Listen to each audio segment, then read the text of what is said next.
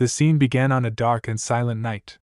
A man with long silver hair named Oscar Sage was sitting on the ground, both of his hands placed flat on the blood-soaked earth. A sword was deeply embedded in his chest, and despite the pain, he kept his head down and eyes closed. From his hands, strong waves of energy pulsed outward, forming a glowing silver circle that surrounded his body.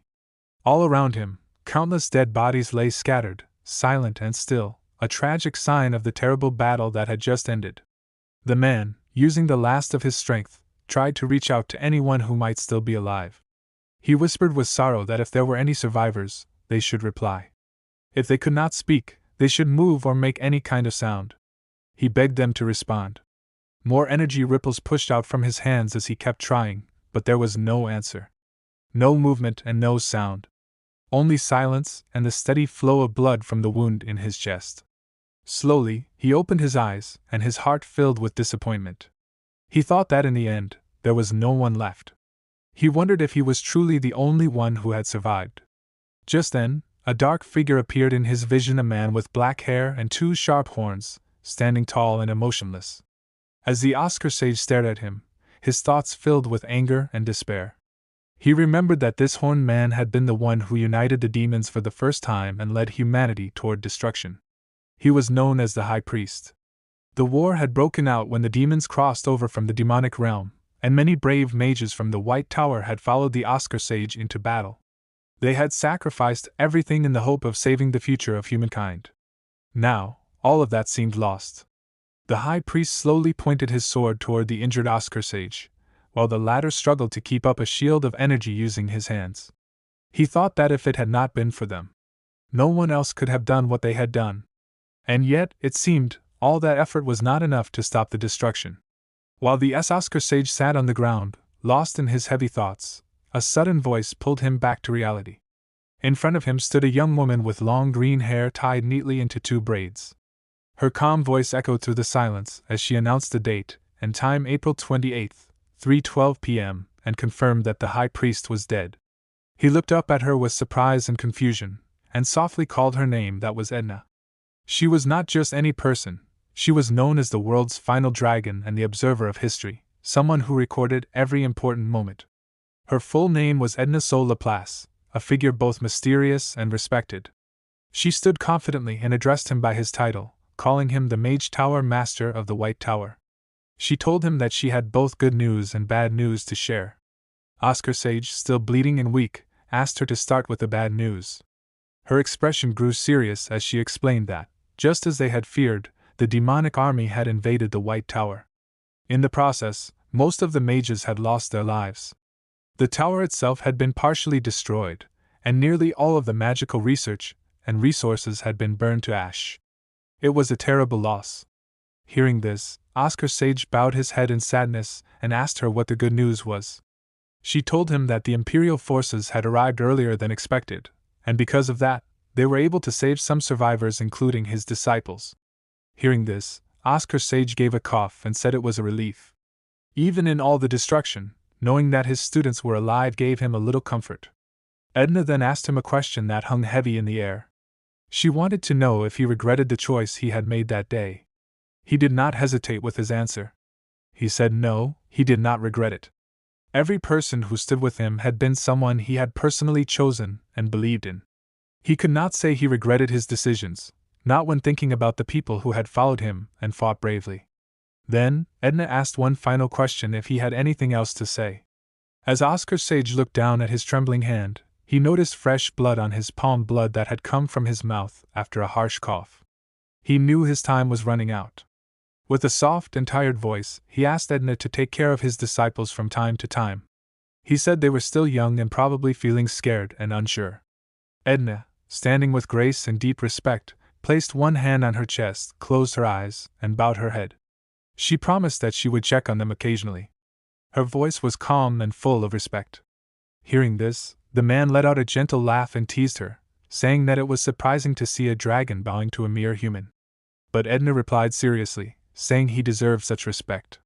She added that both the continent and she herself would never forget the sacrifices made by the brave heroes of the White Tower. The man lifted his chin slightly, eyes closed, and with a proud tone, said that of course it should be that way. Even though he showed confidence on the outside, deep inside his heart he carried heavy thoughts. He admitted to himself that it would be a lie to say he had no regrets. Even if he had been the greatest mage of his time, he knew he had not been a great leader. He had made mistakes, lost people, and now everything was coming to an end. Still, he wondered what he would do if he were given one more chance, just one more opportunity. He thought that even if people called him a villain, he would choose to live selfishly, but only for the sake of his people. As memories of his happy days filled his mind, moments of laughter, friendship, and warmth, he realized one simple, quiet wish. He wanted to live that kind of life again. Edna looked at Oscar with calm eyes full of sorrow. Slowly, she reached out her hand and gently closed his eyes. With a soft and respectful voice, she spoke the final words to mark his passing. She said that on April 28th, at 3:47 p.m., she had confirmed the death of the White Tower's Mage Tower Master, Oscar Sage. That moment was recorded forever in history. The records showed the terrible cost of the war. The High Priest was listed as deceased. Along with him, 132 mages of level 6, 19 mages of level 7, and 2 powerful level 8 mages of the White Tower were all marked as killed in action. At the very end of the list was the strongest among them, Oscar Sage, the one and only level 9 mage, the Mage Tower Master, also marked as killed in action. The scene then shifted. It was a bright, shiny day at the White Tower. The wind blew softly, and leaves floated gently through the air. In one of the tower's quiet rooms, a younger version of Oscar, with neat black hair, was peacefully sleeping. His window was open, letting in the breeze. Beside his bed stood a boy with messy blue hair, named Frank. He had been quietly watching over Oscar while he rested. Suddenly, a leaf flew in through the open window and landed on Oscar's hand. The touch of the leaf made Oscar wake up quickly and swing his hand without thinking. But when he did that, he accidentally knocked over a water bowl that Frank had been holding. The bowl tipped over, and the water splashed out everywhere. Frank gasped, his eyes wide in shock. He looked down at his soaked clothes and shouted with frustration that he was all wet. He explained that he had just been about to switch out Oscar's towel. Oscar looked at him with sleepy confusion, not fully understanding what had just happened. Frank, still upset, placed the bowl back on the table and scolded him. He said that Oscar's sleeping habits were really terrible, and that he did not even show any gratitude even though Frank had been taking care of him the whole time. Oscar sat up in bed, still confused by everything happening around him. He murmured softly, repeating the word sleeping habits as if trying to understand what Frank had just said. But in his mind, a deeper confusion took over. He asked himself if he had really been sleeping, and worse, in such a defenseless state. That did not feel right. What troubled him more was the fact that he remembered clearly he was supposed to be dead. His mind returned to the moment when the High Priest had pierced his heart. That memory was sharp and certain. But then he noticed something even more shocking: his own heart, resting in his hand. He stared at it, and thought with disbelief why he had his heart at all. He was sure it had been destroyed. Still dazed, he asked out loud what was going on. Before he could gather his thoughts, the door suddenly slammed open and a man with blonde stormed into the room, filled with fury. He shouted at Oscar, calling out that he was finally awake. Frank quickly rushed to the angry man and placed both of his hands on his shoulders, trying to calm him down. He called the man elder and begged him to settle down, saying that it had not even been 5 minutes since Oscar had opened his eyes. But the elder was not listening. His anger burned strong as he shouted for Frank to move aside. He said he had let things slide a few times already, but this time he was serious. He was going to turn this troublemaker into a proper human being no matter what. Frank protested again, insisting that Oscar was still a patient and needed time to recover. Meanwhile, Oscar, still sitting in the bed with confusion written all over his face, looked at both of them and asked the question that was tearing at his mind: how was he even alive? His voice was filled with genuine confusion. Both Frank and the elder froze in place when they heard that. For a moment, they just stared at him in silence. Then the elder gave a sarcastic and amused smile, replying that even Oscar found it strange he was alive. The way he said it made it clear he was not going to explain anything easily. Oscar looked at the elder more seriously now and pointed out that from the robes he was wearing, he seemed to be a mage of the White Tower. So, he demanded that the man explain the current situation in full detail. Inside, Oscar felt irritated by how casually the elder had been speaking to him. He noted silently that the man was being arrogant and far too informal for someone of his rank. Frank looked at Oscar with confusion in his eyes and asked what was wrong. But before Oscar could reply, the elder also repeated the word explain in confusion. Then, without warning, his expression changed again. Rage returned to his face, and with a shout, he raised his hand high into the air, ready to strike Oscar. He yelled that Oscar had really lost his mind and should be reflecting on his actions and begging for forgiveness instead of talking back. Oscar's thoughts quickly turned sharp and alert. He wondered if this man could be an assassin sent by the demons, maybe someone planted secretly to finish the job. He did not take any chances. Using his instincts, Oscar activated a magic spell called Wind Shield. It was a defensive spell designed to appear instantly like a tent of wind, strong enough to block attacks. If done correctly, the wind's pressure would make any attacking wrist bend like straw. Oscar remained calm as the elder's hand moved closer. He was sure this person was a weak, low-level fighter who did not even think before trying to attack. But suddenly, something strange happened. As his hand neared the shield, the wind barrier started to fade away. Oscar's confidence turned into confusion. He stared at his own hands, alarmed by how weak the magic had been. The shield had vanished before it could even stop the attack. He thought with worry that something was wrong with his magic. It was pathetic, far too weak for someone like him. But instead of slapping him, the man pulled his hand back and spoke in a much calmer voice. He said that the wind shield Oscar used was actually pretty good, and noted that maybe Oscar had not just been messing around all this time. The tension slowly dropped. The man then turned to Frank and said that he would delay the disciplinary punishment related to Frank's embezzlement of research fees and told him to focus on recovering for now. Frank, clearly annoyed and wanting the man gone, told him to be on his way. Once the man left the room, Frank turned back to Oscar, his expression full of worry and frustration. He asked Oscar if he had gone crazy, not understanding why he had acted like that.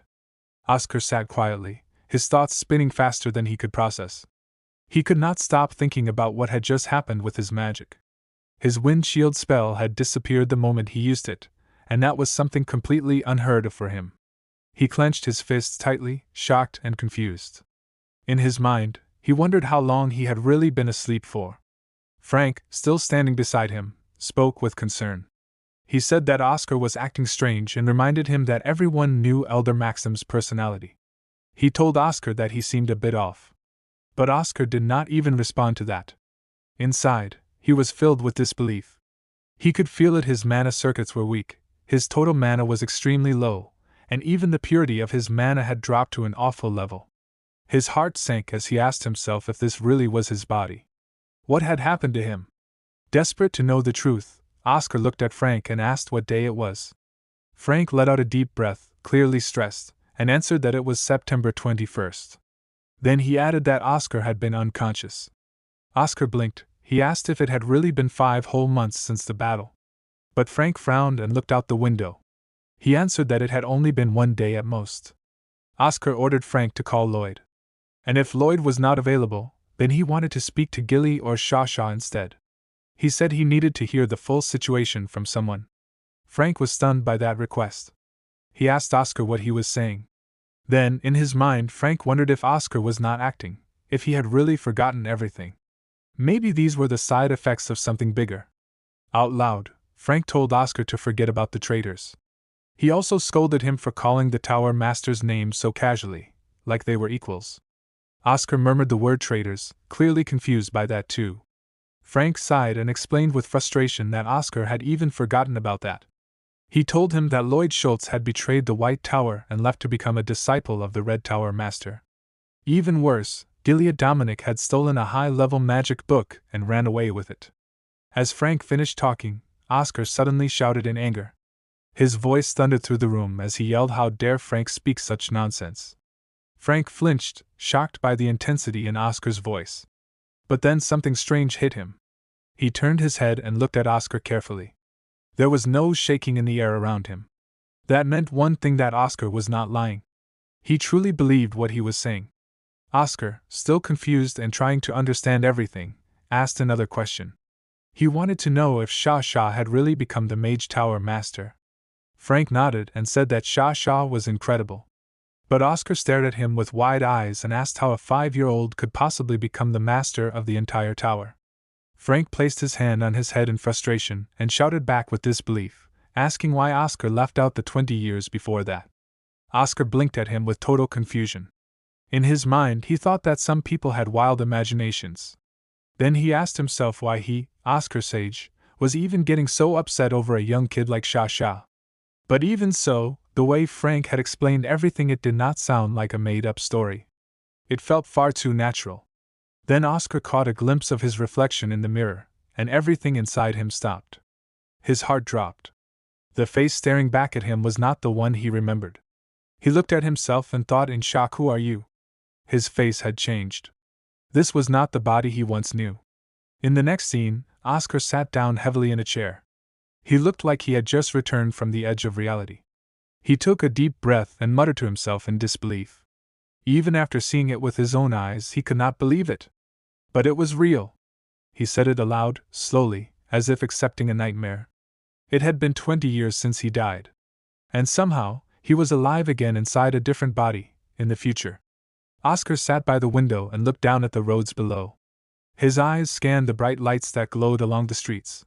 He was amazed and thought to himself how much the world had changed. Everything looked so modern and full of life. He noticed the streetlights glowing softly and the cars moving quickly along the roads. He realized this must be the result of the magic engineering revolution. A small smile appeared on his face as he thought about how much his old friends and comrades would have loved to see this future. Back in his time, when the world was falling apart, there had only been despair in everyone's eyes. No one had hope left. But now, this world seemed full of possibilities. He turned his thoughts toward the body he now lived in. He wanted to understand everything about the owner of this body. The name of the person was Oscar Crushen. He had been accepted into the White Tower when he was 10 years old, and was now 20. He came from a noble family that had lost its power and title. His face looked nice, but as a mage, he had failed badly. At 20 years old, he was still only a level 1 mage, which was very low. Maybe because of this slow progress, the boy had felt desperate. Oscar learned that the boy had stolen research funds and used them to buy an illegal elixir, something dangerous and forbidden. The purpose of that elixir was to quickly increase the amount of mana in the body. If it worked, his mana would multiply. But if it failed, it could destroy him completely. Oscar closed his eyes and thought carefully. Frank had said he had only been unconscious for a day after taking it. But in reality, this kind of thing should have killed someone instantly through a mana outburst. Then Oscar opened his eyes and focused on his body. He activated his inner sense and looked at how energy was flowing inside him. Suddenly, his eyes widened with shock. He saw something unbelievable. The amount of mana inside this body was far too much for someone who should be just a level 1 mage. It did not make sense. Oscar continued to examine the strange power flowing inside his body. He noticed that most of the energy was pure mana that had not yet been refined. That surprised him. Normally, raw mana like that would need years of training to gather. He looked closely and thought it was unbelievable that all of it came from one cheap illegal elixir. The thought made him pause for a moment. He smiled and whispered to himself that modern society really had become something amazing if it could produce things like this. But then, something unexpected happened. A small scar suddenly appeared on his finger without warning. He stared at it with confusion, and then a drop of blood slowly fell from the wound. As the blood touched the floor, it caused a reaction. A thin smoke began rising from that exact spot. Oscar's eyes widened as he watched the smoke swirl up. He realized with concern that this was not normal. It was poison. There was poison inside this body. Oscar narrowed his eyes and smiled slightly, now understanding more clearly. He had finally figured out what had really happened. He thought to himself that the illegal elixir was not fake at all. In fact, it was a real, high-quality elixir, one that people could not even buy with a high price. It had the power to boost someone's mana greatly. But there had been a hidden danger. Oscar Crushen, the young mage who originally owned the body, had no idea that the elixir was poisoned. Oscar continued to think deeply. He believed that based on the amount of poison still left in the body and how fast the boy had collapsed, the cause of death was clear.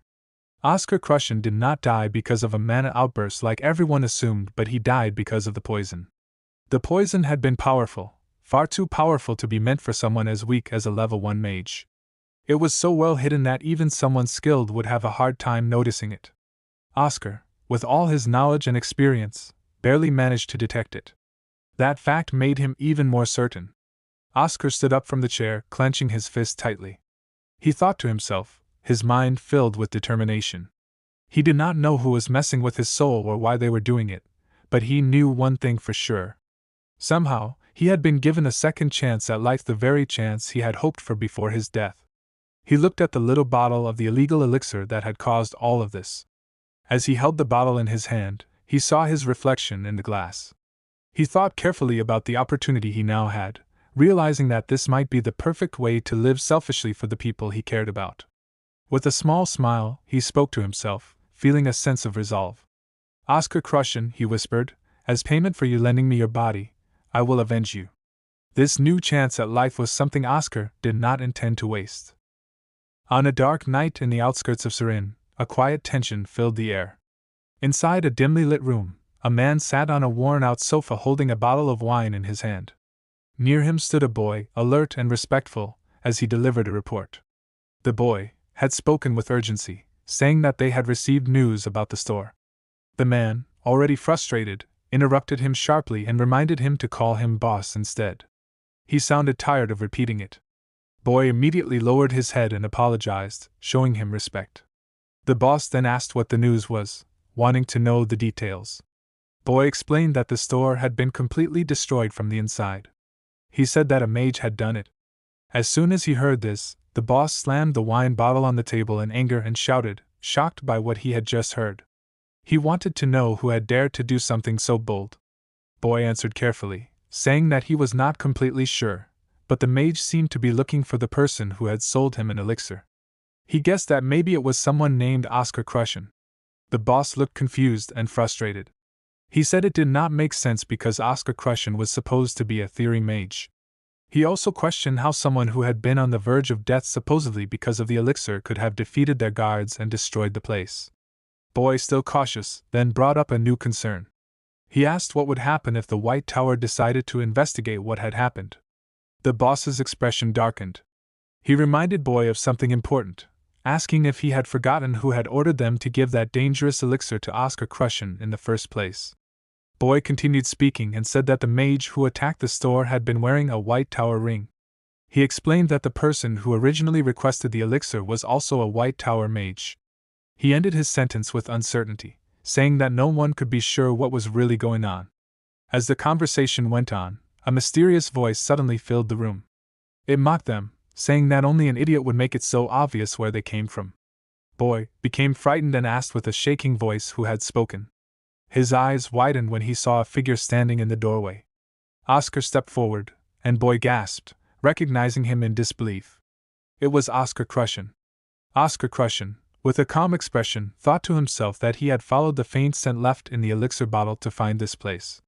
He realized there were many more people involved than he had expected.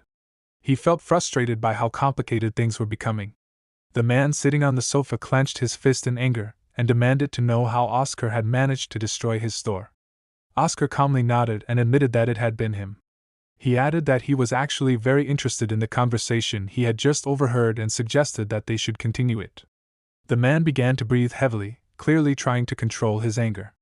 He told Oscar that he had actually been thinking of letting him go if he had just pretended not to hear anything.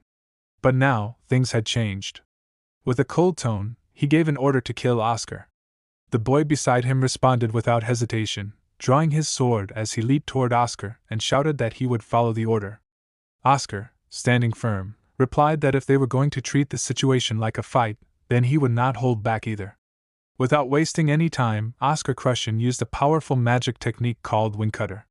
As he activated it, a strong wind energy started to swirl around his body. In an instant, the boy who had attacked him was struck by the technique. Blood poured from his neck, and just moments later, his head was completely separated from his body. The ground quickly became soaked with blood. Oscar looked at the scene and thought to himself that he could not believe only the head had been cut off so cleanly. It reminded him of the time he had seen a high priest's head fall the same way. The man on the sofa was filled with rage.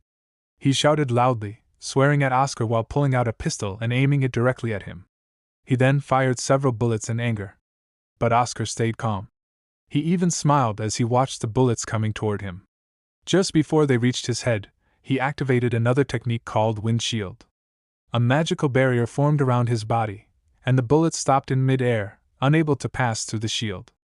Oscar spoke to himself with curiosity, saying that he could not detect any mana in those bullets, and wondered what kind of principle could produce such destructive power without magic. The man was in shock. He shouted with a trembling voice, amazed that Oscar had managed to stop bullets with magic. Oscar smiled again and replied that so these things were called bullets. He said it was quite intriguing, but for now, he would return them to their owner. As soon as he said that, the bullets that had been stopped by the shield reversed direction and shot back toward the man. They hit him directly, piercing into his body. The man screamed in pain as blood gushed out from his wounds. The man fell hard to the ground, his body aching and covered in blood. As he looked up, he saw Oscar Crushen calmly sitting on the sofa, with his foot resting near the man's face. The man clenched his teeth and called Oscar a fool, his voice filled with hatred.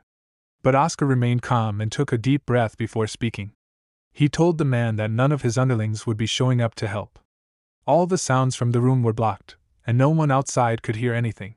The man sat up a little, his voice weak from pain, and said in disbelief that it was impossible a mere level 1 mage should not be able to cast silence, a powerful level 5 spell. Oscar corrected him, saying that it was not exactly silence. What he had used was a technique called sound bind. It did not completely silence the area, but it bound any sound to stay inside the room, so nothing could escape. Then Oscar leaned in and told the man that he wanted answers. He asked him directly who had requested them to harm him. The man refused. He angrily shouted that he was not going to say anything. But before he could finish, Oscar slammed his foot down onto the man's face. The man moaned in pain, his resistance starting to weaken. Oscar's expression turned darker. He said coldly that it seemed the man's pride was more important to him than his own life. He even admitted that it was not a bad trait but one that could be broken. Then Oscar used his magic again. He quietly channeled wind energy through his body and sent it into the man's body. As the magic spread inside him, Oscar thought to himself that the man must now be feeling as if thousands of sharp needles were stabbing him from the inside out. Oscar told him that he did not enjoy torturing people either. In his mind, he added that it usually got too noisy when he did. But now, he leaned in once again and demanded answers, telling the man to speak up at last. Oscar pressed his foot down on the man's head, showing no mercy. The man finally broke down. He began to cry and grabbed Oscar's foot with both hands, begging him to stop. He promised to tell everything.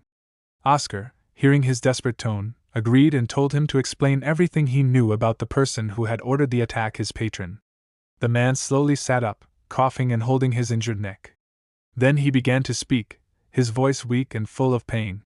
He said that a stranger had come to them and handed over an elixir along with some cash. The man said they were told to sell it to Oscar at a very cheap price. Refusing the offer did not even seem like an option. It felt like they were forced into it from the beginning. Oscar asked for details about the stranger's appearance. The man said that the person had worn a hood that covered his face, so they could not see what he looked like. However, he clearly remembered that the man wore a white tower ring. Oscar thought to himself that this could have been a trick meant to deceive these underlings. It might not have meant the man was really from the White Tower at all. Then the injured man raised his chin as if remembering something else. He added that the stranger had a very unique scent, a refreshing and clear mint smell. That was all he could recall. Oscar made a mental note that the mint smell might be a clue worth remembering later. Then Oscar asked another important question. He wanted to know what their plan had been for covering things up after they killed him. The man explained that the White Tower was currently too busy to bother. They were dealing with a massive withdrawal from the 4 main magic towers, so he did not believe anyone would take the time to launch a serious investigation. Oscar looked at the man with confusion after hearing his words. He asked him what he meant by a withdrawal from the 4 main magic towers. It did not make any sense to him. But the man responded by saying that it should be something Oscar knew more about than he did. Oscar then admitted that he had forgotten many things after consuming the elixir, including information about that situation. He asked the man again if he planned to tell him or not. The man, realizing there was no point in hiding it anymore, agreed to share the information. He turned to a drawer and pulled out some documents. He handed them to Oscar and said that they contained the details related to the issue. He also mentioned that he would place the money the customer had paid for the setup on the table as well. Oscar accepted the documents and nodded. He looked through the files carefully. As he read them, his thoughts grew serious. The first page was about the White Tower. According to the document, April 28th had been named the Day of the White Knight because that was the day the High Priest had died. The Emperor had chosen to honor the sacrifice of Oscar Sage by granting huge benefits to the White Tower. These benefits included 30 years of complete tax exemption. But despite all that support, the document said the White Tower had performed the worst among all magic towers in the previous year. It explained that the White Tower had lost almost everything 20 years ago and still had not recovered. It had failed to rise again even after all that time. There was also a note that an important announcement from the imperial family would be made during this year's White Night Festival. Experts mentioned in the document believe that the biggest problem the tower was facing was the complete absence of advanced magic. Oscar read through the documents and started feeling more confused. He thought to himself that the White Tower did not have advanced magic. That could not be right. He clearly remembered giving important documents to Edna in the past to make sure something like this never happened. He decided he would have to look into that matter separately. As he kept reading, another line caught his eye. It said that the White Tower had the worst business performance. That made him raise his head and ask the man in front of him to tell him what kind of businesses the 4 main magic towers were currently running. The man nodded and began to explain. He said that the Yellow Tower of the East, which specialized in lightning, had opened a new age of magic engineering. They created amazing new items like street lamps and cars. Then he talked about the Blue Tower of the South. They focused on water, agriculture, and potions, helping with clean drinking water and farming needs. After that, he mentioned the Red Tower of the West, which came from the desert. They had joined the military and often assisted in dangerous missions like hunting down monsters. Each tower had developed its own powerful and useful industry. Then Oscar turned his gaze and asked about the White Tower. The man's answer made Oscar freeze. He said the White Tower was doing delivery. Oscar's eyes widened in disbelief. He slowly repeated the word to himself, delivery? He looked completely shocked and frustrated. He placed his hand over his forehead and covered his eyes, trying to process what he had just heard. Then he asked again, as if hoping he had heard it wrong. Did the man really mean item delivery, like some kind of magical post service? The man calmly explained that yes, that is exactly what they did. The White Tower ran its own post office and had wind riders who could fly, making them perfect for delivering items quickly and safely across long distances. That was their main contribution. Oscar opened his fingers slightly to look at the man, still full of disbelief. He asked him what he meant by riders. The man explained that the mages of the White Tower flew high in the sky and ruled the air. People saw it as a symbol of freedom and bravery, which is why these mages were often compared to dragons and eagles.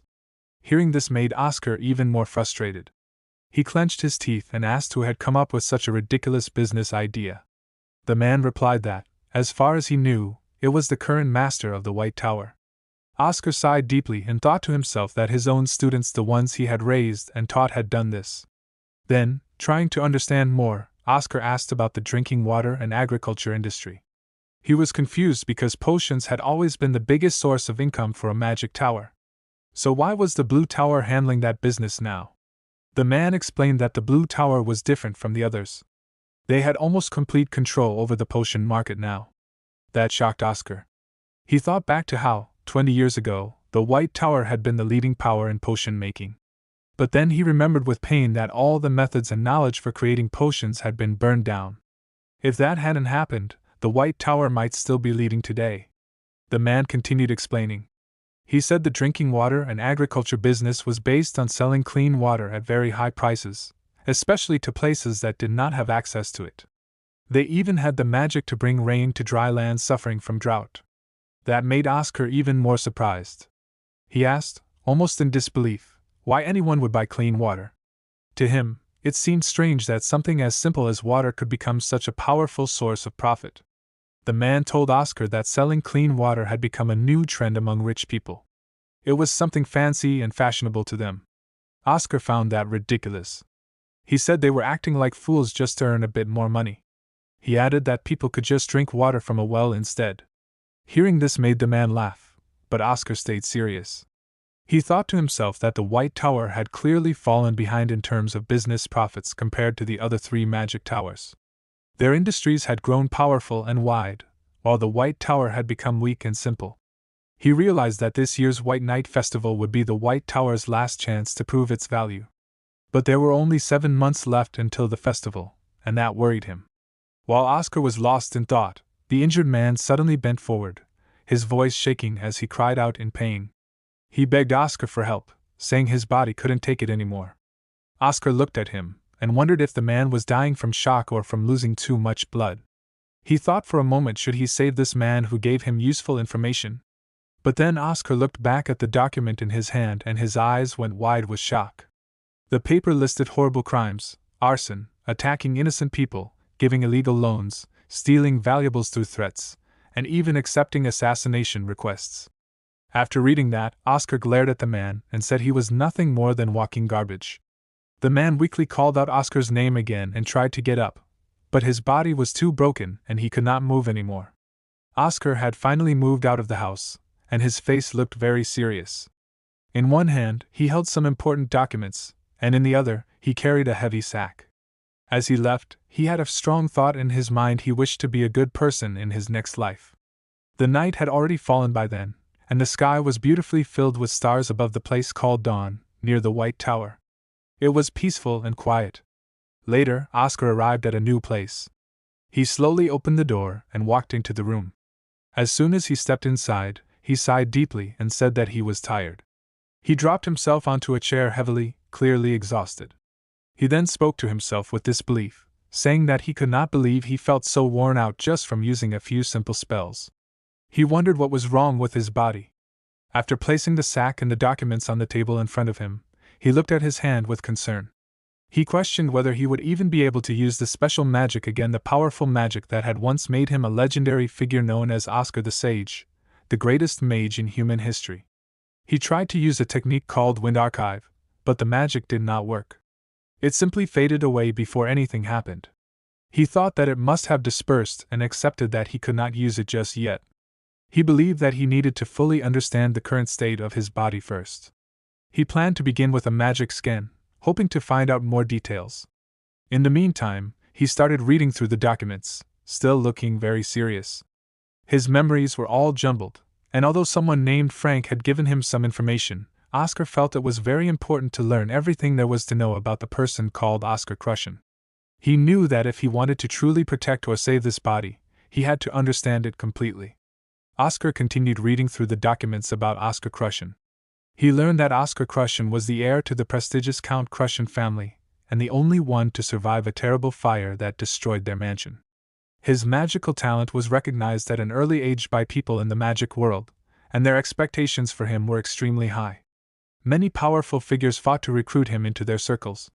During the 6 years he spent at the Empire Academy's magic faculty, he had achieved nothing less than perfect scores. His genius was so undeniable that he even published an extraordinary thesis, which solidified his reputation as an exceptional mage. As Oscar read all of this, he became confused and questioned why someone with such potential was still at level 1. He continued reading and discovered that the reason for this was tragic.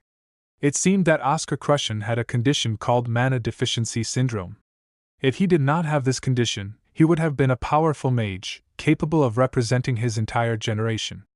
Oscar's thoughts were interrupted when he realized what he was reading. With widened eyes, he thought to himself that if this were true, it would explain why Oscar Crushen was still at level 1. Oscar had an unparalleled understanding of magic, but because of this condition, he was unable to use magic at all. Determined to learn more, Oscar decided to perform a magic scan on himself. He gathered energy in his hand, forming a ball of magic, and then activated the scan. When the scan was complete, a screen appeared above his hand. Oscar stared at it in confusion, murmuring to himself, "Wait, this is..." As he examined the screen more closely, his eyes widened even further. To his surprise, it revealed something completely different from what he had expected. The skin did not show that Oscar Crushen had mana deficiency syndrome. Instead, it revealed something much more shocking. It was not an illness at all. In fact, someone had sealed his magical circuits, preventing him from using magic. Oscar was stunned by this discovery, realizing that this was not a natural condition but rather something done intentionally to stop him from accessing his magic. Oscar continued to think about the information he had just read about mana deficiency syndrome. He recalled that, as the name suggested, it was an illness where a person could not circulate or accumulate magic. Normally, a mage could install up to 20 physical circuits on top of their mana circuit, and the number of these circuits determined their magical level. However, someone with mana deficiency syndrome could not establish the proper environment for magic. No matter how much they trained, they would never be able to get past level 3. As he stood up from his chair, Oscar's thoughts turned toward Oscar Crushen's situation. He realized that Oscar Crushen's case was different. His physical circuits were not naturally twisted or faulty, as one would expect in someone with mana deficiency syndrome. Instead, his circuits had been intentionally tied up, blocked by someone on purpose. This discovery made him pause, as he stood in front of a bookshelf filled with many books. He picked one from the shelf, but his mind was racing. Oscar thought about the possibility that if Oscar Crushen was truly a genius, he would have figured out that he did not actually have mana deficiency syndrome. He then wondered why Crushen never mentioned this or left any clues. He picked up a book and thought it might have been helpful if Oscar Crushen had written a diary, something to explain more about himself and his situation. According to someone named Frank, Oscar Crushen was an alcoholic, but Oscar considered whether this behavior had been an act. What if Crushen had created that persona on purpose? What if he had known that someone had blocked his magical circuits and was after his life, so he acted as a carefree playboy to throw off his enemies? The more Oscar thought, the more he realized that things were not as simple as they seemed, and there were deeper mysteries about Oscar Crushen that he needed to understand. Oscar picked up 5 books from the shelf and began to think about what he had just learned.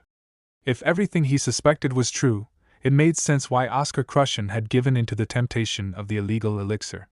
In a situation where he could not trust anyone, it seemed that Crushen would have felt desperate to undo the chains blocking his magic.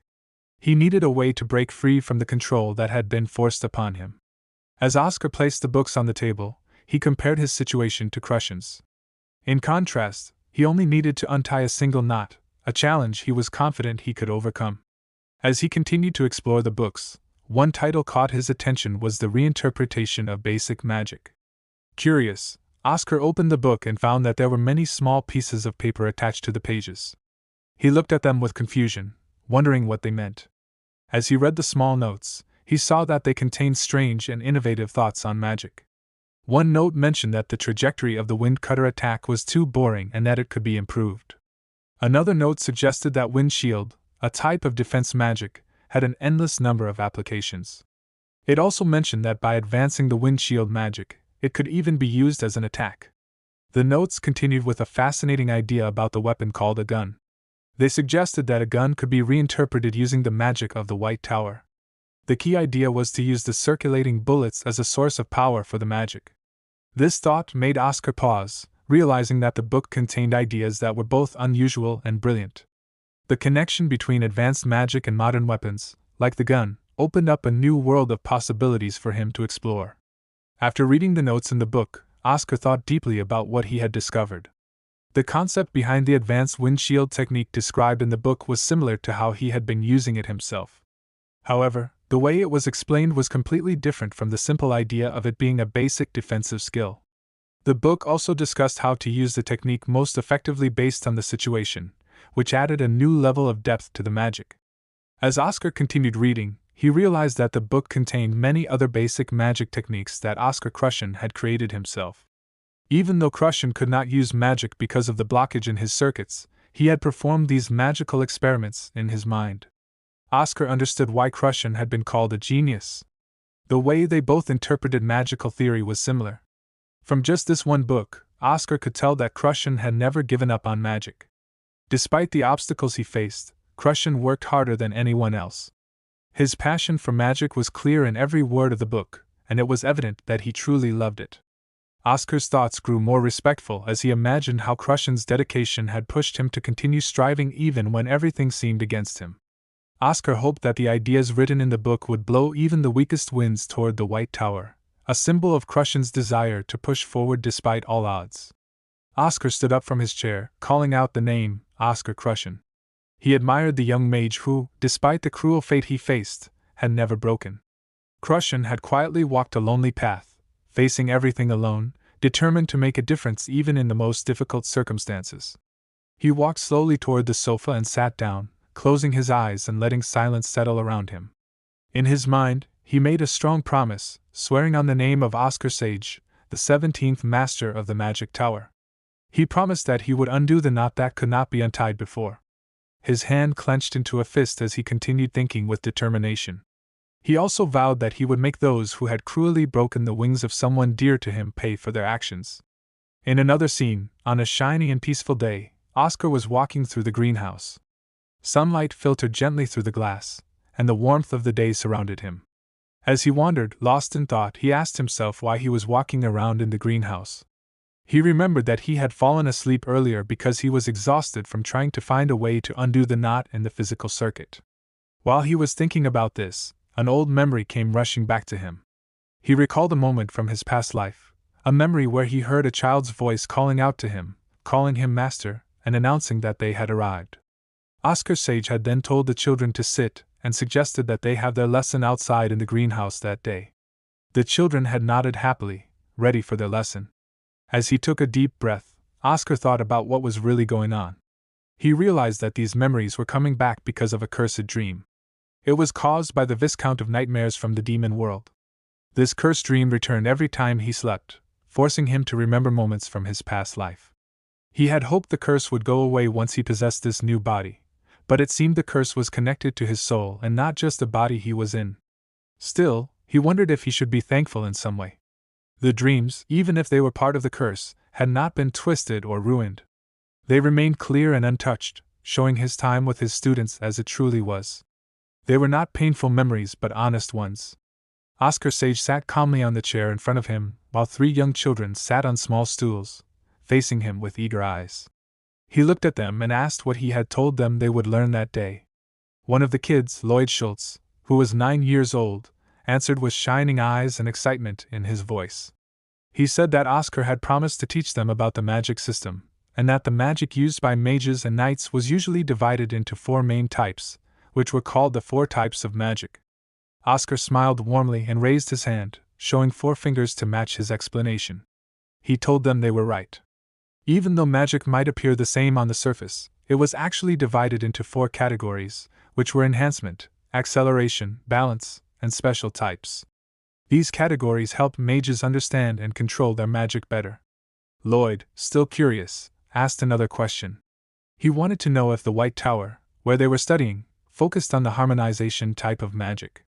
Oscar nodded and explained that wind magic suited them best, which was a perfect example of balance or harmonization type magic. Their tower believed in keeping things stable and in harmony. Then, a young girl named Shasha Mace, only 5 years old, asked if each magic tower had a preferred type of magic. Oscar nodded again and smiled kindly as he answered. He told them that yes, every magic tower had its own preference because each type of magic had different strengths and uses. He explained that the Golden Tower valued speed above all, so they focused on acceleration-type magic.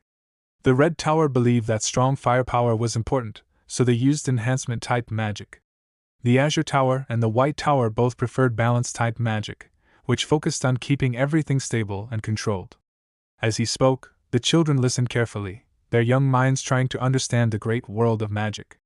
One of the kids, Gilead Dominic, who was 7 years old, suddenly stood up with excitement. He clenched his fist and raised it high while shouting that he wanted acceleration-type magic because slow things were too frustrating for him. His energy filled the air as he dreamed of fast, powerful spells. Oscar Sage looked at him gently and told him the truth. He said that unfortunately, Gilly could not choose what kind of magic he wanted to use. A person was born with a certain magic type, and they could not change it by will. Hearing this, little Shasha, the 5-year-old girl, became curious and asked how someone could find out what magic type they were born with. Oscar smiled softly and bent down. He picked up a small tree stem and began drawing something simple on the ground. He told her that it was easier than she thought. Then he asked her to extend her index finger and try to use the magic he was about to show her. Shasha looked at the drawing with wide eyes and said it was her first time seeing that spell, so it might take her a little time to perform it. Oscar nodded calmly and told her there was no rush. With confidence and care, Shasha nodded back and said okay. She slowly extended her finger, focusing hard, and tried to activate the magic. After a moment, her eyes widened in confusion and surprise as she noticed something happening. Soft magical energy began forming at her fingertip. She told them that something was coming out, unsure of what it meant. Oscar watched the spell closely and then gave her a warm smile. He told her that the magic was not too fast and not dangerous. It was stable and smooth, which meant it was a balanced type. He explained to her that she was a harmony-type mage. Hearing this, Shasha looked up at her master and asked if that meant she was the same as him. Oscar nodded and told her yes. Her cheeks turned red with happiness, and she smiled shyly as she said that she liked it. Gilead, still full of energy, got even more excited. He quickly extended his finger too and said that he wanted to try it as well. At the same time, Lloyd stretched out his finger, saying he wanted to try it too. Both boys were eager to discover their own magic types. The moment was filled with excitement and joy as the young students began to explore the magic inside them. Oscar looked at Gilead and smiled proudly. He told him that, just as he had wished, he was indeed an acceleration-type mage. The moment Gilead heard those words, he screamed with pure excitement and joy, his face lighting up with happiness. Then Oscar turned his eyes to Lloyd, who was quietly focused on his own magic. Suddenly, a small flower appeared floating gently above Lloyd's index finger, a beautiful and delicate sign of his magical ability. Shasha saw it and gasped in wonder, saying softly that it was so pretty. Oscar observed the magic carefully and told Lloyd that he was a special type mage. This kind of magic was rare and unique.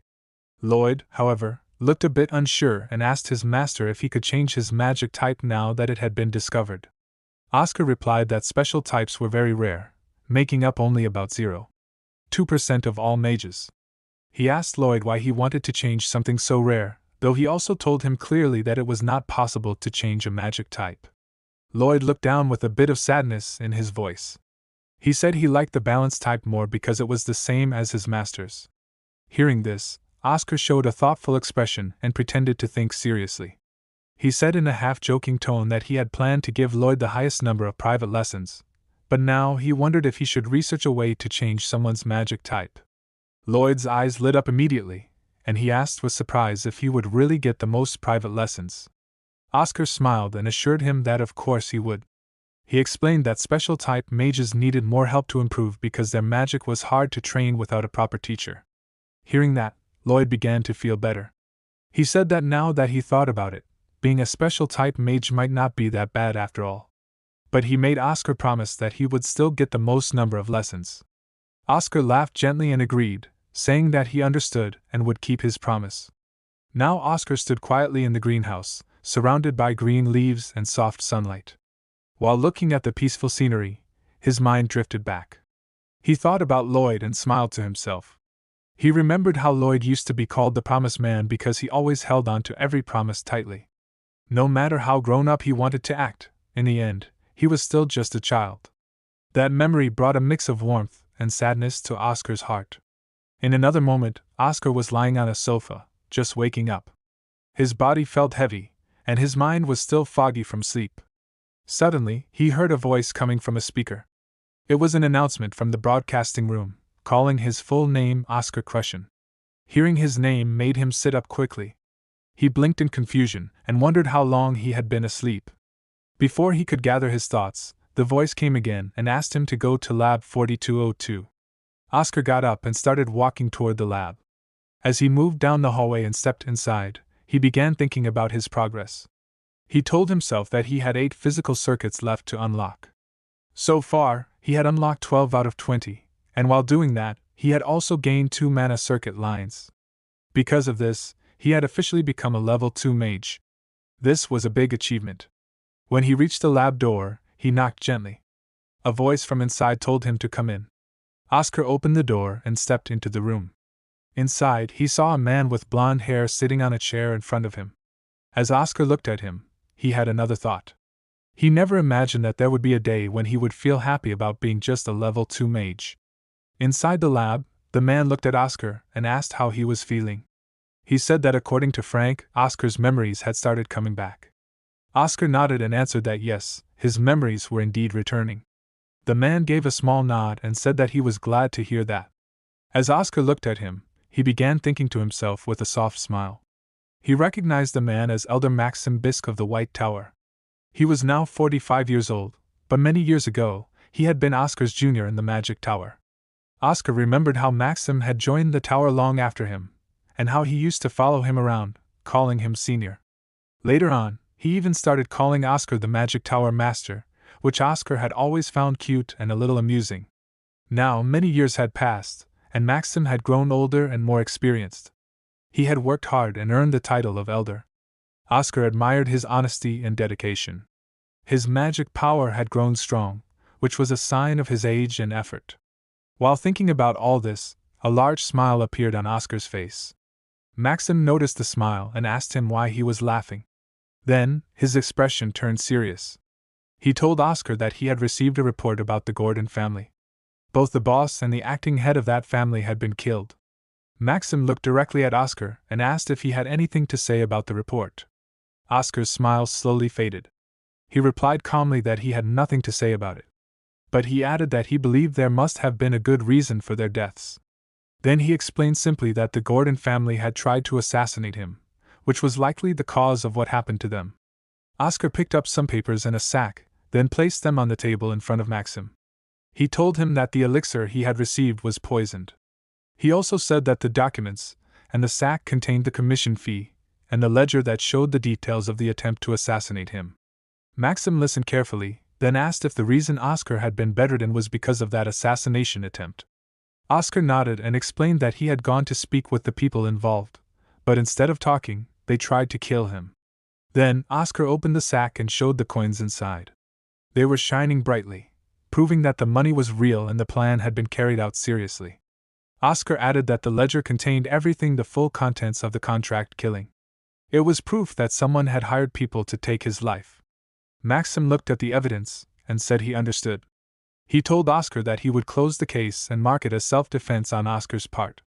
Oscar thanked him and said he would be grateful for that. Then he asked if he could also request a personal favor. Maxim looked confused and asked what kind of favor Oscar needed. Oscar answered that he wanted to meet the Magic Tower Master. Maxim was surprised for a second but replied that it was not a difficult request. He reminded Oscar that he often had discussions about magic with the Master. Oscar became confused in his thoughts. He did not remember having deep talks with the Tower Master, and wondered if Oscar Crush in the body he now possessed had been close with her. He thought to himself, did Oscar Crushen really discuss magic with Shasha? Maxim then added something unexpected. He said that Oscar would only be able to meet the Magic Tower Master 6 months later, at the earliest. Oscar's eyes widened in surprise. He asked why the wait was so long. In his heart, he was shocked and thought that 6 months later would already be after the White Night Festival started, which made things more complicated for him. The situation was becoming more tangled, and Oscar realized that time was running short. Maxim informed Oscar that the Magic Tower Master was currently out on a business trip. She had gone to take care of an important commission. Oscar was surprised and asked why someone as important as the Tower Master would handle such a small task. Then, after thinking for a moment, he took a deep breath and clenched his fists. He realized the reason. It was because the High Mage, someone even higher than the Tower Master, was currently absent. That explained why the Tower Master had to take responsibility for everything herself. Maxim admitted that the situation was a bit embarrassing. Oscar thought seriously about the situation. It seemed like the task was so important that even the Magic Tower Master had to handle it personally. Then, he politely asked what level the current Magic Tower Master was. Maxim replied that she was a level 7 High Mage. Oscar responded that he understood. However, inside his mind, he was a bit troubled. When he had been her age, he had already reached level 9. Knowing Shasha's talent, he believed she should have reached at least level 8 by now. Something felt off, and Oscar could not help but worry. As Maxim continued reading a report, he brought up something else. He said that the cross-section of the corpse in the assassination case had been very clean and smooth. He asked Oscar if he had been practicing attack magic again. Oscar simply replied that he trained whenever the thought crossed his mind. Maxim accepted the answer and said that if there was nothing more, Oscar could leave. Oscar nodded and agreed. Then he turned and walked out of the lab. As he stepped closer to the exit door, he noticed someone standing nearby. It was an old man, quietly waiting there. As Oscar left the lab, the old man who had been standing near the door stepped inside. Maxim looked up and asked with surprise why the Magic Tower's vice master had come. The old man, smiling warmly, said he came to tell Maxim not to be too strict with Oscar, but it seemed like he had arrived too late. The old man's name was Hamel Glimwitz, the vice master of the White Tower. Maxim laughed softly, and replied that he had to scold Oscar if he got into trouble. Hamel agreed but explained that since he was the one who brought Oscar to the tower, he felt responsible and worried about him. While they talked, Maxim began thinking about something he had noticed. He remembered the magic Oscar used earlier. Even though it was a basic technique, Oscar had performed it with surprising perfection. Maxim was sure that kind of skill could not be achieved with just a day or two of practice. It made him believe that Oscar had been studying very hard somewhere in secret. With a small smile, Maxim said out loud that Oscar might be working much harder than he had thought. Hamel seemed happy to hear that, and said he was glad. Then he asked Maxim if they should head to the elders' meeting because Elder Fidelina was already waiting for them. Maxim agreed, stood up from his chair, and the two of them left the lab together. Meanwhile, in a different place, Oscar was walking down a quiet hallway on the 10th floor of the tower. He looked around and thought to himself that he had seen his students again in his dreams, and that memory had drawn him back to this place. But now, the area felt much emptier and lonelier than before. It reminded him of how much had changed, and a soft feeling of nostalgia filled his heart as he continued walking through the silent corridor. While Oscar was deep in thought on the 10th floor, a man suddenly arrived and greeted him warmly, saying if it was not the young Sir Oscar. Oscar looked at him with surprise and asked who he was. The man introduced himself with a smile, placing his hand on his chest. He said his name was Wilter, and he was the one who managed the facilities of the Magic Tower. He also mentioned that it seemed the rumors about Oscar losing his memories were true, since they had conversations before, but Oscar did not remember any of them. Hearing that, Oscar grew frustrated and asked just how far those rumors about his memory loss had spread. Wilter laughed gently, but Oscar then asked what he meant by calling him young Sir Oscar. With a firm smile, Wilter explained that he had been working in the tower since the time of the previous Magic Tower Master, who was also named Oscar, the Great Sir Oscar. For a moment, Oscar looked confused, then smiled and said that was a good way to tell the difference between the two of them. He even said he would use that name from now on. Oscar also asked Wilter if he could continue to be his conversation buddy. Wilter laughed at the kind offer, but politely turned it down, explaining that it would be difficult because he would be leaving the tower soon. Surprised, Oscar asked where he was going. Wilter told him that it had been 40 years since he first started working at the tower. His words hinted that his retirement was coming, and it was time for him to move on. Oscar looked at Wilter and asked if there was an issue. Wilter explained that he had served under 3 different Magic Tower Masters during his time there, and many of his co-workers had come and gone. He was the only one left in his department. Wilter said that the only reason he had stayed this long was because of something the previous master, Oscar Sage, had said during his appointment ceremony. He recalled the words of the former master that where everyone residing in this tower is needed, so live with pride that you're a part of the White Tower. Those words had stuck with Wilter all these years. Oscar cleared his throat, and Wilter continued, saying that although it might sound funny, from that moment on, he had worked believing that he was an important part of the White Tower. Oscar smiled and told him that it was not just amusing, it was truly meaningful. Wilter thanked him and then revealed that because of his strong belief in those words, he was now quitting his job. Oscar was confused and asked what he meant by that. Wilter explained that the White Tower was not doing well at all right now. The tower's facilities were in poor condition, and the finances were much worse than they had been in the past. Next month, he would have worked there for 40 years, but it seemed like his time had come to an end. Oscar asked if it was because of his long service award, but Wilter's response suggested that the decision was much deeper, tied to the challenges the tower was facing. All members of the White Tower, except for the mages, would receive a long service medal and a monetary reward after 20 and 40 years of service. For those who had worked for 40 years, like him, the reward would be 200,000 bells, which could buy a house in most large cities. However, he added that the current White Tower did not have the luxury of paying such a reward. To pay him that much, many people would need to risk their lives and take on new commissions. Wilter said that he could not accept it, knowing how hard it would be for the tower. No matter what anyone said, the White Tower had become his second home, and he could not bear to see it in such a state. Oscar, thinking about Wilter's words, realized just how bad things were. He had not known it was this dire. He had thought that the Azure Tower was the one making outrageous moves for money, but now, he saw that it was the White Tower's financial struggles that were much worse.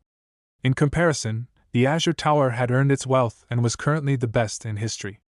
Oscar clenched his fists, feeling the weight of the situation. Despite his titles, such as War Hero and Mankind's Savior, he realized they did not mean much. Those titles were honorable, but they could not help the tower or fund the rewards for people like Wilter, who had dedicated decades to the tower. This realization struck Oscar hard, as he thought about the gap between titles and the real challenges the tower faced. As Oscar was lost in thought, his hand was bleeding. Wilter quickly noticed and called out to him with concern. He asked why Oscar was clenching his fist so tightly, and seeing the blood, he took out a cloth from his pocket to bandage the wound. Oscar, still focused on his thoughts, asked Wilter when he planned to leave the tower. Wilter calmly replied that he would be leaving in 2 weeks and reminded Oscar to go to the infirmary to apply medicine to the wound. Oscar, in response, expressed a desire for Wilter to continue being his conversation buddy.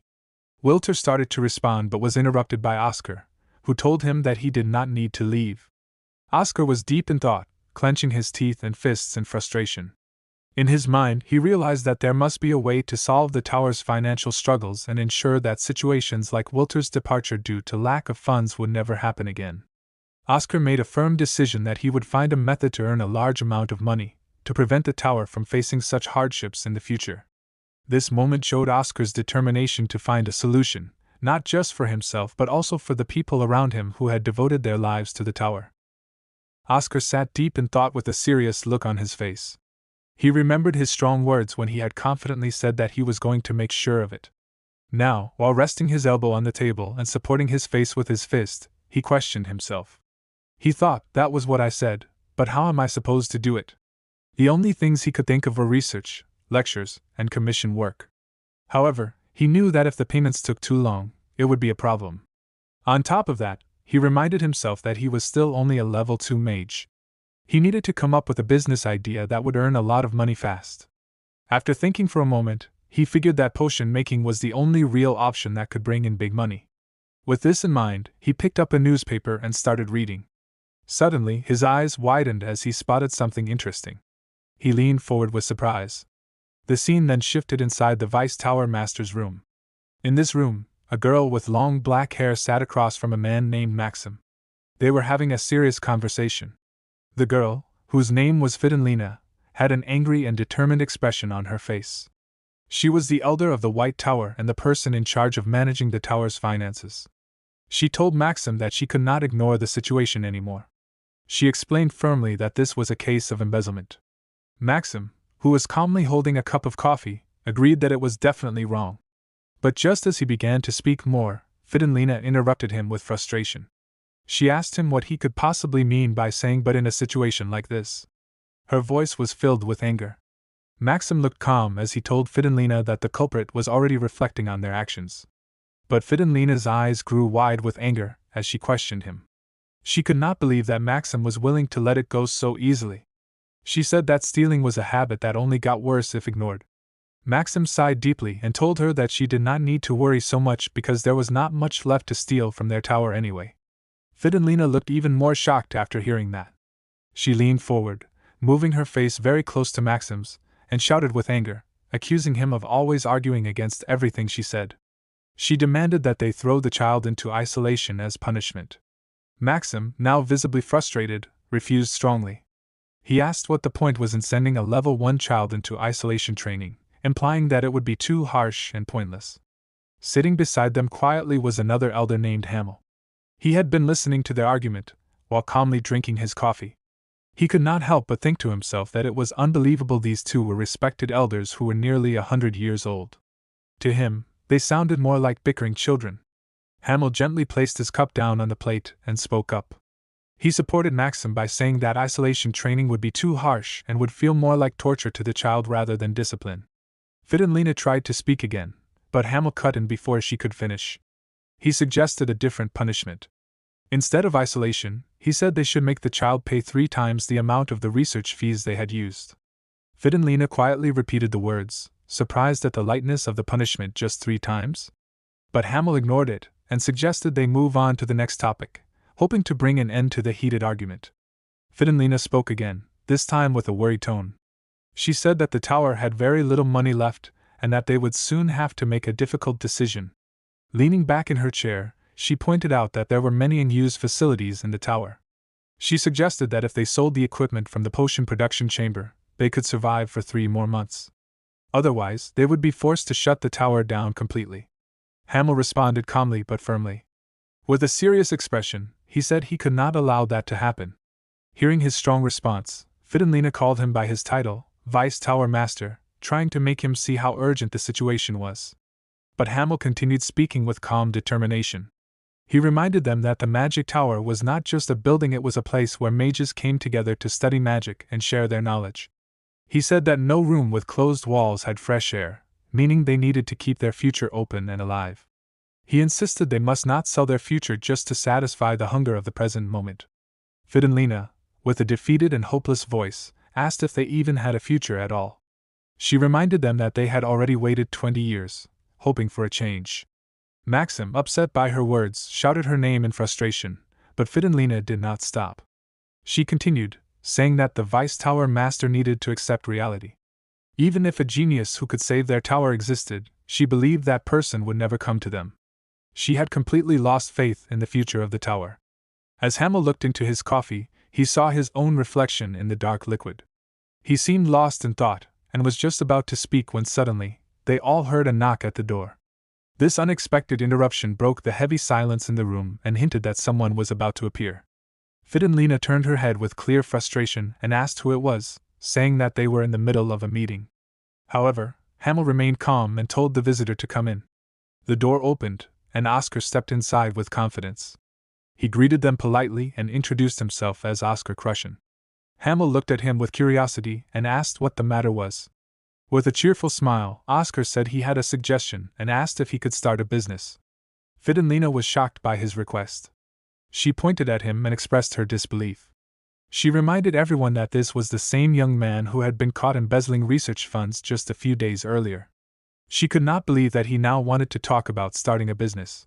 Her voice rose in disbelief as she repeated the word business in an exaggerated way, showing just how ridiculous she thought the idea was. But Oscar did not lose his smile. Instead, he calmly placed a newspaper on the table. He explained that he had found something important while reading old newspapers. The article talked about a place called the Vince Estate, which had gone into lockdown because of a terrible flu outbreak.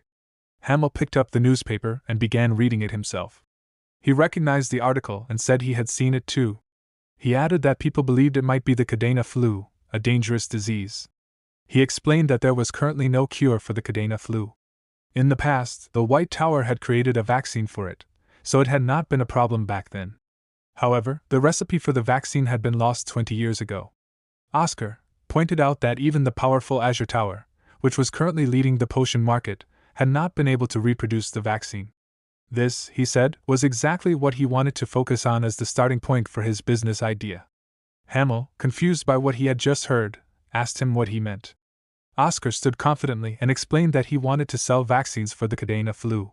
He reminded them that the White Tower once had complete control over that vaccine in the past, and he said he planned to bring back that monopoly. Fidenlina became frustrated. She snapped back at Oscar and said it was not even worth listening to him. She pointed out that for the past 20 years, magic towers and big pharmaceutical companies had poured in huge amounts of money and labor trying to recreate the vaccine, but none had succeeded. Now here was a young man just 20 years old claiming that he could do what no one else had managed. She did not believe it for a second. But Oscar stayed calm and turned to face her. He admitted that everyone else had failed and also that he really was a 20-year-old kid. Then, with a confident and calm tone, he said that he was a genius. This shocked Fidenlina. Her eyes widened as she shouted at him in anger. Pointing a finger at him, she reminded everyone in the room that Oscar had taken 723,000 bells in research funds from the tower across 17 payments. She added that he had even taken an extra 25,000 bells to buy some kind of illegal miracle medicine.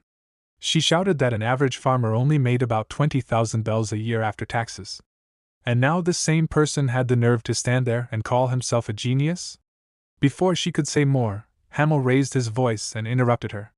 He addressed her formally as Elder Fidenlina and reminded her that Oscar was there to suggest an official investment opportunity as a mage of the White Tower. He acknowledged that she was in charge of finances but told her that she was being too rude.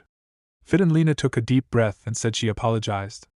Oscar looked at her with serious eyes and thought to himself that now he understood why she seemed to hate him so much. It was not personal. She was the treasurer, the one responsible for the tower's finances. It made sense that she would be so strict, especially since he had not done anything helpful in the past 2 years. Still, he put on a smile and turned to Hamel. With confidence, he asked him once more to consider his business idea, saying he was certain about it. Inside his heart, Oscar also thought quietly that he and the original owner of this body were not the same person. Hamel then asked him why he was so certain that the disease spreading was really the Cadena flu. Oscar did not hesitate. He nodded and told Hamel to look at page 2 of the newspaper. Hamel turned the page and read aloud the headline, which said that the Archbishop Baldwin from the El Terra Order had suddenly changed his pilgrimage plans. Instead of continuing his usual journey, he decided to stay in a place called Serin for an entire month to offer blessing prayers. Oscar pointed out how strange that was. Until now, the order had only stayed in big cities for that long, not in smaller places like Serin. Oscar explained further. He said that the El Terra Order worshipped the Mother of Earth, Terra, and that there were only 7 archbishops in the entire order. As leaders of such an important religious group, they were supposed to be pure, dignified, and incorruptible. But Oscar claimed the truth was very different. In reality, the archbishops were far from noble. He revealed that in order to rise to the position of cardinal, the second highest rank in the order, a person needed a massive amount of money to fund their campaign. In that memory, a man had told an old man that members of the El Terra Order were allowed to stay in a city during their pilgrimage for up to a month, but only if they were meeting with nobles or merchants to collect donations.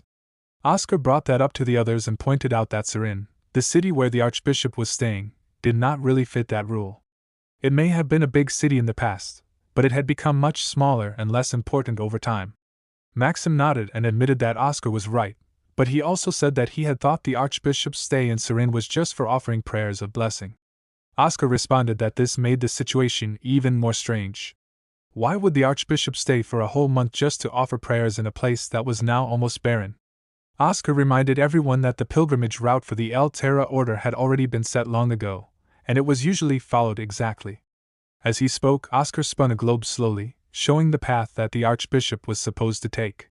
He listed the cities Serin, Mosque, Melbourne, and Greenwale. After visiting those places, the next destination was Vince, the city currently suffering from the flu outbreak. Oscar then pointed to Vince on the globe and explained his thinking. The archbishop had already stayed in Knox for a month before arriving in Serin, and Oscar believed he would continue staying a full month in each of the following cities. He said it looked like the archbishop was purposely delaying his visit to Vince as much as possible. Everyone in the room looked at Oscar with wide eyes, clearly surprised by his deep analysis. Oscar continued speaking with confidence. He explained that if something bad happened during a pilgrimage, the El Terra Order would claim that it was because they had angered the goddess of earth. In their belief, this kind of mistake would be seen as a terrible sin. For an archbishop trying to become a cardinal, such a failure would be like receiving a death sentence. It would destroy his chances and reputation. Maxim listened carefully and then asked if Archbishop Baldwin already knew that the flu in Vince was actually the Cadena flu, and if that was the reason he was delaying his visit. Oscar nodded and said that was exactly how he understood the situation. Fidenlina responded with a calm tone.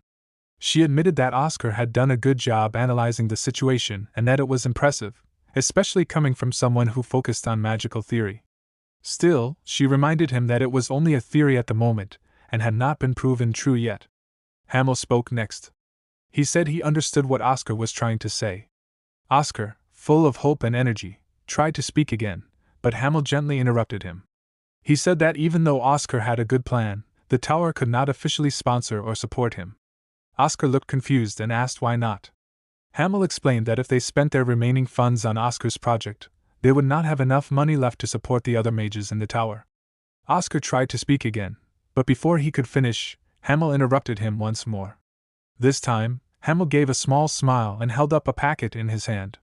He said that while the tower could not officially support Oscar's idea, he personally could. He offered to invest his own money into Oscar's business. This surprised everyone. Fidenlina quickly spoke up, clearly worried, and said that this was not a good idea. But Hamel just laughed and said it was all right. He explained that it was only 30,000 bells and asked if that would be enough. Oscar mumbled the amount with a confused smile, but inside, he was shocked. 30,000 bells was far from enough. It would not even come close to covering the cost of what he needed. But he did not show his panic. Instead, he began thinking of his backup plan. The scene then changed to the potion production chamber. Oscar stood there, preparing ingredients and checking the equipment. He thought to himself that he would have to go with Plan B. The equipment in the lab was still in good condition, so he decided to use it to make a sample of the vaccine. His new goal was to create the sample with the money he had and then take it to the Archbishop to get more funds from him. He believed that if he could show results, he could convince the Archbishop to invest more. As Oscar worked, he noticed Frank nearby, who was also busy. Frank was one of the people most affected by the Cadena flu, and Oscar felt that Frank's desperation made him a good target for getting more support. Oscar put on his safety glasses and thought that it was always best to get money from someone who was desperate to find a solution. He smiled with excitement and said it was time to warm up and get started on the work. Frank looked over at him, clearly confused by Oscar's sudden energy and enthusiasm. He wondered what was wrong with Oscar. Oscar's eyes widened as he stared at the red-colored potion inside the flask. He wore protective glasses while working, but now he took them off and smiled with satisfaction. He thought to himself that this was the perfect moment. Then he looked at the bottle in his hand. He felt proud and confident. He had only made this energy drink as a practice run, but it turned out better than expected. He thought that a true master always kept their skills sharp, and now he realized he had worried for nothing. Near him, Frank was struggling. He carried 3 heavy sacks of herbs and looked completely exhausted. He shouted that his back felt like it was going to break, breathing hard from all the effort. Oscar looked at him and appreciated the hard work, asking if he had managed to collect all the missing medicinal herbs. Frank dropped to his knees on the ground, tired and barely able to speak. He confirmed that he got everything and handed Oscar a list, asking if there was anything to drink because he felt like he was about to pass out. Oscar saw the list and told Frank that he did have a fatigue recovery potion. Frank was surprised and asked if it was not something expensive. When Oscar offered it to him anyway, Frank quickly said he wanted it. Oscar handed him the potion with one hand and took the receipt with the other. Frank smiled gratefully, thanked him, and drank the potion right away. After drinking it, he felt the warmth of the potion spread through his body and asked if Oscar had just brewed it because it tasted so fresh and warm. Oscar smiled and nodded, saying that he had just brewed the potion. He opened the sack of herbs and examined the ingredients, holding them in his hand. He praised the quality of the herbs, saying that they were in excellent condition. Frank proudly told him that he had picked out the best ones, but he mentioned that the seller had actually gotten mad at him for being so particular about the quality. Oscar, still sitting in front of Frank, responded with a teasing smile. He said that with Frank's sharp eye for quality, he should have been a merchant instead of a mage. Frank joked back, saying he was thinking about becoming a merchant if the tower ever went broke. As he spoke, Frank suddenly felt a strange sensation in his head, and he placed his hands on his head, trembling. He asked what had just happened, clearly shaken. Oscar apologized immediately, saying he could not help it because Frank had said something bad about the tower. Frank, still confused, asked what he needed to do now. He reminded Oscar that Elder Fidenlina had told him to help Oscar out, saying that it would be difficult for Oscar to do everything by himself. Oscar smiled to himself as he thought about how Frank had been so mean to him at first, but now he was working together with him. He then told Frank that they should start by moving the ingredients. Although he did not really need any help, he figured it was a good time to get started. As he picked up the sacks, he thought about how the White Tower was filled with talented yet troublesome children, who had their own quirks. He considered Frank one of those children. Despite his quirks, Frank was talented, and if he could get his act together, he could really help the tower grow stronger. Oscar continued to work with him. It was a perfect time to confirm if the evaluation he had heard about Frank was true. As Oscar walked toward the table with the sacks, Frank leaned toward him and suddenly realized something.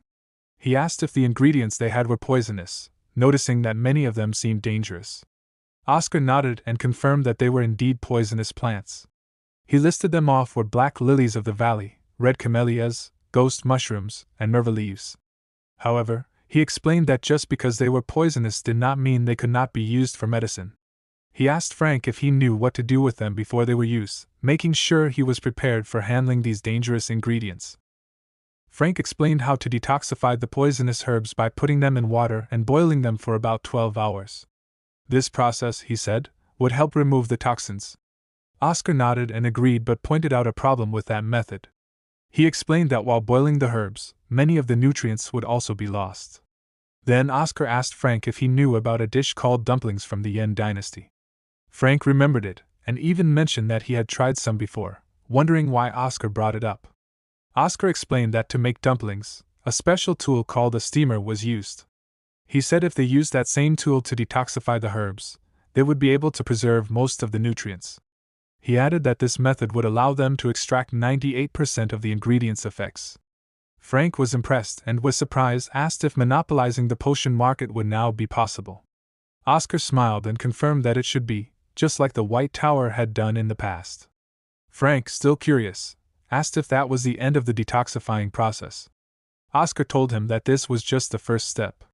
The steaming would soften the herbs, making them easier to detoxify. The actual detoxifying process would start after that. Oscar opened the steamer carefully and used a magic technique called air drain. He explained with confidence that the purpose of the technique was to extract the toxins from the steam. He told Frank to pay close attention as he continued. After finishing the process, Oscar explained that now the remaining steam should be free of any toxins, and all they needed to do was mix the ingredients in the correct ratio. He said they needed 23% red camellias and 47% merva leaves. Then, while holding up a bottle filled with the potion, he said proudly that this was the remedy for the Cadena flu and asked Frank what he thought about it. Oscar added that it was easy to make, right? Frank looked down at the bottom of the bottle with wide eyes, shocked by the result. Then Oscar turned to him and encouraged him to try it next. Frank murmured with confusion, questioning if he really had to try that.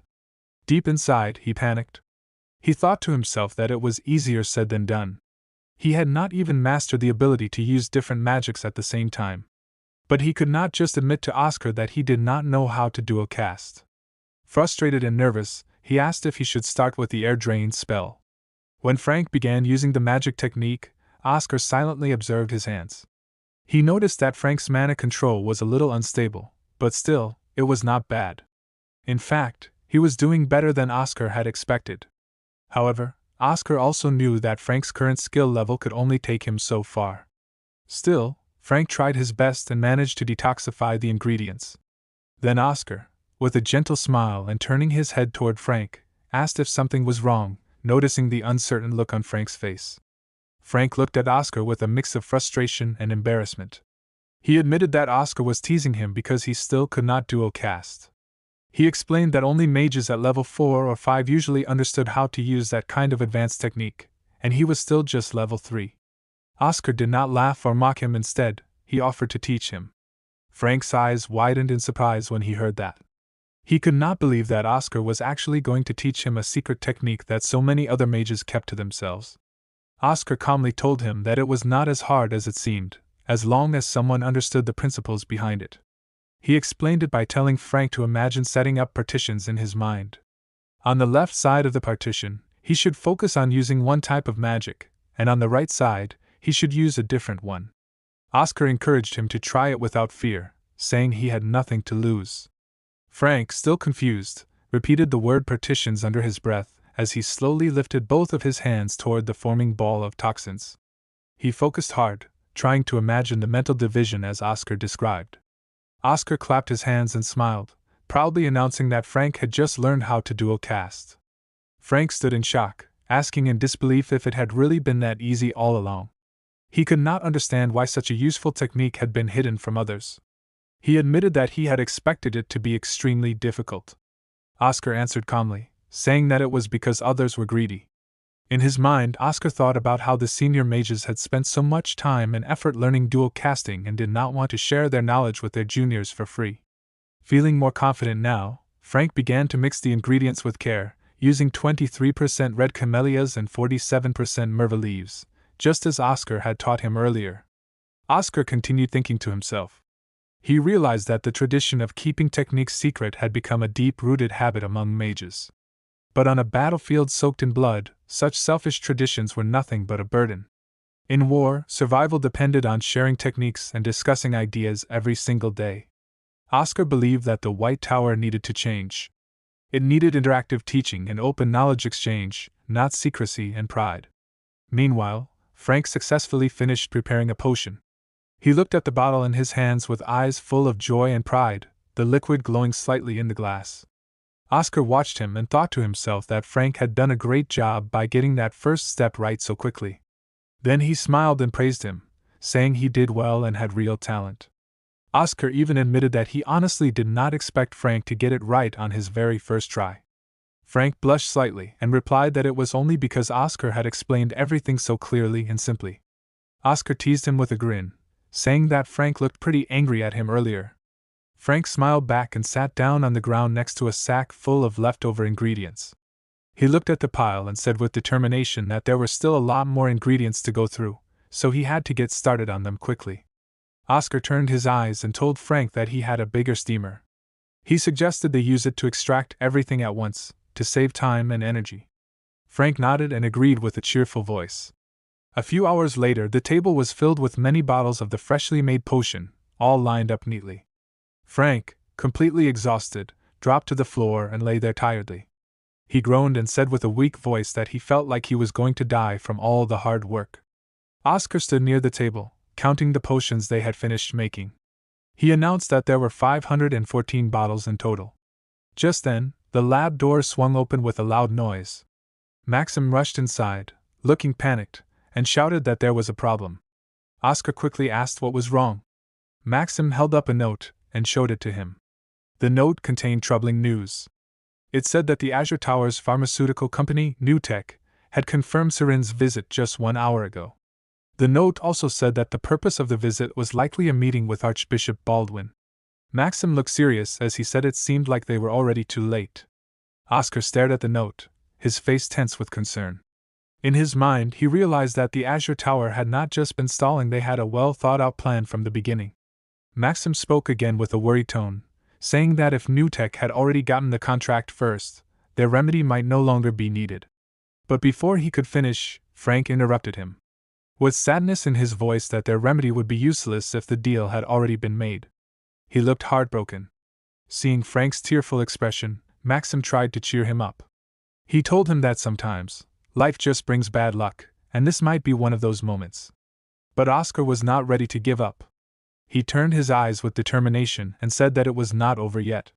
He explained that if he remembered correctly, the Cadena flu was classified as a B-rank disaster. That meant there was still one thing they could try. Maxim looked confused and asked if that was really true. Oscar nodded with confidence. Then he turned to the elder and asked if his flight speed was faster than most wagons. It was clear Oscar had a new plan in mind.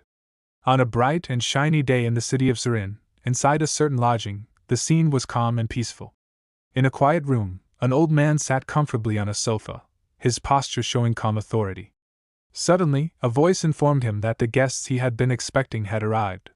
The old man, without standing, calmly gave the order to let them in. This man was Archbishop Baldwin, a high figure from the Altera Order, which was the state religion of the empire. A moment later, 2 men walked into the room through the door. They greeted the Archbishop with a respectful bow and placed a hand over their chest. He spoke formally, saying they had arrived safely thanks to the Archbishop's care. These 2 men were important figures. One was Moira Main, a level 5 mage from the powerful Azure Tower. The other was Neil Bryan, the managing director of Newtek, a well-known pharmaceutical company. Archbishop Baldwin smiled and pointed to the sofa across from him, inviting them to sit down. Moira politely thanked him and took his seat. The Archbishop then asked with interest how the production of the Cadena flu remedy was progressing. Moira replied seriously, saying that things were going very well. The Archbishop laughed in satisfaction and praised both the Azure Tower and Newtek, saying their success was expected. He asked when the remedy would be ready. Moira explained that they only needed to finish the clinical trials. Neil, with sharp and focused eyes, added that once the results of the trials were successful, they would be able to get official approval from the Empire's Food and Drug Administration. Moira smiled politely and spoke again, but his words carried a deeper meaning. He reminded the Archbishop that, as he already knew, clinical trials were not something that could be completed in just a day or two. They required time. The Archbishop, growing more curious and concerned, asked when they planned to officially launch the sales of the medicine. Moira answered with a promise, saying they would finish everything within half a year. The Archbishop's eyes widened in disbelief, and he suddenly shouted with frustration. He explained that he had to leave for Vince in 4 months, which meant that half a year was too late. Moira tried to continue speaking and explain their schedule, but before he could finish, there was a sudden knock on the door. The Archbishop, already annoyed by the delay, asked sharply what it was now. A voice from outside the door informed him that another mage had come to visit. The Archbishop gave permission to let the person in, but turned toward Moira and Neil with a puzzled look. He asked them why they had not told him that someone else would be joining them. Moira looked genuinely confused and replied that they had not brought anyone else with them. This made the Archbishop even more curious, and he looked toward the door, wondering who this unexpected guest could be.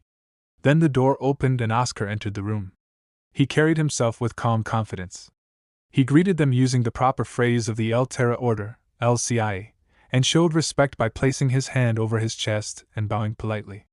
He introduced himself as Oscar Crushen, a level 2 mage from the White Tower. He said clearly that he had come to make a good offer. Moira turned to look at him, his sharp eyes filled with suspicion, watching Oscar closely. The moment continued in the Archbishop's room, where the atmosphere had suddenly become tense and curious. The Archbishop looked at Oscar with a confused expression and asked what business a mage from the White Tower had with him. Oscar stood calmly in front of everyone and answered that he had come regarding the sale of the Cadena flu cure. Moira, Neil, and the Archbishop all looked at him in surprise, clearly not expecting someone from the White Tower to be involved in the same matter. The Archbishop commented on the strange timing and said that Moira and Neil were also there to discuss the same thing. Oscar smiled and took a deep breath before asking with a light tone if he had arrived too late. The Archbishop shook his head and said not at all, explaining that the other group had not fully prepared yet. Oscar seemed relieved and said that the White Tower was ready to start negotiations immediately if needed. But the peaceful moment broke when Moira suddenly pointed at Oscar and shouted angrily. He claimed that the White Tower had neither the money nor the technology to create a cure, accusing him of lying. The Archbishop calmly responded that Moira had made a valid point. Then he asked Oscar for his full name. Oscar smiled, seeming a bit playful, and at first began to say Sage but quickly corrected himself and said his name was Oscar Crushen. The Archbishop nodded and addressed him properly, asking once again if he truly had a real cure. In response, Oscar stepped forward and placed a box on the table. He asked who would dare to lie in front of an Archbishop of the El Terra Order.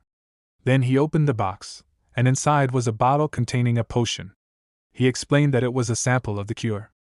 After seeing the potion sample, Archbishop Baldwin smiled and asked Oscar a serious question. He wanted to know how many bottles of the remedy the White Tower could produce, and by when, in case they moved forward with the negotiations. Just as he asked that, Moira became frustrated and called out the Archbishop's name sharply in anger. Archbishop Baldwin responded by shouting back at him, demanding to know why he was yelling at him. He reminded him that they were the ones who had come unprepared. Moira's voice trembled as he tried to explain their position. He began to say that they didn't yet have approval from the Empire's Food and Drug Administration. Then, turning toward Oscar with a sharp tone, he asked if he had received FDA approval for the White Tower's cure. Oscar looked confused and answered honestly, saying no. Moira smiled, feeling he had proven his point. He turned back to the Archbishop and explained that the White Tower's situation was no different from their own. He added that once they got approval, they could begin mass production using factories across the continent. Moira also reminded the Archbishop about the strength and reputation of the Azure Tower. He claimed that the cure they were developing, together with Newtech, the best pharmaceutical company, would be much better in quality. His words were full of confidence and pride. Oscar listened quietly, then responded by turning his eyes toward him. He calmly said that his point was fair. But then, with a slightly amused tone, he added that it was interesting to hear him talk about the Azure Tower's long history in front of a mage from the White Tower.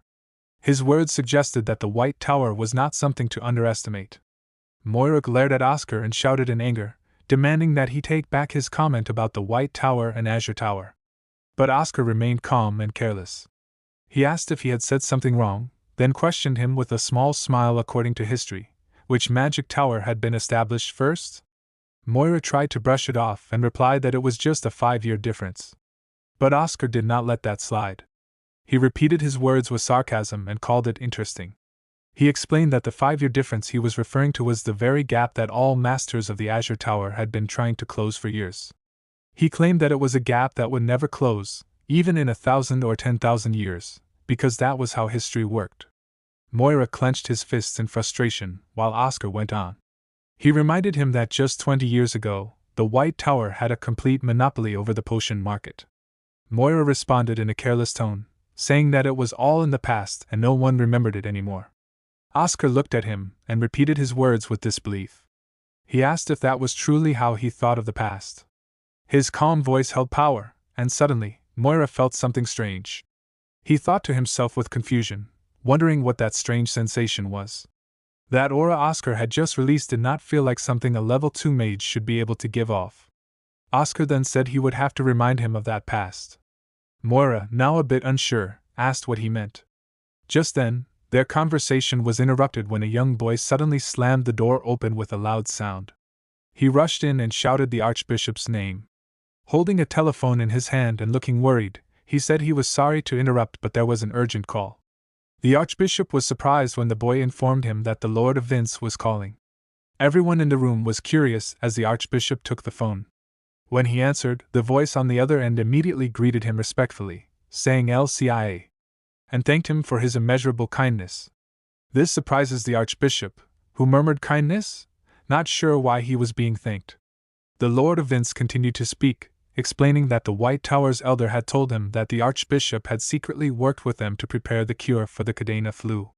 He went on to say that the cure was a miracle, as all the patients who took the shot were cured in just a few hours. The Lord of Vince called this rapid healing a blessing from the goddess. The Archbishop, still surprised by the praise, laughed in relief and asked if there had been any side effects from the treatment. The Lord of Vince responded that there had been no side effects and described the cure as amazing. The Lord then asked when the second batch of the cure would be available. He explained that he had asked the White Tower's elder the same thing, but the elder told him that it was up to the Archbishop to decide. While asking, the Lord clarified that he was not trying to rush the Archbishop, but simply wanted to know when he could expect more of the cure to be produced. Continuing the conversation with the Lord of Vince, the Archbishop smiled, still confused by the call, and said that they would send the second batch of the cure as soon as it was ready. He assured the Lord that it would not take too long. The Lord of Vince expressed his gratitude with a loud LCIA before the Archbishop hung up the phone. Turning to Oscar with a smile, the Archbishop asked if this success was Oscar's doing. Oscar nodded and confirmed that it seemed the cure had made it to the Lord of Vince without any issues. Moira, clearly upset, slammed his hand on the table in frustration and shouted angrily at the Archbishop. He accused Oscar of breaking the FDA laws and demanded that Oscar be punished for it. Oscar calmly denied Moira's accusations, saying that Moira clearly did not understand the laws very well. He asked if Moira knew anything about laws related to wars. Moira yelled back, angrily telling Oscar not to change the topic. He demanded an explanation as to why Oscar was bringing up the subject of wars.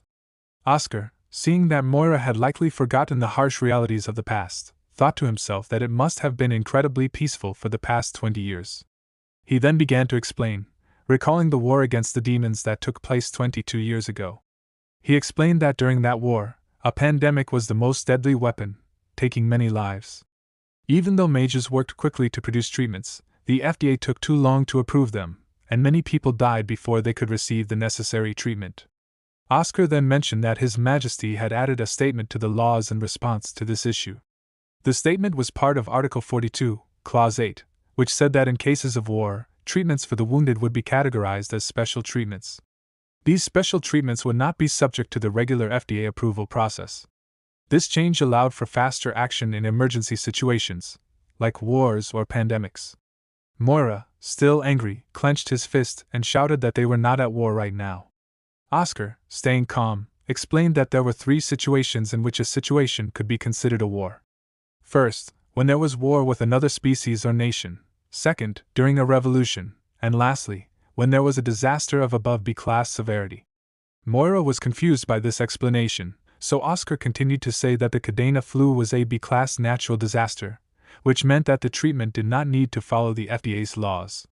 Neil, who had been silent until now, spoke up angrily, suggesting that if the White Tower could do it, so could the Azure Tower.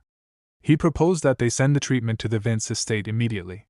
However, the Archbishop interrupted him and said that Neil did not understand the situation.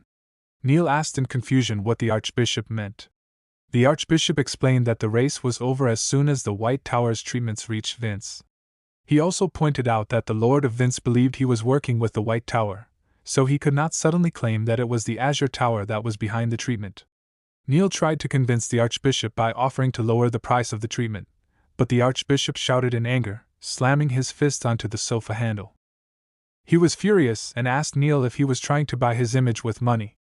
Neil quickly corrected himself, insisting that he did not mean to offend the Archbishop, but the Archbishop shouted, telling him to stop and not say anything else. He ordered them to leave. Moira and Neil were both shocked by the Archbishop's harsh response. Moira stood up, clenching his fists, and walked towards the exit. He glared at Oscar with cold expressions and warned him that he would make him pay for this. Oscar, watching Moira, thought to himself, wondering if these people always had a book of villain dialogues ready. It reminded him of the same behavior from 20 years ago. With a smile, Oscar responded that he had already registered the patent for the treatment and vaccine with the palace. Moira, startled by this, turned and shouted in shock, asking what Oscar meant by that. Oscar, amused, explained that if they wanted to sell the treatment they made, they would have to pay fees to the White Tower. If they did not want to pay, they would have to throw the treatment away. Moira, furious, clenched his teeth and left, walking out the door while clenching his fists. Inside the room, Neil, bowing respectfully to the Archbishop, said that he would leave. Neil leaves after being dismissed by the Archbishop. As he walks past Oscar, Oscar notices a unique scent on Neil, one that smells like mint. This smell catches Oscar's attention, but he doesn't have time to think about it because the door closes behind Neil, and the focus shifts back to the conversation with the Archbishop. Once the door is closed, the Archbishop invites Oscar to sit down, signaling that they can now have a proper discussion. Oscar thanks him and takes a seat. The Archbishop then brings up the topic of the price for the treatment, mentioning that the Azure Tower and Newtek had previously asked for 2 million bells. This sets up the context for the negotiation about the cost of the treatment. However, Oscar responds with confidence that if they wanted 2 million bells, he would ask for 5 million bells instead.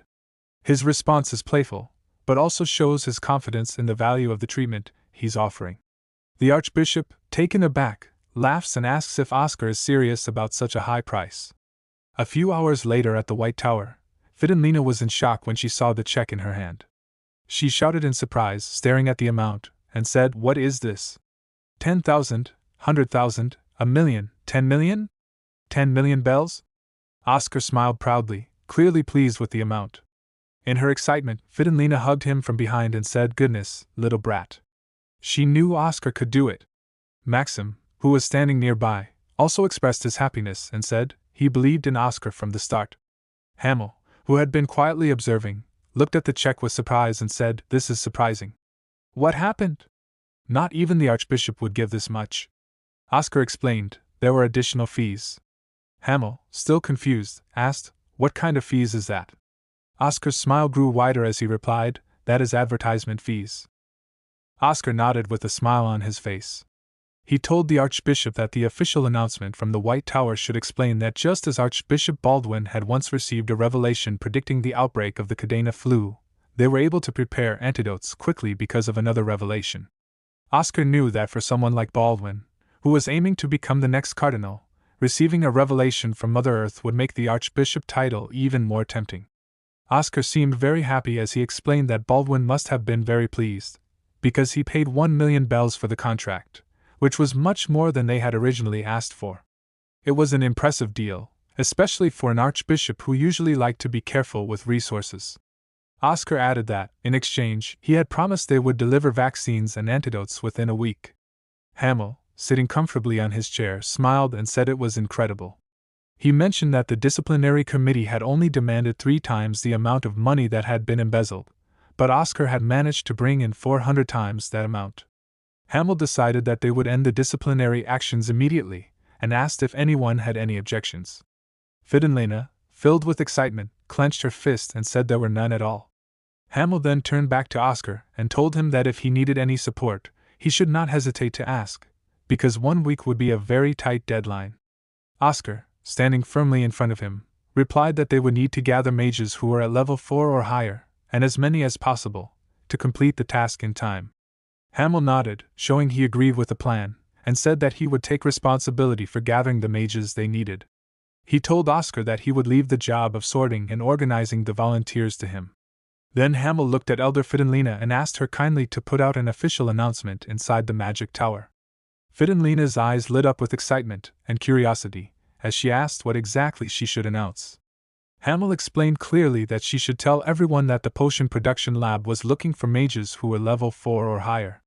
He added that those who chose to participate would not only be paid for their work, but they would also be given a meat side dish with every meal, making the offer even more attractive.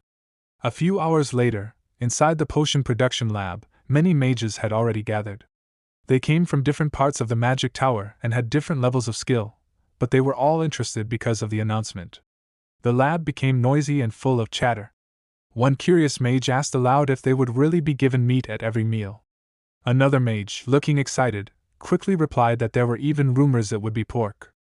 Hearing this, the first mage almost started drooling and happily said that it sounded awesome, showing how motivated they were by the food reward.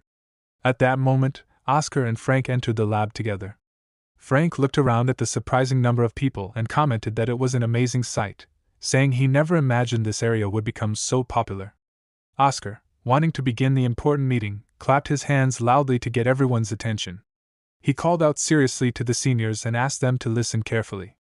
However, the crowd was too noisy and excited, and nobody listened. They continued talking to each other, ignoring Oscar completely.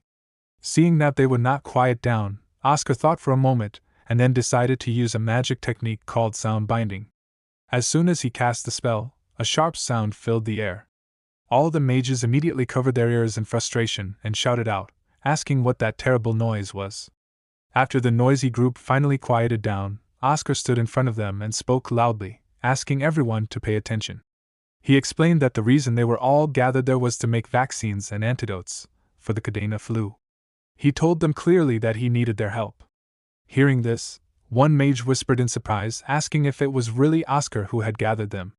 Another mage replied, wondering why the genius Oscar was bowing down to regular mages like them. A third mage spoke with doubt, questioning how Oscar could possibly make medicine and if this was just another scam. Even after Oscar spoke so seriously, many of the mages still did not pay attention to him properly. Oscar looked at them with wide, confused eyes. Feeling frustrated, he turned to Frank and asked if the others simply did not like him. Frank nodded calmly. Oscar then asked why they disliked him so much. Frank, being honest, explained that Oscar had a bad reputation because of everything he had done in the past. He reminded Oscar that he had been annoying and arrogant, had wasted the Magic Tower's important resources without doing any real research, and had spent most of his time drinking alcohol instead of working. Hearing this, Oscar thought to himself with a nervous expression that maybe he really had been that terrible, but he still wanted to try his best now. While Oscar and Frank were talking, a girl with long blonde hair raised her hand. She looked serious and asked Oscar politely if she could ask a few questions. She wanted to know, since all of the White Tower's production methods had been lost, how they were planning to make the medicine. Oscar answered confidently that he had recovered the lost methods. Hearing this, one boy reacted with surprise, asking if that was really true. However, another boy, who looked at Oscar with sharp, distrustful eyes, quickly pointed out that they should not trust him so easily, reminding everyone about all the money Oscar had wasted in the past. The girl with long blonde hair looked at Oscar seriously and asked if the effects of the antidote had been proven. Oscar nodded and replied that they had been proven, and he also added that a formal contract had been made with the order.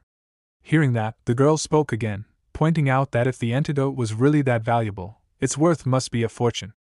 She warned that if the production method was leaked outside, getting a meat side dish would seem like nothing compared to the real loss.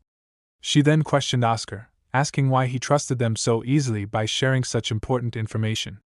Oscar, holding a piece of paper in his hand, answered honestly. He admitted that he did not even know why all of them were still staying at the White Tower, instead of leaving for better opportunities elsewhere. The girl became angry at his words. She asked sharply if that was really the attitude of someone who was asking his seniors for a favor. She said coldly that she felt like she had wasted her time by coming there. Then she turned away and added that she did not know what hidden intentions the so-called great genius had behind saying such things, but she believed that not a single person there deserved to be spoken to like that. As she started walking away, Oscar looked at her back and said clearly that he knew exactly what all of them had given up for the White Tower.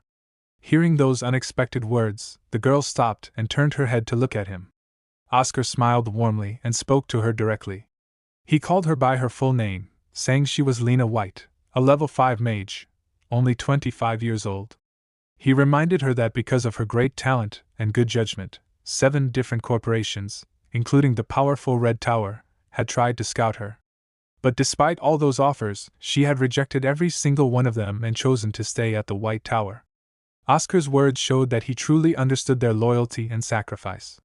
Oscar continued speaking, now looking at a boy with green hair. He said that Herrick Dryan was a level 5 mage, 26 years old.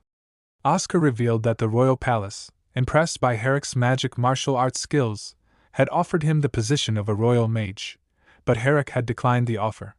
Herrick looked confused and asked how Oscar knew such personal information.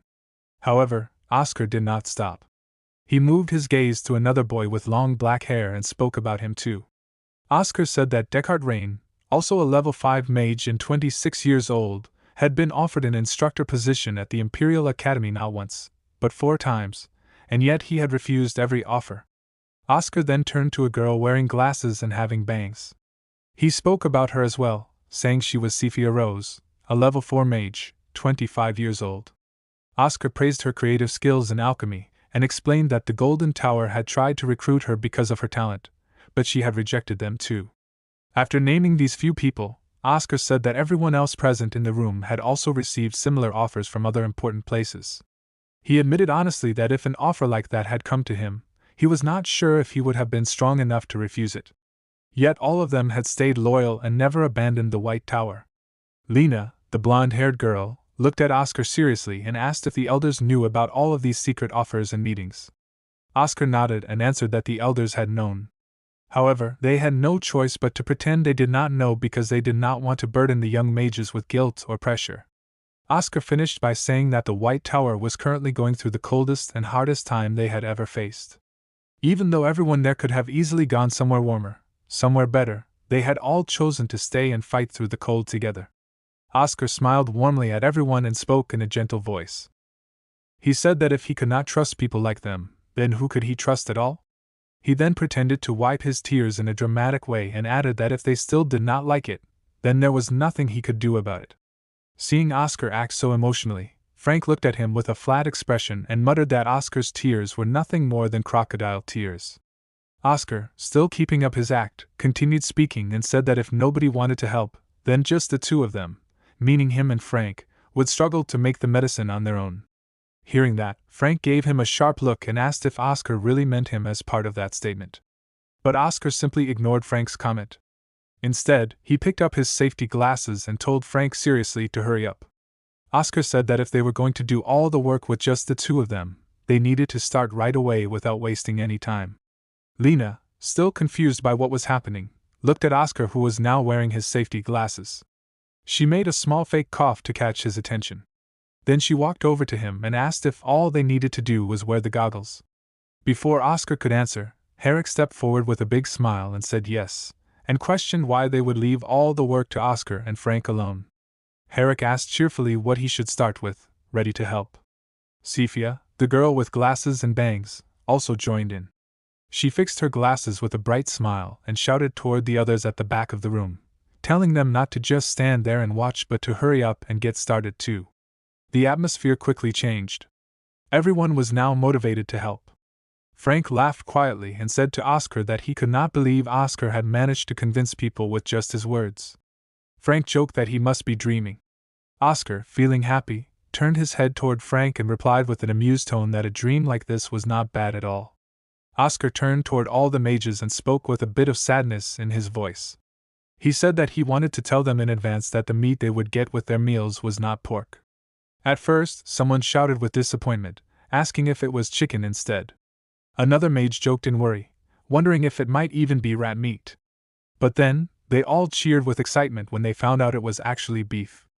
Everyone's mood turned happy again. Thanks to all their hard work, the vaccines and antidotes were successfully created, and they even reached 140% of the original goal, which was far beyond what they had planned. Then the scene shifted to 1 week later. It was a bright and shiny day. Oscar walked into the greenhouse and noticed something strange on the ground. There was a heart shape made out of flower petals. Oscar looked at it and thought to himself, wondering if it was the work of old man Walter. He smiled to himself and sat down on a chair. While picking up a newspaper, Oscar guessed that Walter must have finally returned and that the Vice Tower Master probably found him and dragged him back to the White Tower. Oscar decided that he would say hello when he saw Walter later. As Oscar relaxed, he started reading the newspaper. The headlines were filled with good news. One article announced that the Vince territory had officially declared the end of the pandemic just 2 days after distributing the Cadena flu antidote. Another headline said that the revival of the White Tower might be starting, calling it a small stone that was causing big waves in the potion market. Oscar's own name was mentioned too. He had been nominated as a candidate for this year's Peace Award. Another article quoted the White Tower, humbly giving credit to the goddess for their success. Meanwhile, national support for Archbishop Baldwin was rising rapidly. Oscar feeling pleased, and thought to himself that everything was going according to plan. While he was deep in thought, Frank arrived, calling Oscar's name loudly. Frank's eyes were shining with excitement as he rushed over, holding a list tightly in his hand. He shouted that it was awesome and told Oscar that vaccine orders were pouring in from everywhere. With a big grin, Frank handed the list to Oscar and clenched his fists in excitement. He explained that the Northern Territories, the Order, and even the Imperial family had placed large orders for the vaccine. Frank cursed in amazement, saying that making a couple of million bells from this situation was nothing compared to the huge success they were seeing. Oscar calmly answered that if people cared about their lives, then of course they needed the vaccine. He said that the most urgent fires had been put out for now. Frank, still excited but thinking ahead, pointed out that this rush of vaccine orders would probably calm down after a while. Oscar teased him and said in a joking tone that Frank was smarter than he looked, and agreed that the demand would not last forever. Frank, a little annoyed but laughing, asked if Oscar thought he was an idiot. He said that once people finished getting vaccinated, there would be no more reason to buy vaccines, since the next flu outbreak would probably not happen for dozens of years. Oscar smiled warmly, and reassured him that he did not need to worry about money. Oscar said he had already prepared a new potion that would always be in demand. Hearing this, Frank clenched his fists again with even more excitement. He shouted that Oscar had not just recovered one potion recipe but had planned even further ahead. Frank asked with amazement if it was true that Oscar had recovered the Star Tears, a legendary potion he had only ever heard about in rumors. Oscar told Frank that, for now, they would be selling low and mid-rank potions, not the legendary Star Tears. He explained that it was not the right time for that high-level potion. Inside, Oscar reflected on the Star Tears, which was known as the most famous recovery potion of the White Tower. It was a miraculous potion, with the ability to heal nearly any injury, and it was even rumored to bring people back to life. Oscar knew that releasing this powerful potion would make a huge impact, but it would also attract a lot of unwanted attention.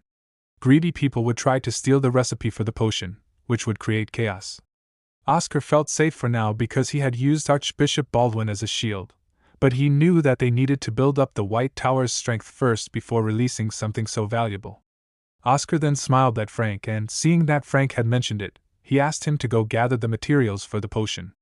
Frank immediately regretted mentioning it, knowing how difficult it would be to gather those ingredients. Oscar then started listing the necessary ingredients: lantus leaves and pison stems.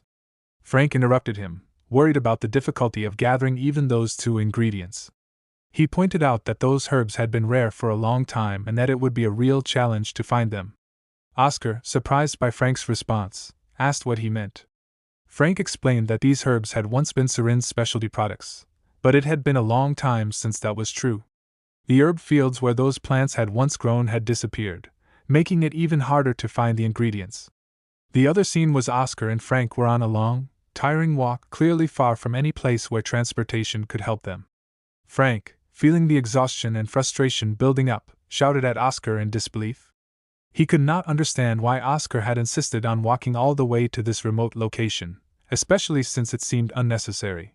He was upset, asking Oscar if it was really required to go to a place where even the carriage could not reach. Frank recalled the words of the man who had been driving the carriage, who had told them that the carriage could not go any deeper into the area. This made the journey even more difficult.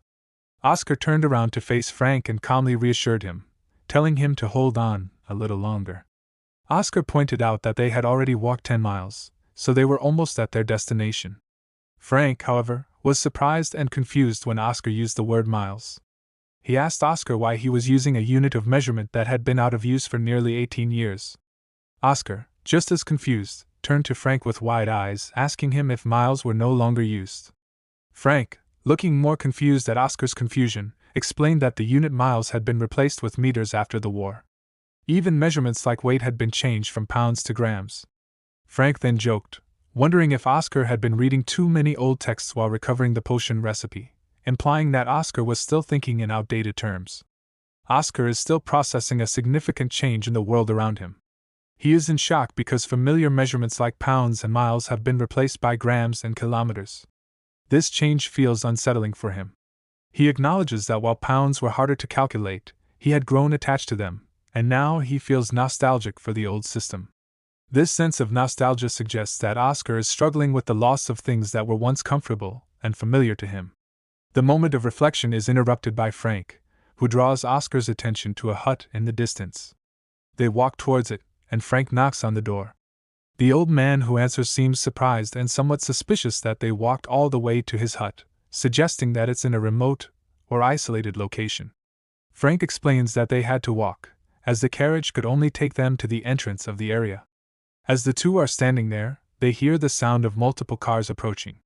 This shift in the scene creates a sense of anticipation. When car finally screeches to a halt in front of the hut, the noise and sudden arrival of a man indicate that something significant is about to happen. The man in the car casually asks the old man if he is considering selling his land today, which introduces a new conflict or challenge for the old man. The scene started with an old man opening his door wide and stepping outside into the open air. Right then, a man rushed toward him and shouted with frustration that it was time for him to stop being so stubborn. The man said he was willing to pay 10 times more money than he would offer for other pieces of land. Oscar and Frank were standing nearby, watching everything happen with puzzled faces. Frank turned to Oscar and quietly asked what was going on. Oscar, feeling just as lost, answered that he was not sure. The old man stood his ground, crossing his arms in front of his chest, and replied strongly that there was no way he would sell, not even if the man offered him the Grand Nisrilo castle itself. The man, trying to keep his cool, gave a sly smirk and said that playing hard to get might be interesting in the beginning, but if the old man continued to live like that and died alone, nobody would even remember him. It was then revealed that the pushy man was a businessman named Dever Paywall. The old man, clearly growing more annoyed, snapped back that it was none of Dever's business. His name was introduced as herbalist Ivan.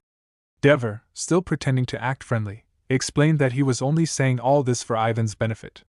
He advised Ivan to sell the land quickly and use the money to live the rest of his life in comfort. Dever also warned that once factories started getting built all around Ivan's land, its value would drop to nothing. But Ivan was not scared at all. He gave a small, confident smile and said that as long as he was alive, he would never allow any factory to be built in the area. He made it very clear that he would protect his land no matter what. Dever stared at Ivan for a moment with a cold look in his eyes, then he turned his head toward his guards and ordered them to leave. He said, "Let's go, guys." One of the guards quickly nodded and answered, "Sir." The guard hurried to open the car door for Dever. Dever began stepping inside the car, but just as he was about to sit down, he turned back toward Ivan with a mocking smile.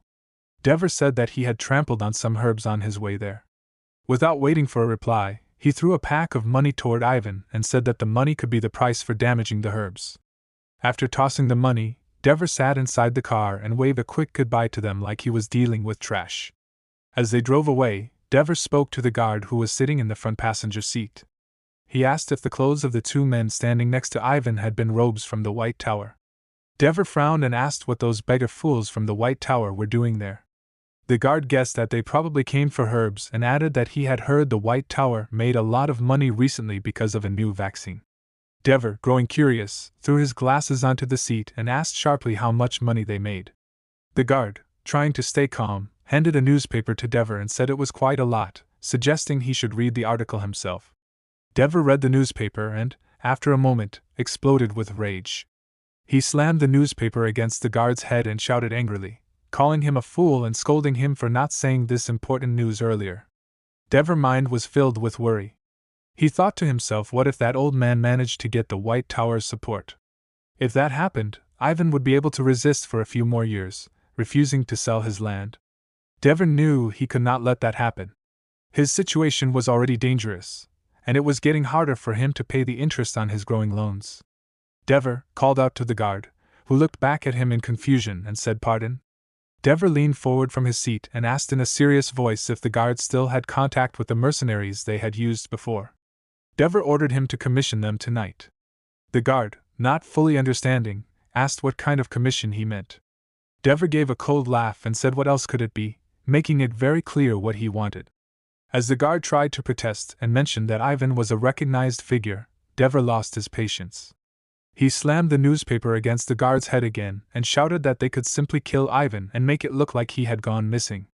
Dever explained that once the land had no owner, it would be auctioned off, and they could buy it easily.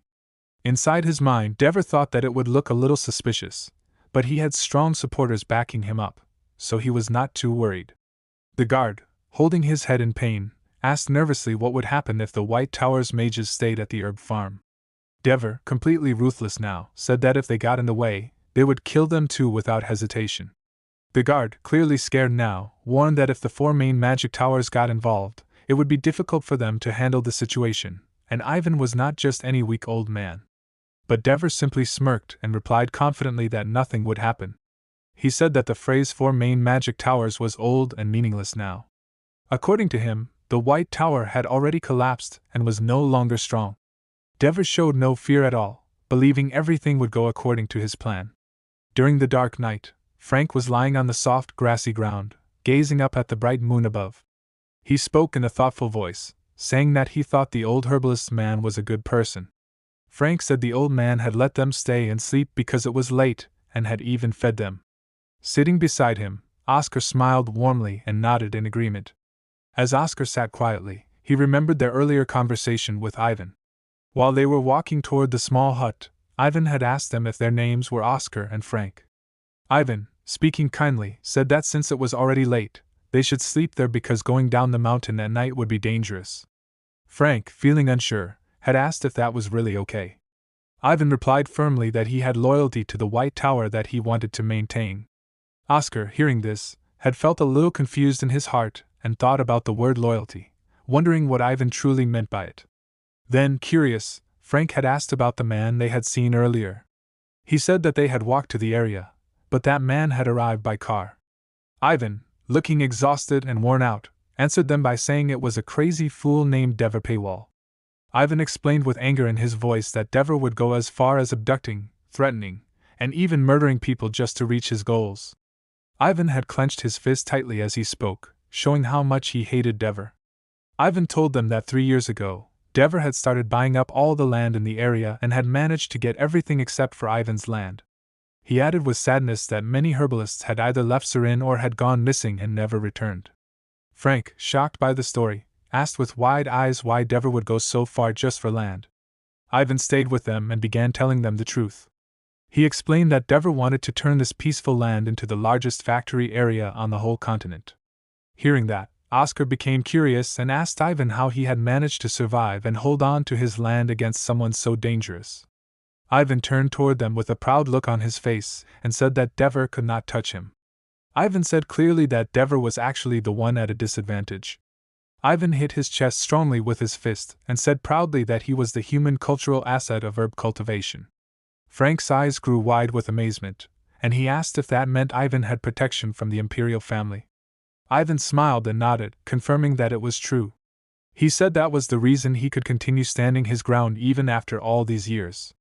Oscar, still feeling a little confused, asked why Ivan did not just sell his land and become rich, since he could have gotten a huge amount of money.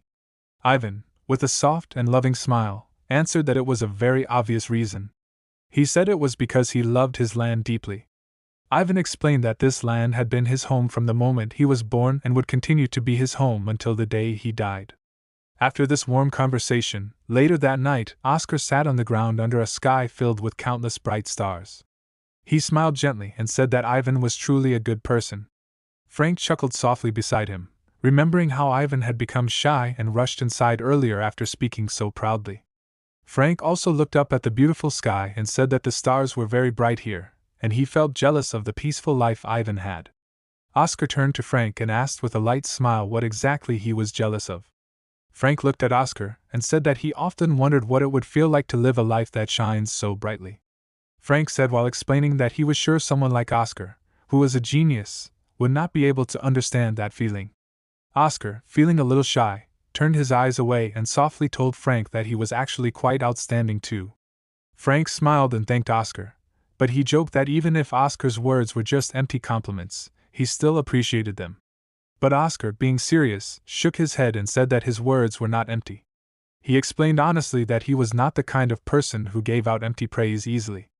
Inside his heart, Oscar thought quietly that he really did not understand why young Oscar from the past had called Frank a problematic child. Frank, feeling a little shy, blushed and pointed out how pretty the stars looked. Oscar lifted his head to the sky too and agreed, saying softly that before, they used to be able to see stars even in the middle of Surin City. Inside his mind, Oscar drifted into memories of his past life. He thought sadly that nowadays, because of all the streetlights, it was too bright at night to see stars anymore. He remembered that even though the old days were inconvenient, the darkness of night and the bright stars made life feel more romantic and full of dreams. Frank, hearing that, chuckled playfully and asked how long ago that was, since Oscar was born later than him. His voice was teasing but warm. Then he asked carefully if they could really revive the herb industry of Surin. Oscar said that he did not think reviving the Surin herb industry was impossible. He added that they would need to discuss all the details carefully with Elder Ivan the next day. But while Oscar was talking, he suddenly felt something strange around them. His body tensed, and his eyes widened sharply. He quickly turned his head, scanning the surroundings with alert, sharp eyes. Frank, seeing Oscar's serious expression, widened his eyes and asked with confusion why Oscar was acting so scary. Frank joked nervously, asking if Oscar had seen a ghost. But Oscar answered with a firm voice that it was not a ghost, it was people. He said there were 4 people approaching. Frank, still confused, sat up and said that he could not feel anything strange. Oscar thought quietly to himself that it was a very high-level stealth. Even Frank, who usually had a good sense for mana, could not detect them. Oscar became sure that whoever was coming was not there for a good reason. Standing up from the ground, Oscar ordered Frank to get up too, saying that they needed to prepare to greet their unexpected guests. At the same time, not far from them, another scene was happening. A boy and an old man were running through the darkness toward the hut. The boy smirked and spoke mockingly. He said he found it funny because Dever Paywall had definitely refused their offer before when they had offered to kill Ivan. The boy laughed, saying that Dever had been too much of a coward, afraid that the aftermath would be too hard to handle. The old man, running beside him, answered carelessly. He said that it did not matter. If someone who paid them gave an order, they would simply follow it without asking questions.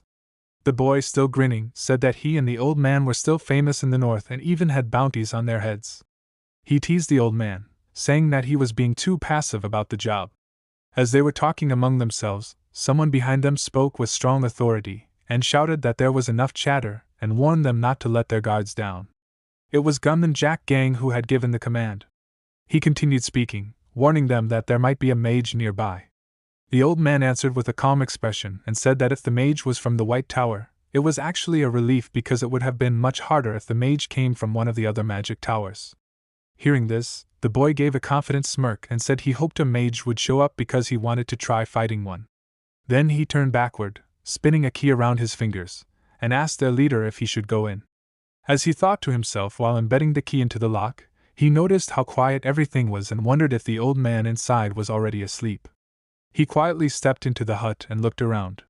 When he saw the bed, he got ready by holding his knife and muttered to himself that it was boringly easy, feeling disappointed that there seemed to be no mage at all. However, as he moved closer, he suddenly felt something strange behind him. Frustrated, he quickly turned around. At that moment, Oscar on the bed, who had swirling energy gathering around his fist. Oscar said with a cold voice that the boy was uselessly quick-witted. Without giving him any chance, Oscar used a magic technique called Wind Bullet. The powerful wind bullet shot through the boy's head with such force that blood poured out violently, ending him in an instant.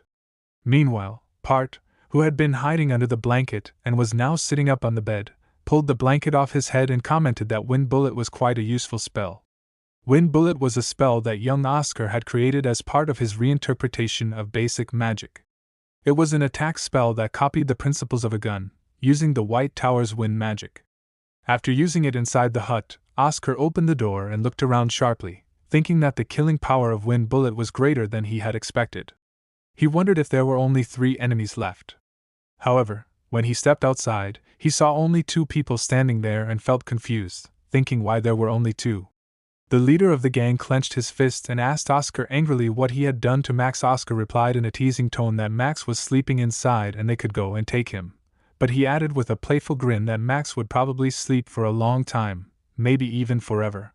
Hearing this, the old man grew furious and shouted that Max was a pathetic fool and that he had warned him not to let his guard down.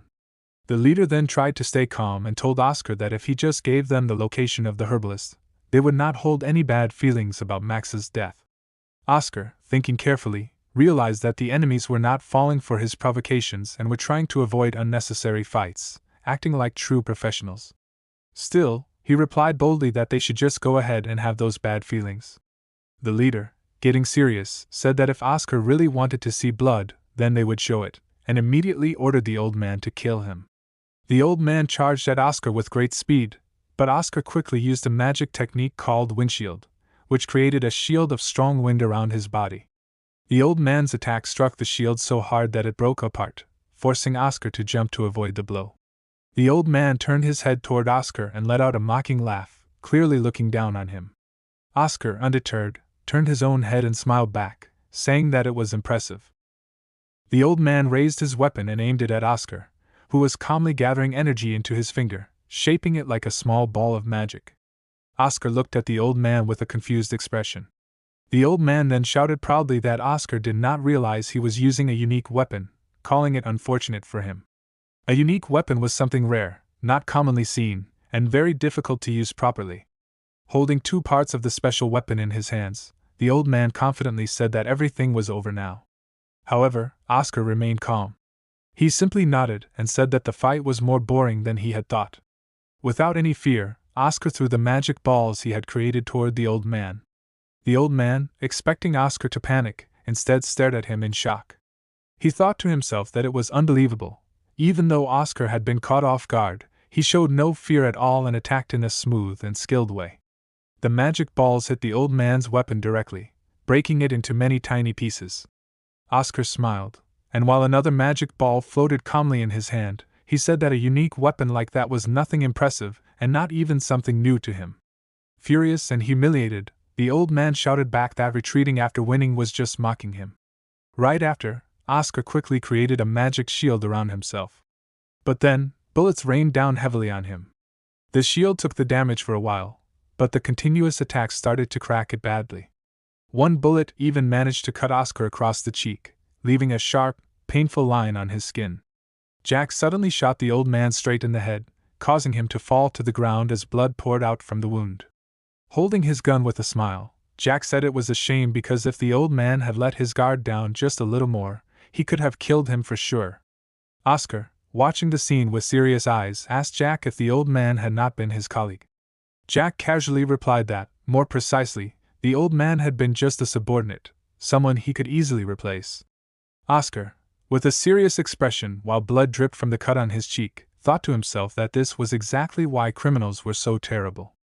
Then he asked Jack, while glancing at the gun, what kind of tool it was. Jack, while calmly reloading bullets into his gun, answered that it would actually be insulting to call it just a tool and said it was something very expensive. Oscar, looking carefully, muttered the words acceleration, enhancement, and penetration. Hearing those words, Jack looked confused for a moment. Oscar continued speaking and explained that those were the 3 spells imbued into the gun. Jack, surprised, asked how Oscar had figured it out. Oscar wiped the blood from his cheek and said that it was because he could not block the attack, which meant it was magic enhanced. Jack gave a firm nod and said that Oscar might be arrogant, but he clearly had the talent to back up his words. Then Jack made an offer, asking Oscar if he wanted to work with him, promising that the pay would be good. Oscar sat down quietly on the ground near the old man's dead body and firmly refused Jack's offer. Jack, still curious, asked him why he was refusing. Oscar replied calmly that he thought the back of his head would start to feel itchy, meaning he could never trust someone like Jack.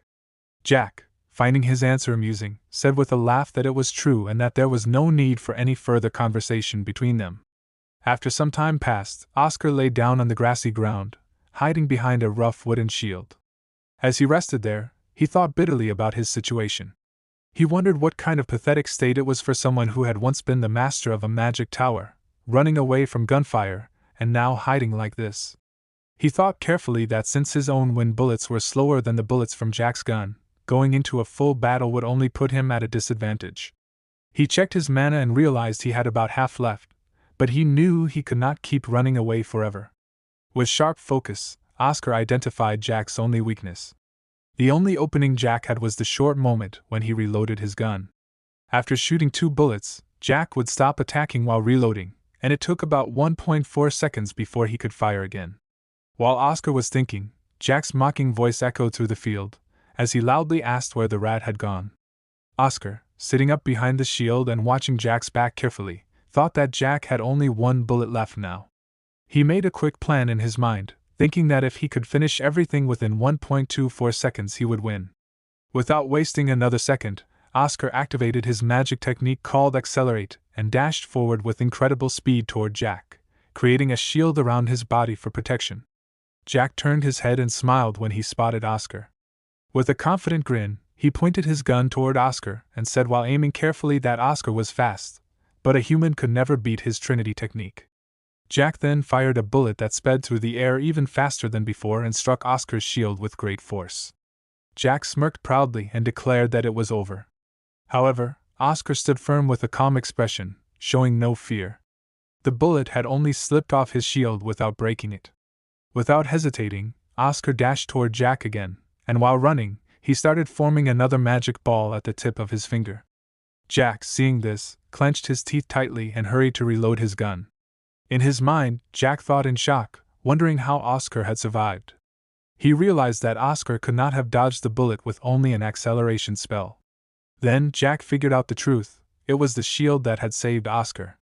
Standing right in front of Jack, Oscar pointed his finger at Jack's forehead. The magic ball that floated from his fingertips slowly began to push into Jack's forehead. Jack, full of shock and fear, asked how a low-rank mage could possibly do something like this. But before he could even finish speaking, Oscar calmly pushed the magic ball straight into Jack's forehead. Blood burst out immediately from the wound.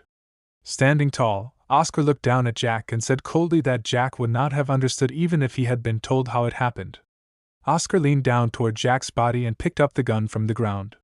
While holding it in his hand, he said that Jack had used a really annoying weapon earlier. As Oscar examined the gun carefully, he thought deeply about it. The gun was called Trinity because it contained 3 magical abilities: acceleration, enhancement, and penetration. Oscar admitted to himself that Jack's weapon was truly amazing, and it had been quite difficult for him to deal with during the fight. He remembered how he had used 2 special spells on his shield: friction reduction and internal durability enhancement.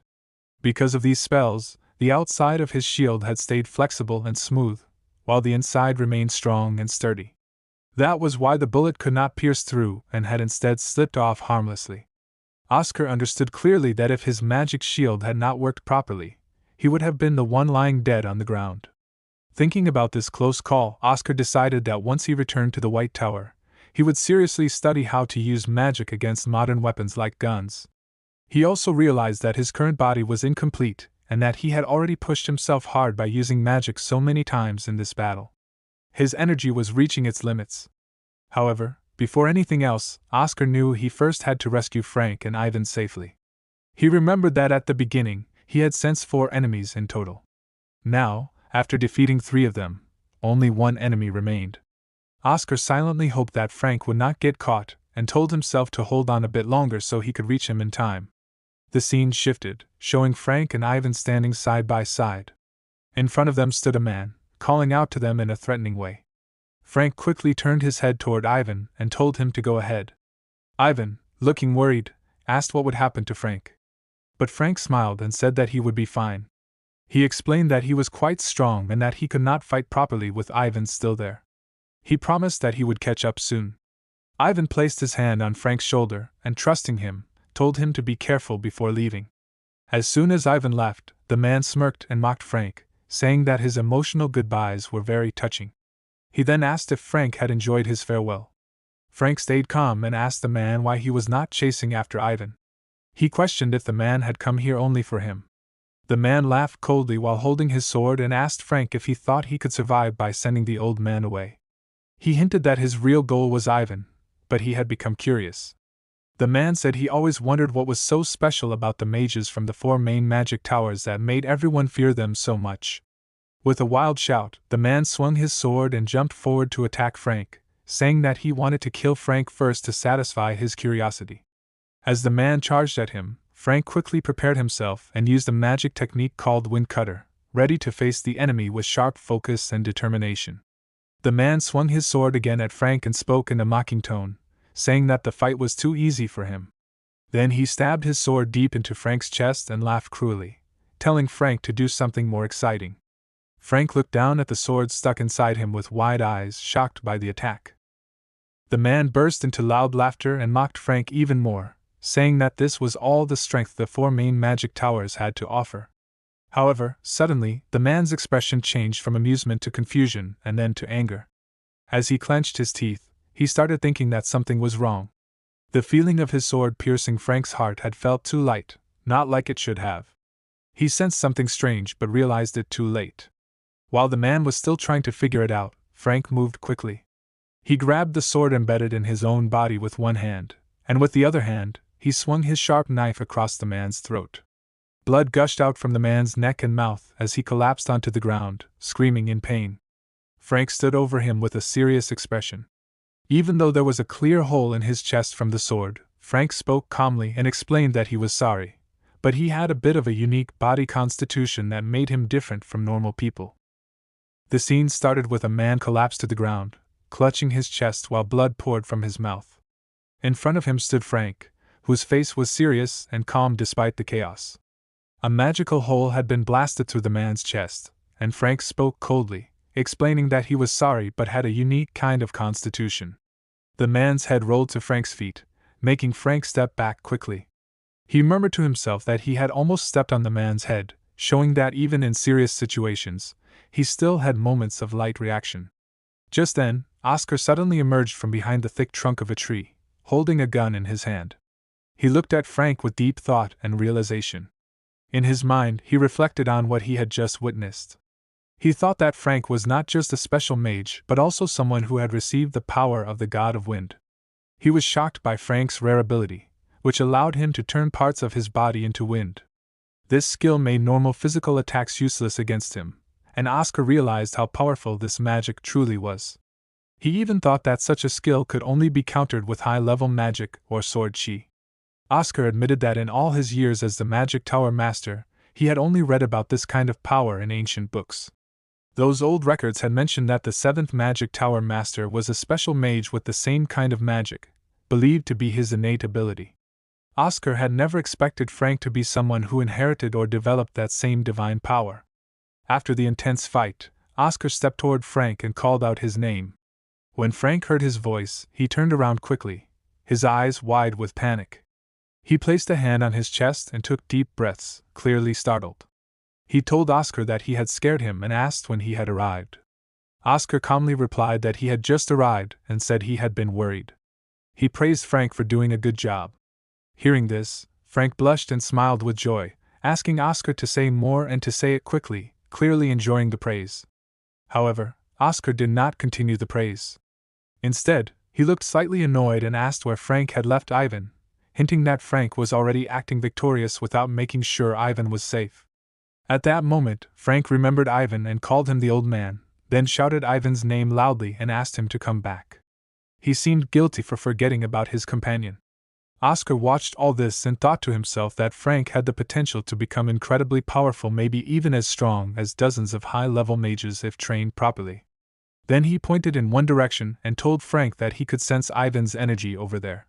Frank silently nodded and followed him without saying anything, showing he was now serious and focused. The scene shifted to a peaceful and bright morning at a hut surrounded by open fields. Inside the hut, Ivan hugged Frank tightly and thanked him with deep emotion. He told Frank that if it had not been for his help, he would not have lived to see the morning sun. Frank smiled nervously and blushed while pointing at Oscar, saying that it was not his doing and that everything was thanks to Oscar. But Oscar quickly denied it. He admitted that he had missed one of the swordsmen during the fight and that without Frank's help, there would have been serious trouble. He repeated that twice, clearly showing how important Frank's action had been. His words were honest and full of respect, although one strange sentence slipped in that made little sense, almost like a magical phrase or a mental distraction. Frank looked shocked when Ivan gently placed both hands on his shoulders.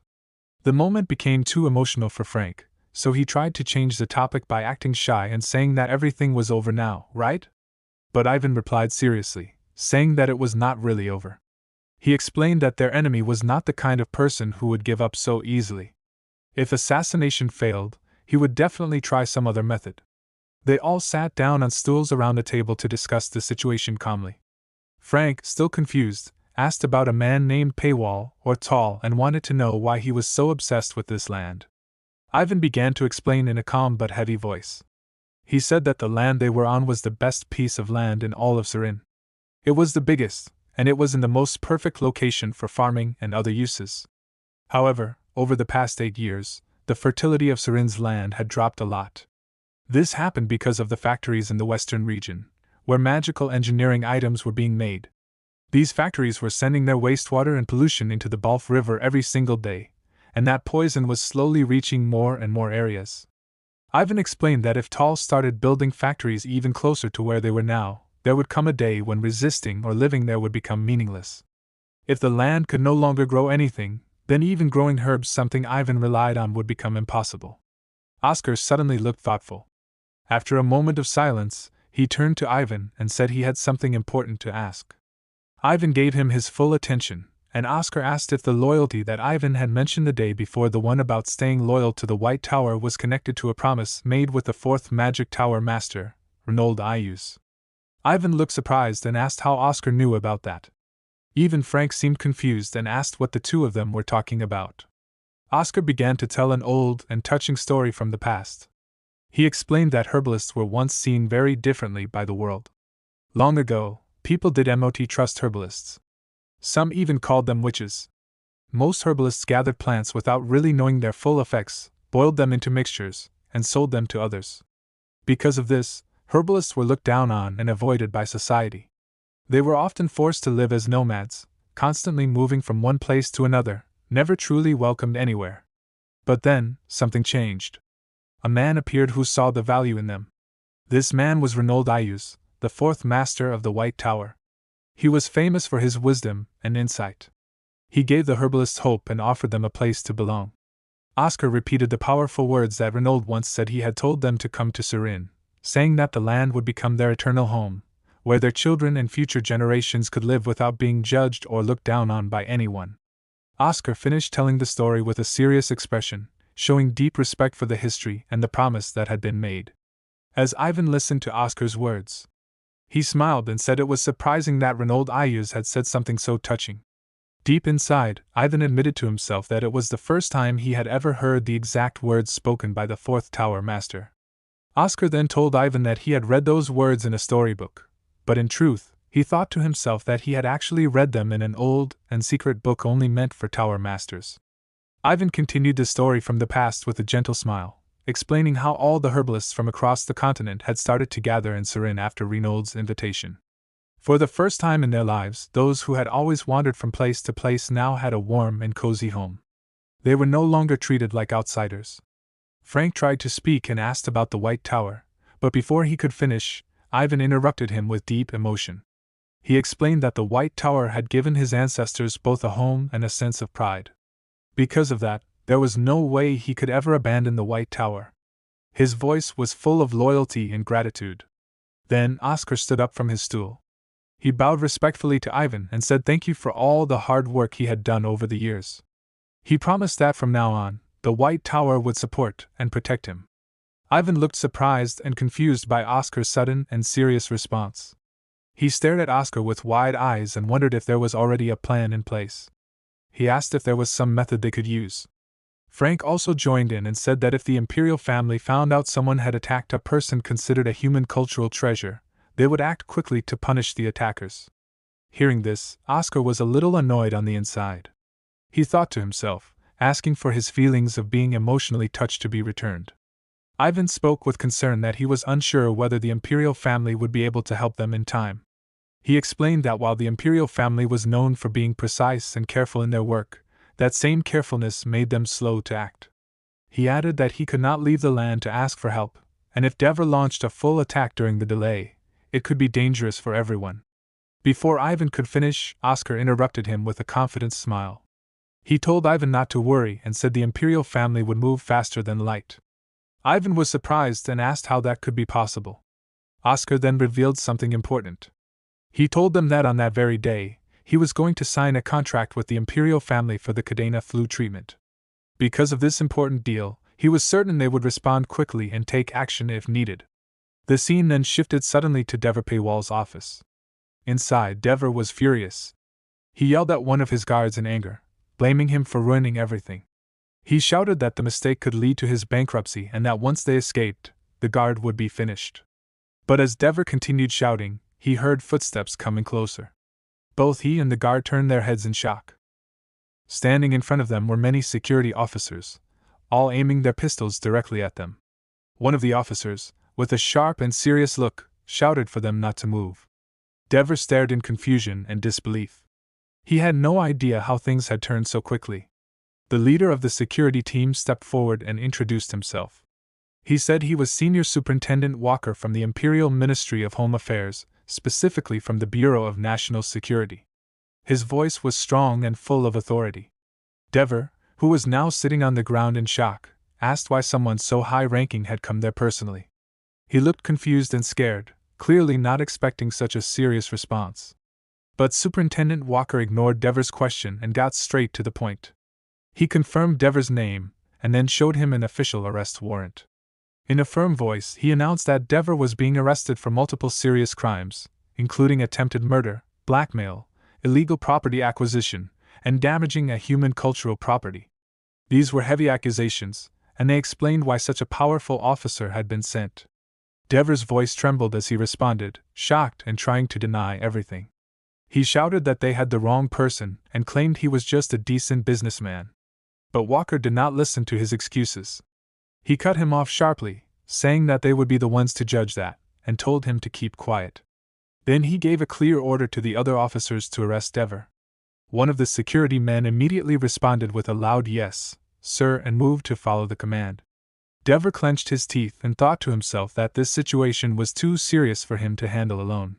He believed that if he could just contact a certain person, someone powerful who could help, he might still be able to escape. His mind was clearly racing for a backup plan. Then, his expression changed suddenly. Trying to act calm and confident, he smirked and pulled out a cigar. With a sly smile, he asked if they would at least give him time to smoke a cigar before they took him away. Dever tried to act confident, but the walker was not impressed. He looked at Dever for a moment, then turned to his team and gave a clear order to put Dever in handcuffs and drag him away. Dever began to shout desperately, claiming they were making a mistake. He warned them that someone powerful was behind him and asked if they even knew who that person was. With clenched teeth, Dever made a shocking claim. He said that the one backing him was none other than the Emperor himself, and then he asked if the walker thought someone else was more important than His Majesty. Despite his bold words, the security team stayed calm. One of the security men stepped forward, took the cigar from Dever's hand, and quickly locked the handcuffs around his wrists. Walker then held out his hand and asked for the cigar. When the security man gave it to him, the walker took a puff and made a cold remark. He said the criminal fool at least had good taste. It showed that he had no fear of Dever's threats, and was not the least bit impressed by his words. Both Dever and his guard were arrested. The guard tried to defend himself by begging and saying he had not done anything wrong, but it did not help. As they led the two men away, one of the security men turned to the walker and asked a question. He looked confused and asked who Dever really was, wondering why their team had moved so fast, all in just one day. He said it was the first time they had responded so quickly to a case like this. Walker answered with a serious expression. He simply said it was an order from above. Security man murmured to himself, repeating the words from above in surprise. Walker nodded and started walking away. Then he explained why. He said their emperor really loved the White Tower. As they were leaving, the security men, confused by what the walker had just said, asked politely what he meant. Walker replied calmly that it was a situation between adults, something not easily explained. But inside his mind, he had a more honest thought. He admitted to himself that he did not truly understand why the emperor loved the White Tower so much. He reflected on their past, thinking that while the White Tower had achieved great things long ago, that was already 20 years in the past. He used a sad image in his thoughts, thinking that even if you released a bird with broken wings from a higher place, it would still fall. The only difference would be how fast it hit the ground. To him, the White Tower no longer had the strength or right to be treated so specially. However, he did not say all of this aloud. Instead, he turned to the young guard and asked his name, Dolan, how old he was. Dolan answered that he was 23. Walker then said that 20 years ago, Dolan had only been 3 years old, while he himself had been 12. As he remembered that time, his thoughts became deeper. He recalled the moment in history when humanity gained real freedom after winning the war against the demons. Back then, the White Tower had been a powerful and respected force. They were heroes, and the people in power still remembered those times. While rubbing out his cigar in the ashtray, Walker thought that the higher-ups still held on to their old memories and hopes for the White Tower, even if the tower had lost its former strength. Their loyalty and expectations were rooted in the past. He did not fully agree, but he understood the emotion behind it. Then, snapping back to the present, Walker turned to the team and gave a final command. He told them it was time to go, adding that they had one more place to stop by. As the team started to wrap things up, Dolan looked surprised and raised his voice, saying he thought they were done for the day. Walker replied with a calm but firm voice that unfortunately, they were not finished yet. While walking behind the walker, Dolan asked what their next destination was. Walker gave instructions to the rest of the security team, telling them to handle the aftermath and then go home. The others nodded and gave him a salute before leaving. Then the leader answered Dolan's question. He said they were heading west, to give a direct order to the factories near the Gulf River. These factories had been illegally dumping pollutants, and now they would be stopped. While walking toward the exit, the leader had his own thoughts. He reminded himself that this part was not officially on the schedule. It was something he added himself. He did not know much about the White Tower, but he felt that Oscar Crushen and Frank Sirius deserved some kind of repayment for taking down the dangerous gunman Jack gang. So, this was his way of helping. Dolan, still tired and a little hungry, asked if they could stop to buy some food on the way. But Walker said no, they would eat after finishing their work. Dolan tried to resist and probably hoped to convince him, but he knew there was no use. Walker had already made up his mind. Then the scene shifted away from the streets and moved to the peaceful White Tower. There, Frank and Oscar were standing in the garden, enjoying the quiet. Frank raised his hands and cheerfully said it was finally over. Oscar looked at him with a smile and told him he had done a good job. Feeling happy and relaxed, Frank asked Oscar what he wanted to do next and suggested that they go out for some drinks. Oscar told Frank that he was on his way to report everything to the Vice Tower Master and asked if Frank wanted to come with him. Frank looked shocked and surprised. His eyes widened, and before he could answer, someone called their names from behind. It was an old man named Hamill, who had spotted them. He called out, asking if it was really Oscar and Frank he had seen. But Frank quickly responded, saying that he had something already planned. Without waiting, he rushed off toward the entrance of the White Tower, leaving Oscar standing there confused and unsure why Frank left so suddenly. Hamill reached Oscar and asked if he had just seen Frank. He wondered if his eyes had played a trick on him. Oscar replied honestly that he was right, it really was Frank, but he had suddenly run off like he had something urgent to take care of. Hamill laughed at that and jokingly said that it must have been something really urgent, though inside he knew he was only making a light joke. He continued talking, telling Oscar that once again, he had solved something big.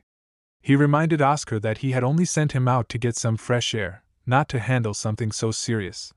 Finally, Hamel pointed in a certain direction and told Oscar that he would listen to the full report in his office. Oscar nodded and told Hamel that he was already heading to his office.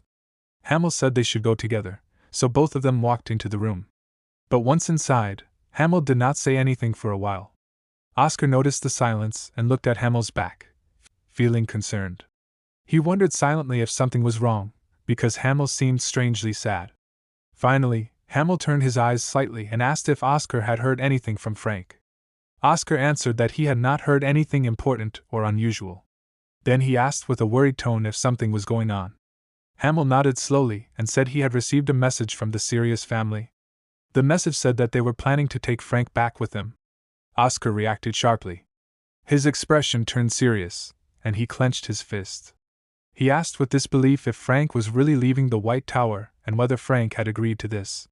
Hamel answered that he was not sure about the full situation. The Sirius family claimed that they had finished talking with Frank about it, but Hamel did not know the exact details. Oscar looked at him silently for a while, like he was trying to find the right words to say. The news hit hard, and a quiet tension filled the room. Frank was in his room, quietly folding his clothes and packing his things. While he worked, someone knocked on the door. Thinking it was Grank, he called out and told them to come in. But instead of Grank, Oscar rushed in and opened the door with a serious expression. He immediately asked Frank who Grank was, and questioned if Frank was really the youngest son of the greatest trading company in the empire, Frank Sirius. Frank realized Oscar had heard everything and admitted it. He called Oscar a fool for listening in, but also seemed a bit embarrassed. Oscar then asked directly if Frank was really leaving the White Tower. Frank answered honestly. He said he could not tell Oscar earlier because it was hard to say something like that while sober. That was actually why he had suggested they go out for drinks. He explained that he had to return to his position in the family business, help with the company work, and even get married. Oscar was surprised by the news of marriage and asked when Frank had started dating someone. Frank calmly explained while packing his folded clothes into a bag that the woman he was supposed to marry was apparently a good person. She came from a respected family, and that would be helpful for his own family. Oscar thought to himself that this sounded more like a strategic or arranged marriage than anything romantic. Still, he asked if Frank was really okay with it. Frank replied casually while placing his books into the bag. He said the woman was pretty nice and came from a good family, so why would he be okay with it? But behind his calm words there was a feeling that Frank was trying to convince himself as much as he was trying to convince Oscar. Oscar did not let the conversation end at marriage. He asked the real question: was Frank really giving up on magic? Frank replied in a defeated tone. He said there was not much he could do because his talent only reached a certain level. He admitted that, in the beginning, he thought he was special. He believed that if he joined the weakest of all the magic towers, maybe he could at least be the best there, the head of the snake, as he put it. But he quickly learned that wasn't the case.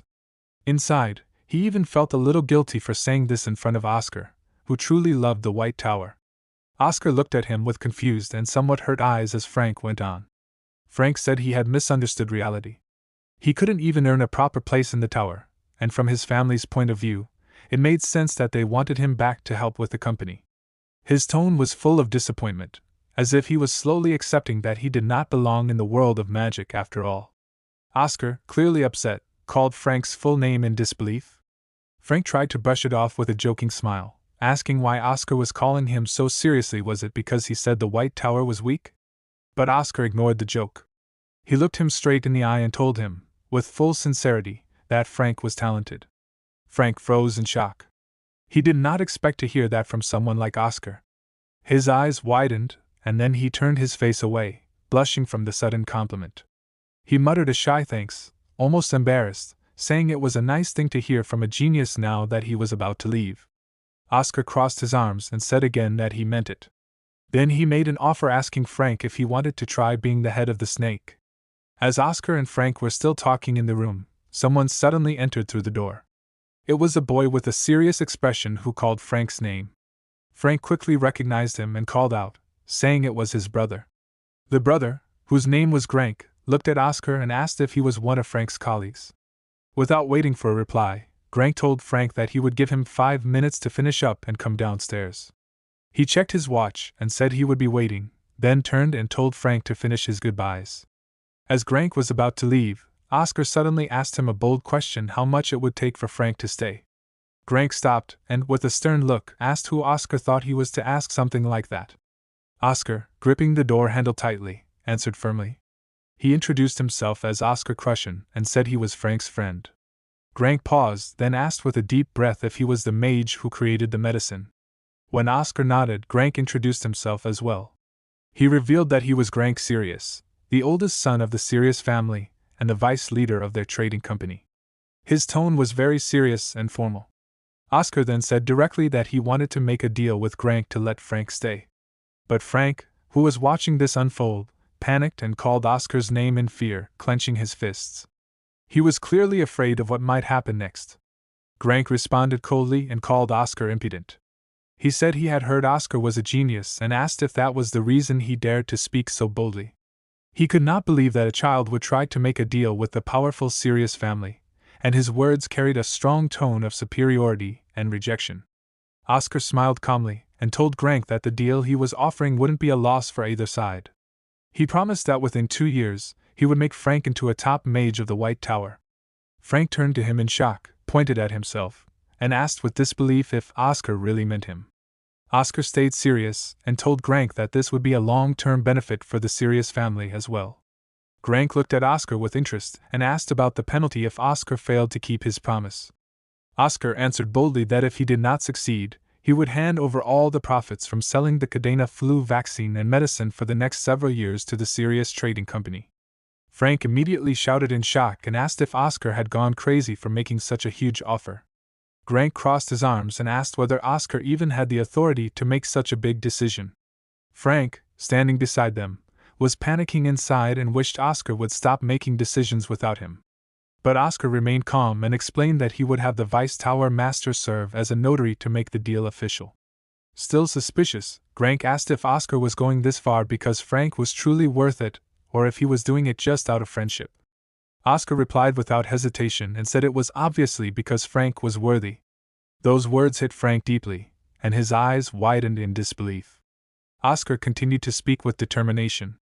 He told Grank that he planned to restore the White Tower's reputation to its former glory within 5 years at the latest. He explained that the medicine and vaccine he had developed were only the beginning, a loud announcement to the world that a new era for the White Tower was starting. Then Oscar grabbed Frank by the collar and declared that he needed Frank Sirius for this goal. He said Frank was someone essential for the vision he had for the new White Tower. Frank looked at him with confused and overwhelmed eyes, unsure how to respond. Grank, staying calm and serious, replied to Oscar that although he was young, a smart merchant would not miss a chance to use someone's youthful boldness to their advantage. He said he would accept Oscar's offer but wanted to add a condition. Oscar protested and said his offer was already good enough. Grank agreed that it was indeed generous, but he pointed out something important: especially humans value trust more than just money. He explained that he never made deals with just anyone and wanted Oscar to prove himself. He challenged Oscar to fight one of his guards, a level 5 knight, the next day at noon. If Oscar could prove his strength in that battle, Grank would accept the deal. Oscar was frustrated and pointed out that he was only a level 2 mage, so it was an unfair match. Grank realized that and added a restriction: his knight would not be allowed to use sword chi during the fight. This way, the match would be more balanced, and Oscar would have a chance to prove his worth. Oscar thought to himself that Grank was clearly trying to say he had no intention of giving Frank up. He guessed that the family involved in the arranged marriage must have been very powerful and important. As Grank turned to leave, he told Oscar they would meet again at noon. If Oscar did not show up, Grank would assume he had given up on the deal. Oscar understood that this was a serious test and thought about how difficult it would be to fight a level 5 knight, even for someone skilled like him. While Oscar was still lost in thought, Frank suddenly shouted with wide eyes, asking what Oscar planned to do. Frank warned him that there was still time to speak and possibly cancel the deal.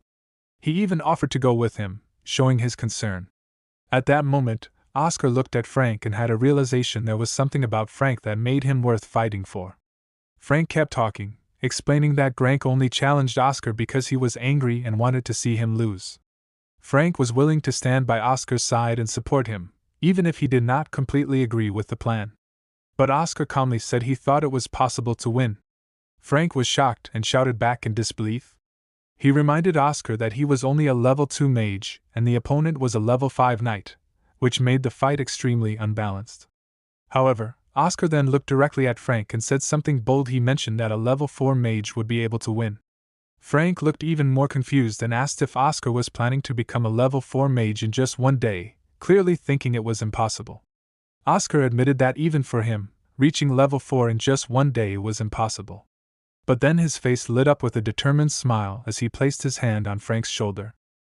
He said it was possible to help a mage who had plateaued just below level 4 to break through. Frank looked at him with confused eyes, not sure what Oscar meant. Oscar explained further, saying that Frank's brother never actually said Oscar had to win the fight himself, just that he had to prove his abilities. And Oscar knew exactly how to do that. He told Frank with strong confidence that he would make him a level 4 mage and asked him to fight in his place. The scene shifted to the training room on the 40th floor. Frank and Oscar stood in front of each other. Frank looked nervous and admitted that he was not sure they could do it in one day. He explained that he had tried for years without success. But Oscar responded with confidence and told him to believe in him completely. Frank said of course he trusted him. Then Oscar began guiding the training.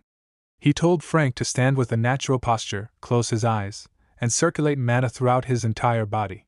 Frank followed his instructions carefully, and soon his body began to glow faintly with mana, showing that something was starting to change inside him.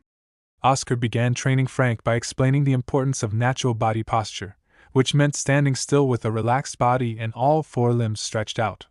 This posture was not as fast at moving mana as the lotus position, but it helped show the body's usual habits and how it handled energy normally.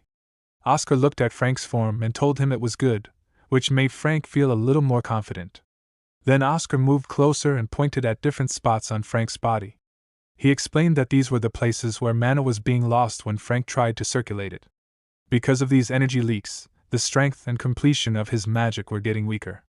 Frank, still learning, asked in surprise if all geniuses could see these weak spots. Oscar calmly replied that no, only he could see them.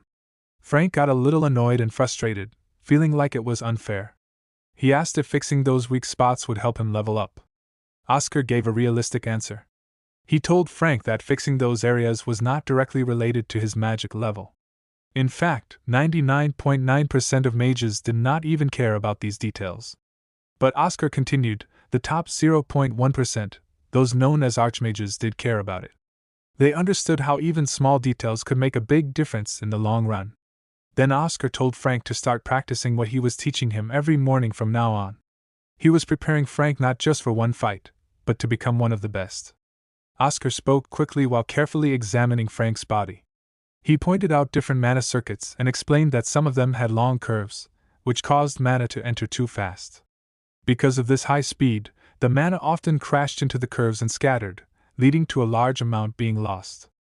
Oscar told Frank to control the speed when mana entered and to be more mindful. Then he showed another area where the mana was moving too slowly and said it needed to be pushed faster. He also pointed out one circuit with 6 entry points and explained that the mana should be divided into 6 separate streams.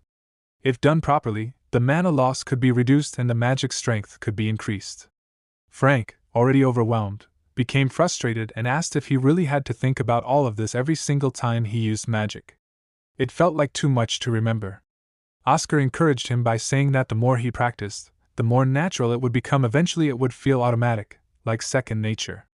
Frank looked at his own hand and asked if that was really all he had to do. But Oscar shook his head and said no.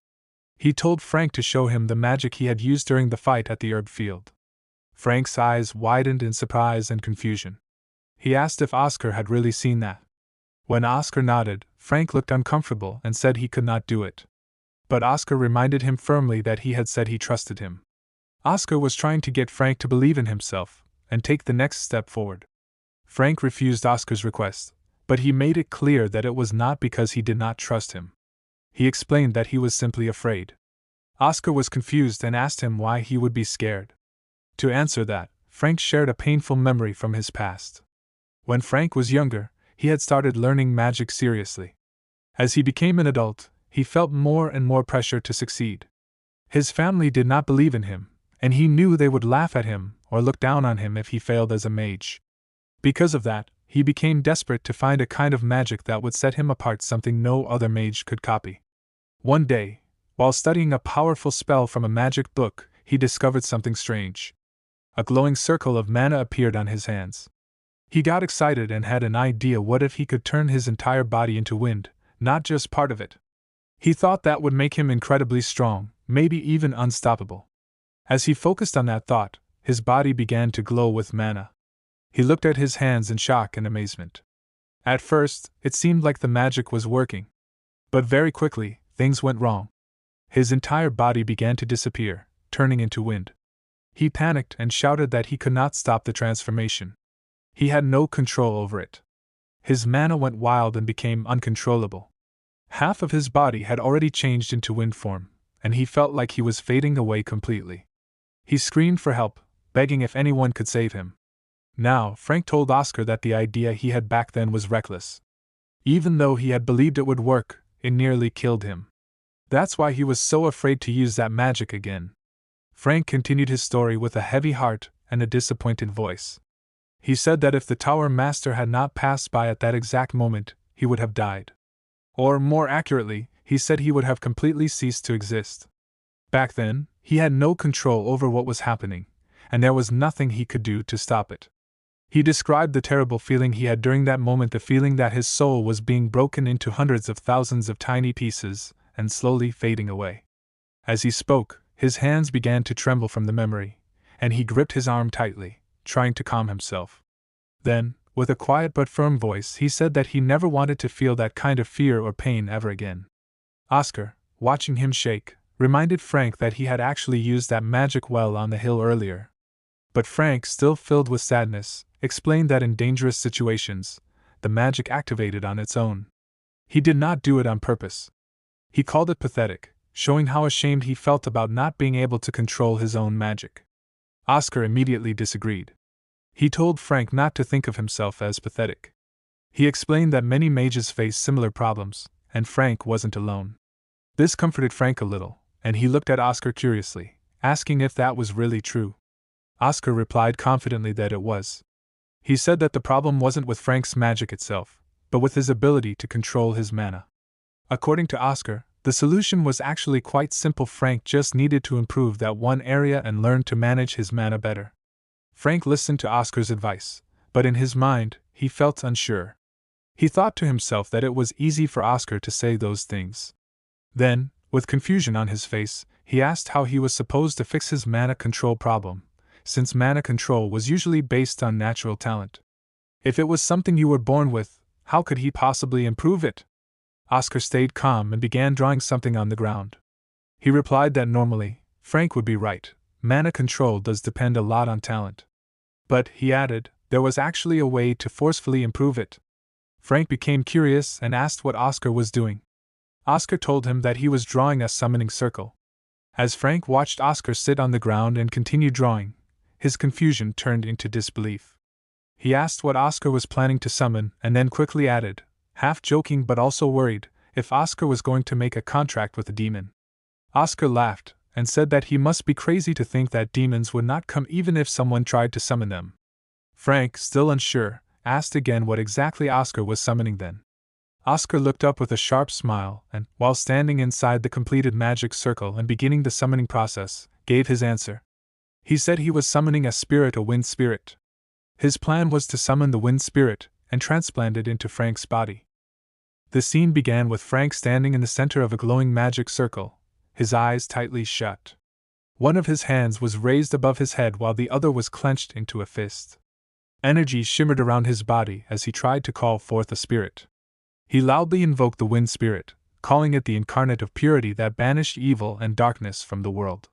He introduced himself as Frank Sirius, a human who sought truth, and asked the spirit to appear before him in accordance with the ancient pacts made at the beginning of time. After finishing the chant, Frank opened his eyes and stood silently, waiting for something to happen. As moments passed with no result, he looked confused and muttered that it was not working. Oscar, standing nearby, bluntly commented that Frank's affinity with spirits was terrible. Frank insisted that he had felt a bit of wind just a moment ago. Oscar casually replied that the wind he felt had only been his sigh. Disappointed, Frank clenched his fists and looked down. Oscar, seeing this, tried to comfort him, telling him not to feel too bad because only a very small number of humans had a natural affinity with spirits. Frank then asked if that meant he was doomed from the beginning. He wondered how he could possibly control his mana if he could not even summon a spirit. Oscar, keeping a calm expression, told him it was fine and that there was another way. In his mind, Oscar recalled a special spirit summoning ceremony that he had learned during a visit to the kingdom of the elves in a past life. This hinted that Oscar had hidden knowledge and possibly a mysterious past that might help Frank in a different way. Oscar remembering something from his past. He recalled the moment when he had once told a man that he was not planning to make a contract with the spirit. The man had simply smiled and replied that it was fine. Now, in the present, Oscar thought about how the elves had once encouraged him to try spirit summoning. He had tried it just for fun back then, and surprisingly it had worked. He felt confident that something which worked once could work again. After all, the elves had even told him that he was the first human summoner in 118 years, which made the memory feel even more special and meaningful to him. Frank, still unsure and frustrated, asked what he should do next. He wondered if he should repeat the summoning chant again. But Oscar moved calmly toward the magic circle drawn on the ground and told Frank to step aside. He said he would try it himself.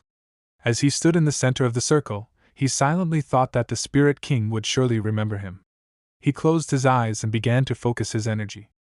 In his mind, he pictured the place where he had first succeeded in summoning a spirit. It had not been this lonely and cold training room, but the front of a magnificent and ancient world tree. That place had been full of life and magic. Now, standing in the circle, Oscar called out to the spirit again. As he did, a white energy began to glow around his body. He firmly called for the spirit of wind to come to him. Suddenly, a powerful gust of wind exploded through the room. Frank had to cover his face with his arms as he struggled to stand against the pressure. Shocked, he shouted, asking if Oscar had actually succeeded on the first try. The wind roared around them, a clear sign that Oscar had indeed summoned a spirit. Suddenly, a giant spirit appeared in front of Oscar. The spirit looked like an old man with a strong and wise presence. He crossed his arms and looked down at Oscar with serious eyes. He asked if it was really a human who had called him. Then he said it was the first time in 27 years that someone had summoned him. Oscar, confused by the number, realized that he had also been the one who called the spirit 27 years ago, likely during his past life. Still surprised, he replied that he wanted to make a contract with the spirit and asked if anything was needed, like a written agreement. The spirit, however, sat down on the ground and leaned closer to Oscar. He spoke with a warm and noble tone. He said that something as formal as a written contract was not necessary. Instead, he asked Oscar if he would be willing to form a connection of friendship with him. He introduced himself as Celestin, the highest-ranking spirit. Oscar stared at him, unsure for a moment. Then he gave a completely unexpected answer. He said no. Both the Celestin and Frank looked at Oscar with shock and confusion. But Oscar quickly explained. He said that he should have started with this point from the beginning. Then he smiled gently and pointed toward Frank, who was standing behind him. Oscar told the spirit that he did not need a spirit himself. He had summoned Celestin because Frank needed one. Frank's eyes widened with shock. He had never expected Oscar to go this far for him. The scene then shifted to the next day. The setting was bright and lively as the sun shone over the dueling hall. There, Grank and his knight stood in front of Hamel and Oscar. Grank looked at Hamel with a confident smile and asked if he had slept well, calling him the Vice Tower Master. Hamel stood with his hands behind his back, replied that it was the same as always, showing his usual calm attitude. Grank then asked if Hamel's presence meant he had agreed to the deal they had discussed. Hamel nodded and confirmed it. He said that he had many concerns at first, but in the end, he had decided to agree. He explained that the inventor of the cure was too stubborn, suggesting that Oscar's determination had influenced his decision. As Hamel spoke, Oscar stood silently with a confident and firm smile. Grank seemed satisfied and said he would gladly accept the deal. Then he introduced the knight who would be fighting on his behalf.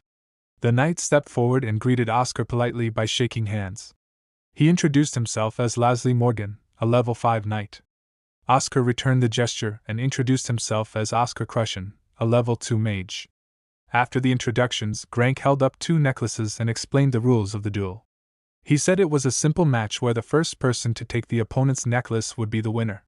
If 5 minutes passed without either side winning, then they would accept it as a loss for their team. Oscar took the necklace that Grank handed to him and smiled. He said that the rules sounded good, and that they should begin the match. Grank then added one last note. He said that if anyone wanted to suspend the duel during the fight, they could raise their hand to stop it. Then he looked at Oscar's outfit and asked if he would be okay fighting in it, saying it looked very uncomfortable. Oscar wearing an outfit with long flapping sleeves and a loose hood that moved with the breeze. When Grank questioned, Oscar smiled and replied that it was fine because he was not going to be the one fighting. His answer caused some surprise, and before anyone could respond, the sound of footsteps echoed across the hall. Everyone turned to look. Frank appeared at the entrance, walking toward them with a serious expression. He wore a comfortable and proper outfit for combat, and his fists were clenched with determination. Grank stared at him in shock and said Frank's name out loud, clearly not expecting him to show up. Then, turning to Oscar, he demanded an explanation and asked what was going on. Oscar, still smiling, explained the situation. He said that Grank had asked him to prove his ability, but never said that he had to fight personally. He told everyone that he had trained Frank the previous day and taught him many things. Frank stood quietly beside him, showing that he was ready for the challenge. Grank sighed and admitted it was his mistake for not adding a rule that Oscar had to fight himself. However, he quickly warned them that they would not go easy just because Frank was the one stepping into the match. Before Grank could finish speaking, Oscar calmly interrupted him. He handed the necklace to Frank and explained that this decision was not about avoiding the fight. He simply believed that a level 4 mage had a better chance of winning than a level 2 one. This statement left Grank stunned. He clenched his fist and asked how it was possible that Frank had reached level 4, since he had only been level 3 the day before. Oscar placed his arm around Frank's shoulder in a friendly way and smiled teasingly. He said that if he wanted to turn Frank into a top mage in 2 years, then he had to show this level of ability. It was clear that Oscar was proud of Frank and had full confidence in him. Grank, now taking things seriously, turned to his knight and gave a strict order. He told Laszlo not to go easy on Frank. Laszlo replied respectfully that he understood. Oscar then gave Frank a strong pat on the back to encourage him. He told him not to be scared and reminded him that if he simply followed the instructions from their training the day before, he would definitely win. Frank nodded silently, then turned his head slightly, full of determination. As he walked toward Laszlo, he said that he would be back soon. Laszlo greeted Frank politely with a respectful bow and said it had been a while since they last met. Frank nodded and addressed him respectfully as Sir Laszlo. Grank, acting as the referee, raised his voice and gave the signal for the duel to begin. As the duel started, Frank and Laszlo stood facing each other. Frank carefully watched Laszlo and quickly measured the distance between them. He calculated that there were exactly 20 meters separating them, which was perfect for his plan. Laszlo then drew his sword and held it tightly, ready for combat. Frank's eyes widened as he felt the pressure coming from Laszlo. He was shocked. Even though Laszlo had not used sword chi yet and was still at a distance, his presence alone was incredibly heavy and powerful. Frank realized just how strong a level 5 knight truly was. Laszlo pointed his sword directly at Frank and stated that this was the class of a level 5. Frank started to feel overwhelmed. His voice trembled in his thoughts as he asked himself if he should give up now. He even began to raise his hand, ready to surrender. But then his eyes met Oscar's. Oscar was looking straight at him, calm but full of quiet support. That one look made Frank stop. Slowly, he lowered his hand again.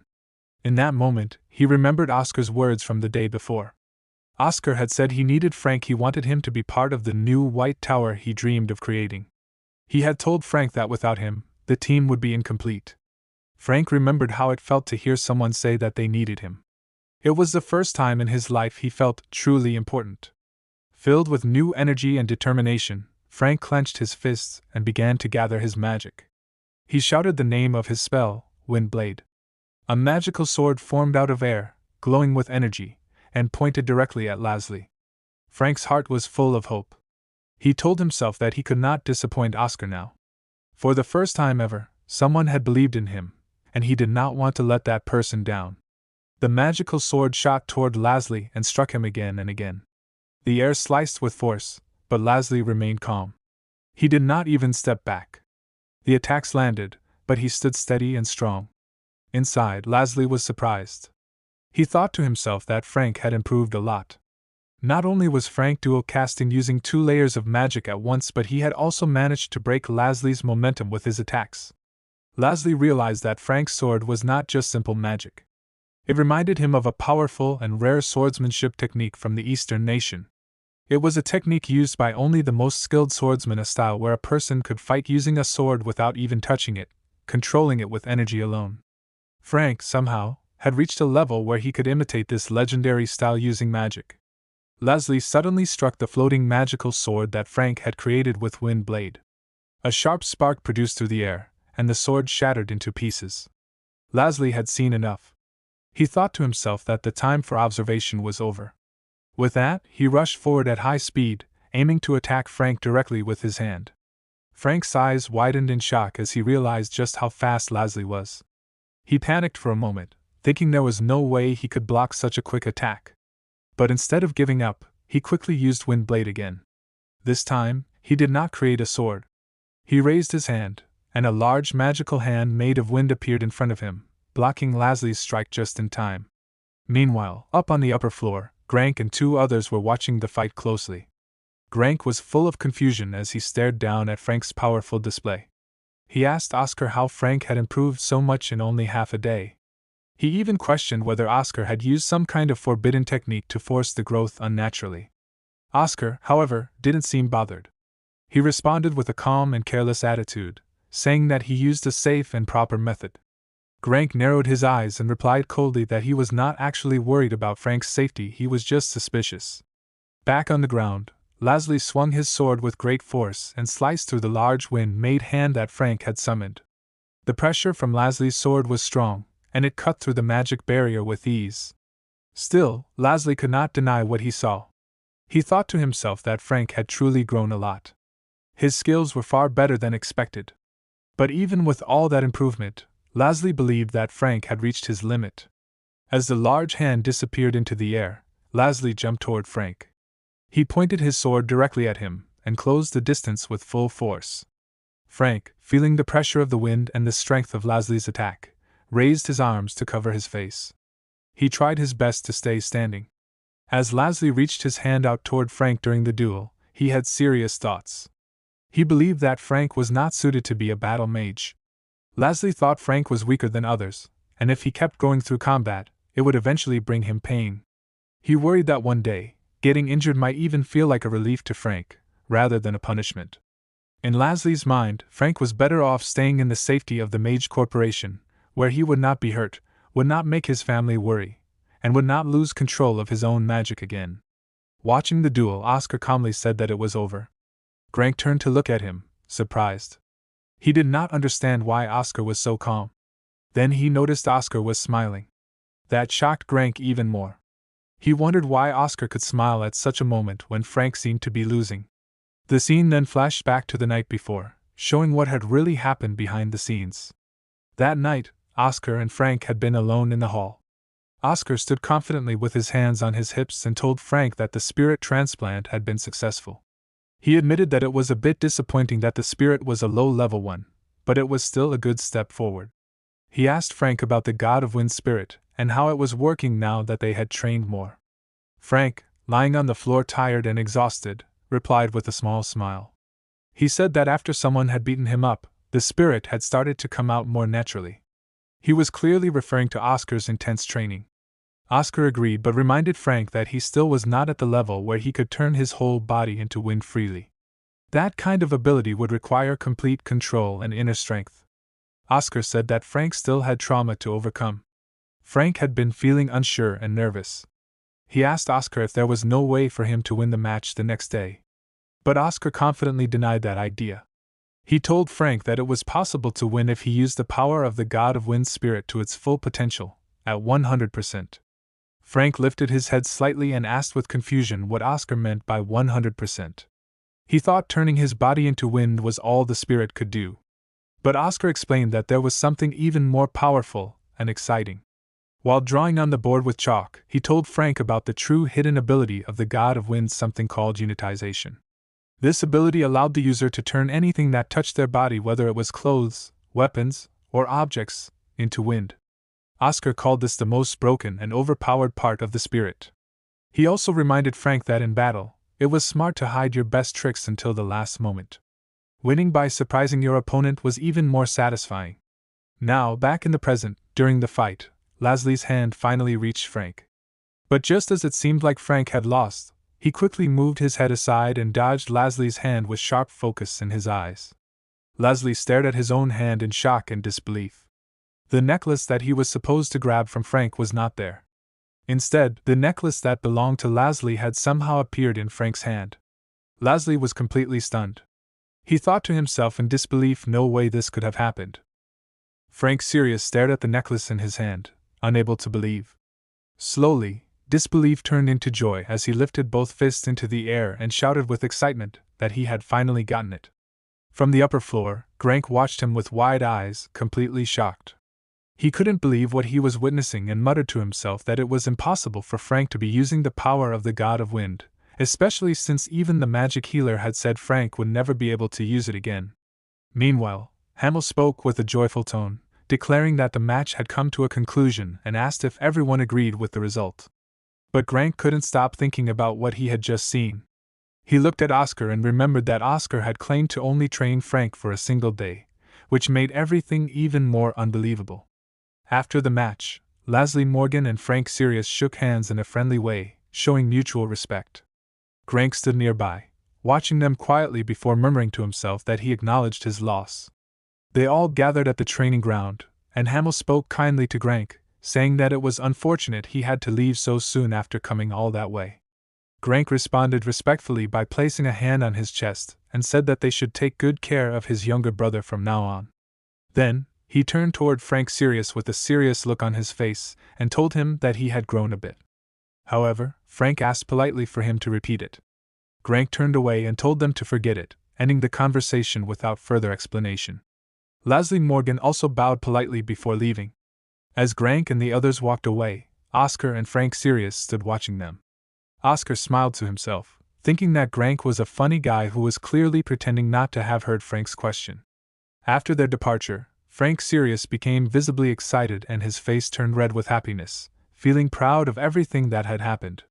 The next day arrived, and Frank Sirius followed Oscar to a new location. When they reached it, Frank stared at the place with wide eyes and asked in surprise if this was really the entrance to the training room. Oscar simply nodded. But Frank could not believe what he was seeing. He pointed at the old, eerie-looking door and shouted in shock, saying that it looked more like the entrance to a basement prison than a training room. Oscar explained calmly that it had been used as a prison hundreds of years ago, so Frank wasn't completely wrong to think that. Still, Frank Sirius felt confused and upset. With his eyes wide, he shouted again, asking why he was being sent into isolated training when he hadn't done anything wrong. Oscar explained that it wasn't punishment. In fact, the Vice Tower Master had given the order personally, which meant he had very high hopes for Frank and saw great potential in him. But this only made Frank more frustrated. He grabbed his head with both hands and shouted that if they had such high expectations, why were they locking him away in isolation? He also complained that he had only rested for one day after the last battle. Oscar, staying calm, pushed Frank gently toward the door and told him to think positively. He reminded him that he still needed time to adjust to the spirit inside him and to organize everything he had learned while advancing through level 4. Frank Sirius took a few deep breaths and admitted that what Oscar said made sense, but he still felt nervous. Before he could finish speaking, Oscar interrupted him and told him not to act like a baby, adding that he was not going to die. Frank looked at Oscar with tearful eyes, wanting some reassurance, and asked softly if that was really true. Oscar nodded and replied that it was, and then casually mentioned that he would be closing the door now.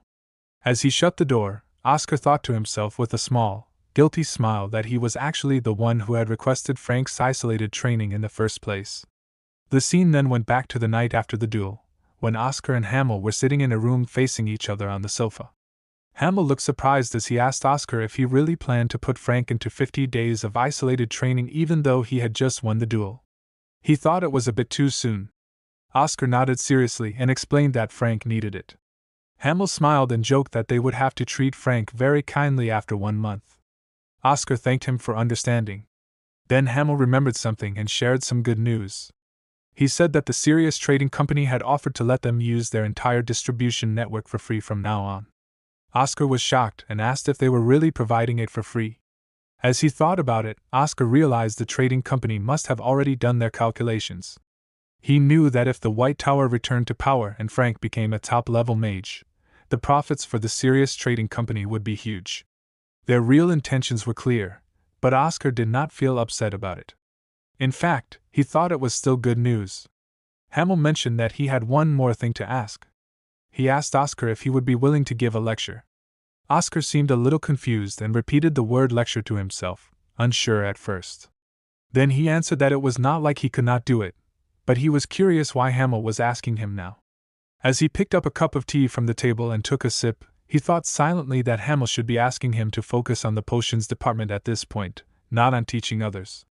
After placing the cup back on the table, Oscar asked if there was a specific reason the White Tower mages suddenly needed to grow stronger in a short amount of time. Hamel smiled and praised Oscar for understanding quickly.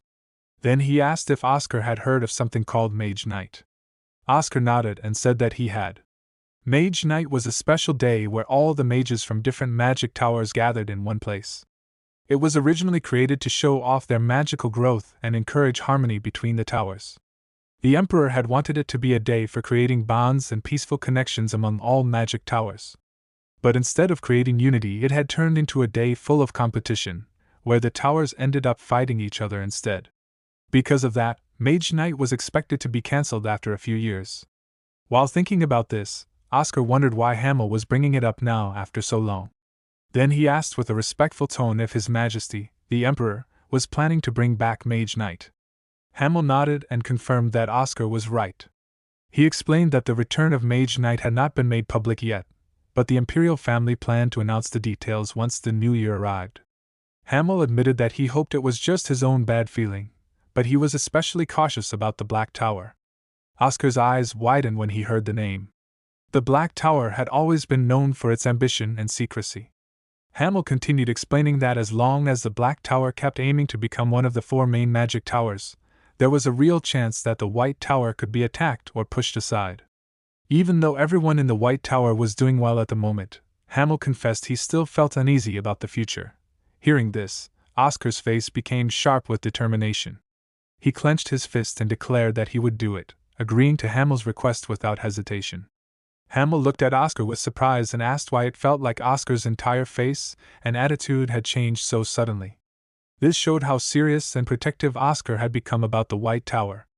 The scene then shifted to the 36th floor of the Magic Tower campus. Oscar walked through the hallway, deep in thought. He couldn't stop thinking about the threat from the Black Tower.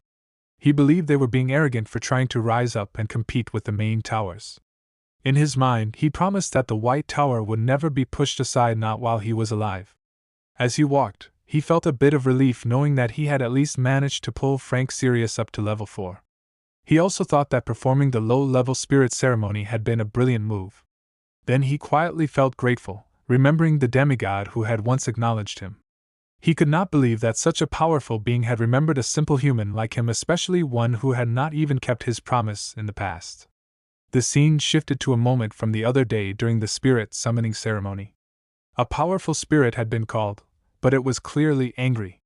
The spirit shouted with rage, demanding to know who would dare summon a spirit just to make a contract on behalf of someone else. It was furious, unable to believe what had happened. Oscar tried to calm the spirit down, but it did not help. The spirit kept shouting, pointing at Oscar and asking how it was supposed to calm down in such a situation. Then Oscar spoke firmly, and called out a name Salafrian of silence. He told the spirit to inform her that the white mage had returned. Hearing that name made the spirit even more shocked. It shouted with sharp eyes, demanding to know who Oscar really was. It could not believe that a mere human would dare speak the name of the Spirit King, or get the Spirit King to give an order. The spirit questioned how someone like Oscar could hold that kind of authority. Oscar replied calmly, saying that telling the truth would ruin the fun. Then he asked again if the spirit could do what he asked or not. After a moment, the large and powerful spirit sat down on the ground, finally calming a bit. It said that permission had been given, but the situation would not involve a full contract, it would just be a simple transplant. Oscar smiled and said that was enough, and thanked the spirit for helping. Before leaving, the spirit gave Oscar a message. It said that she, the one Oscar referred to earlier, had told him not to forget his old promise. As Oscar stood later in front of a large door, he thought to himself with a serious expression. He promised not to worry and said he would definitely keep his promise this time. In his thoughts, he explained that he had died suddenly in his past life and could not keep that promise then. But he remembered how many White Tower families had been saved thanks to her help.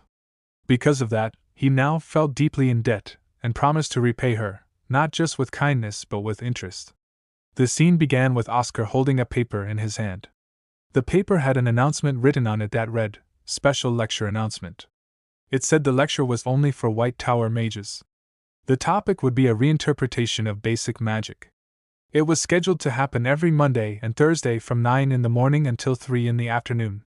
The location was the 36th floor of the main building, in lecture room number 4. As Oscar read it, he smiled to himself and thought that before starting this new responsibility, he needed to take care of his family a little more. The scene then shifted to the lecture room. A group of young mages had already gathered, and the mood was light and curious. One younger mage, speaking in a teasing tone, joked with Oscar that he recognized many of the faces there, and thought they had all disappeared or even died, since he had not seen them in a long time. He also looked around and noted that it seemed like the class was only for mages up to level 3. He did not see any high-level mages attending. A girl mage sitting at her desk, with both hands placed in front of her, responded calmly. She guessed that maybe it was because the lecture was only about basic lessons, and that the intermediate-level mages were probably too busy to come. Another girl with red hair joined in. She seemed more excited and spoke while clenching her fists. She said it must be true that the White Tower now had more money.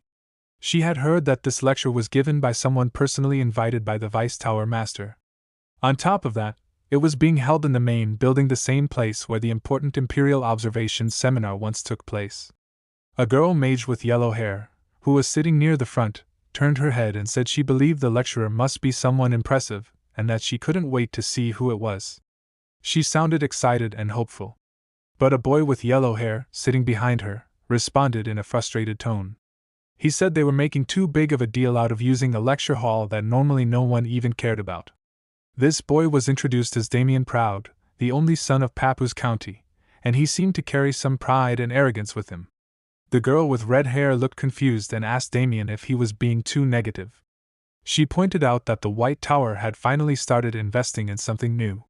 But Damien remained unimpressed. He replied with a careless attitude, saying that if it really was a proper investment, they would have prepared a high-level lecture like the ones offered in the other 4 magic towers. Instead, this was only a reinterpretation of basic magic, which did not sound exciting to him at all. He also mentioned that among the 32 low-level mages in the tower, only one had not shown up. That fact, according to him, proved how unimportant the lesson was. He added that if this lesson was truly amazing, then even the noble level 2 genius would have come to attend. While they were all still talking and sharing their thoughts, a sudden voice cut through the room and shouted, telling them to stop the chatter. At the same time, a magic technique was used. Sound binding the entire hall became silent. Everyone froze in shock, unable to speak or even hear properly. It was a powerful silence spell that caught them all off guard. Damien, especially surprised, clutched his throat and thought to himself in panic that he could not hear anything. He started to believe that the entire room had gone silent using magic. In his thoughts, he questioned if this was some kind of silent spell, because he had never experienced something like this before. Just as the silence spell filled the room, the door opened and someone stepped inside. It was Oscar. He walked in calmly and said it was nice to meet everyone. He introduced himself as the lecturer who would be teaching the reinterpretation of basic magic course, and said his full name, Oscar Crushen. The students were all shocked. Their eyes widened, and many of them had the same thought: how could a level 2 mage be their lecturer? To them, it did not make sense. They had expected someone much more experienced or powerful. Oscar noticed their reaction and continued speaking. He calmly said that he was sure many of them felt disappointed that he was the one giving the lecture. The students silently agreed with him in their minds. Some of them thought he must at least be self-aware. but others felt frustrated. They believed it was wrong for a lower-level mage to be given the role of a teacher, even if Oscar was technically their senior. A few students also assumed that Oscar had used the silence spell earlier because he felt guilty or nervous and did not want to hear them criticize him. Some even wondered to themselves what kind of spell he had used to silence the entire hall. But then Oscar surprised them again.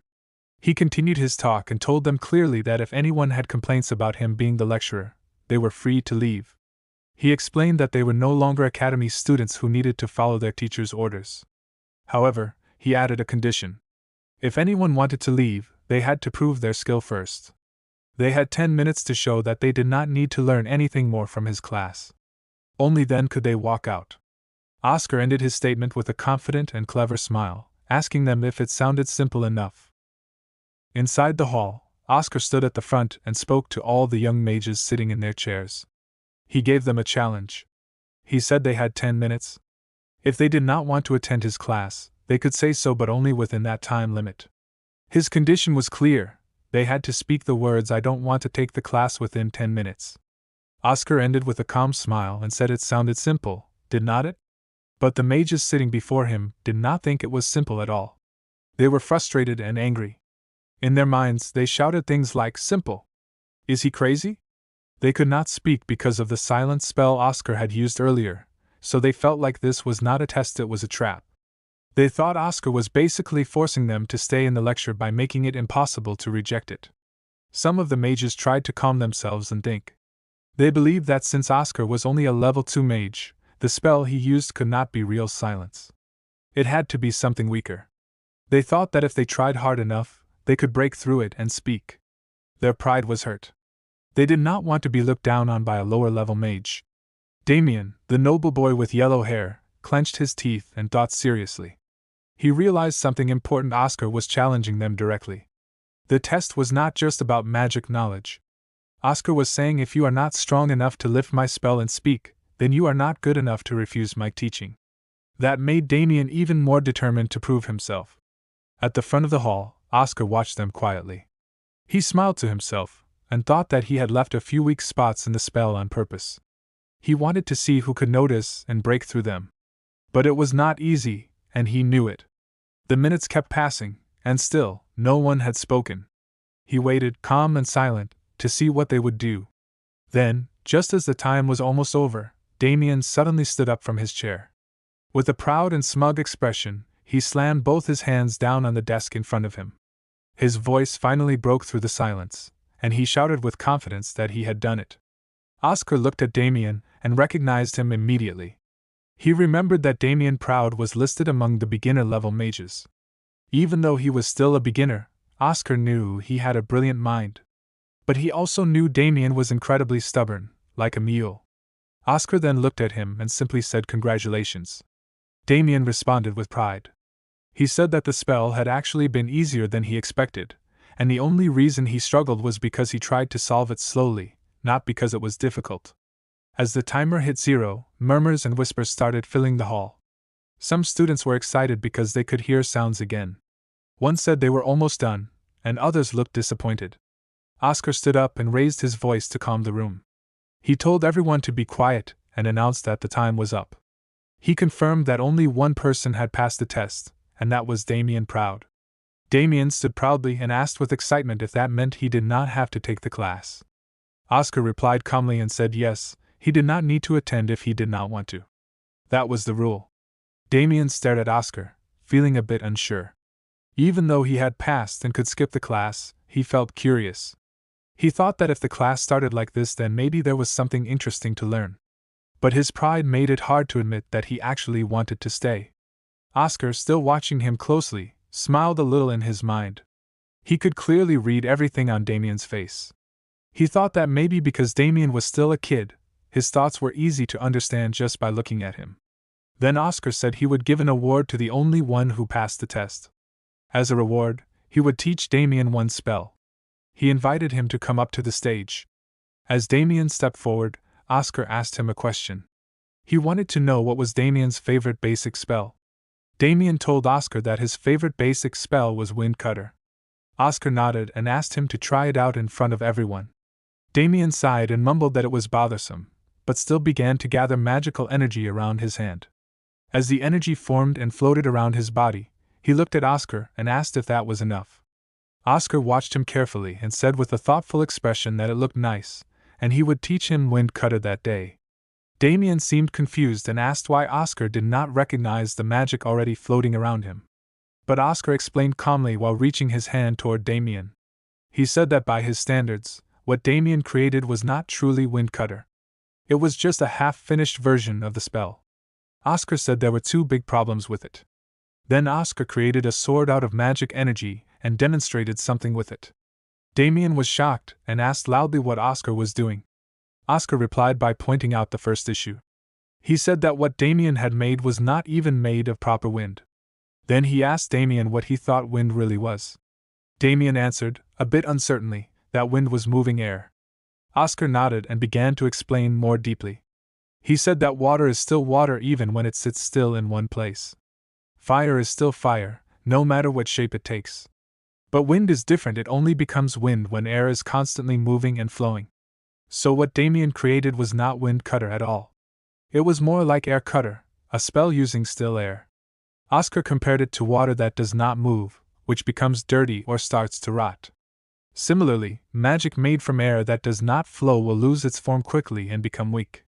Oscar reminded Damien and the class that the White Tower specialized in wind magic. That meant their magic needed to flow continuously. If not, as Oscar showed in his earlier demonstration, it would always be broken and destroyed easily. Damien looked at Oscar and asked what the second problem with his spell was.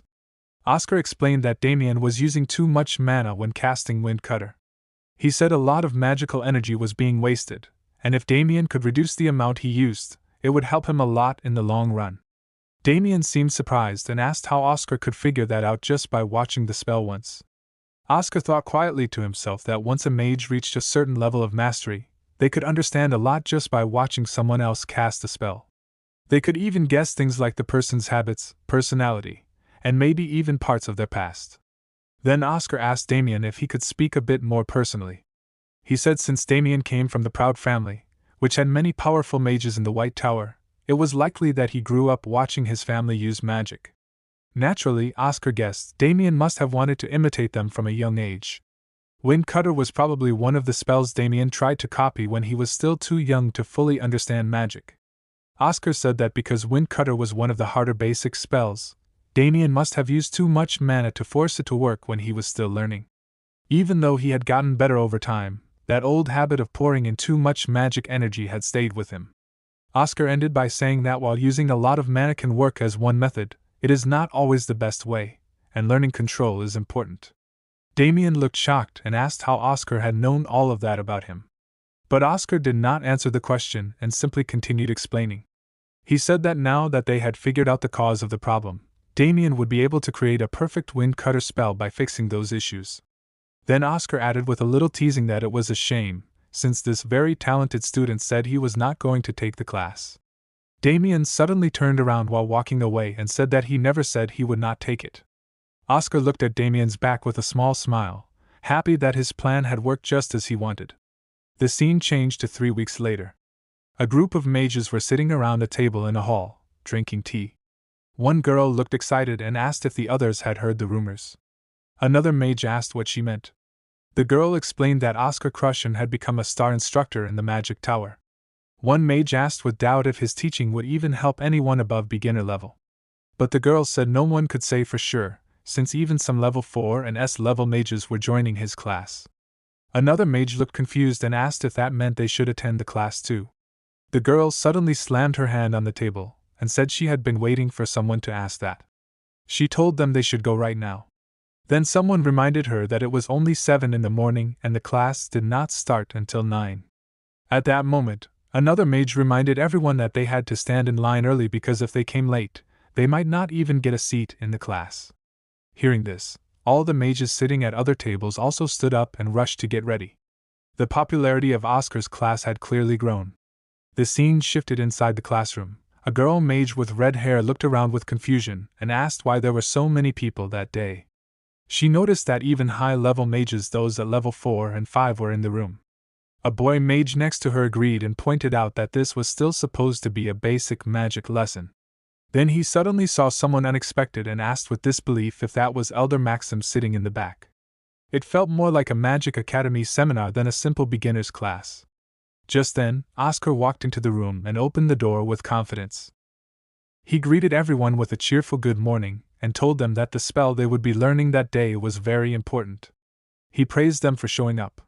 The mages felt excited again and clenched their fists, ready to learn something great. Then Oscar said something unexpected. He told them that the most important spell for any mage to know and understand was wind. The students' excitement quickly faded. Many looked disappointed and confused. A girl mage thought to herself with frustration that wind was the most basic of all spells.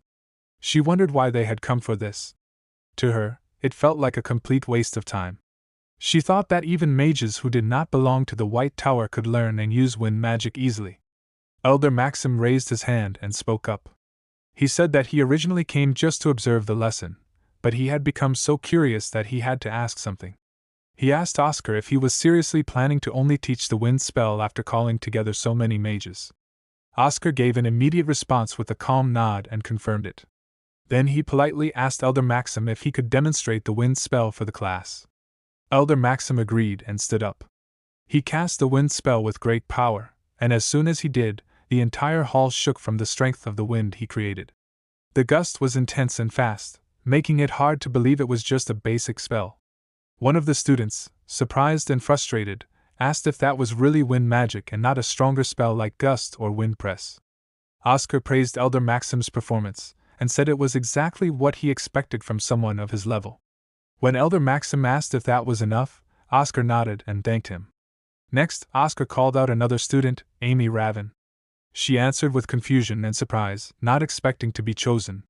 She felt nervous and thought there were many people better than her, but Oscar had called her name. She stepped forward, shouted the name of the spell, and cast her version of wind magic. As Amy performed the spell, a gentle and warm breeze spread through the classroom.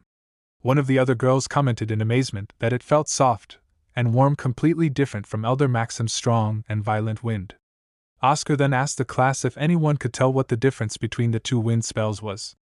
One of the students replied that the main differences were the force, the range, and the temperature of the wind. One of the students replied that even the vibe of the wind spells felt different. Then a girl with brown hair added that it was because of the temperament of the mana. Oscar turned to her and said she was correct, calling her by name, Veronica Fricks. She was shocked and looked at him with wide eyes, surprised that he knew her name. Oscar continued his explanation with a gentle smile, saying that, just as Veronica had pointed out, the big difference between Elder Maxim's and Amy Raven's spells came from the temperament of the mana they used. Oscar explained that even though both spells followed the same process from forming the spell to casting it, the results were completely different. One felt like the hot wind of a desert, while the other felt like the soft breeze of spring. He pointed out how fascinating it was that two spells with the same structure could have such a wide gap in feeling and effect. The difference was so strong that it almost felt like they were not even the same spell. Then Oscar turned to the board and asked the class another question. He wanted to know who understood what the temperament of mana really meant. One student raised a hand and answered by mentioning the 4 types of mana: enhancement, acceleration, balance, and special.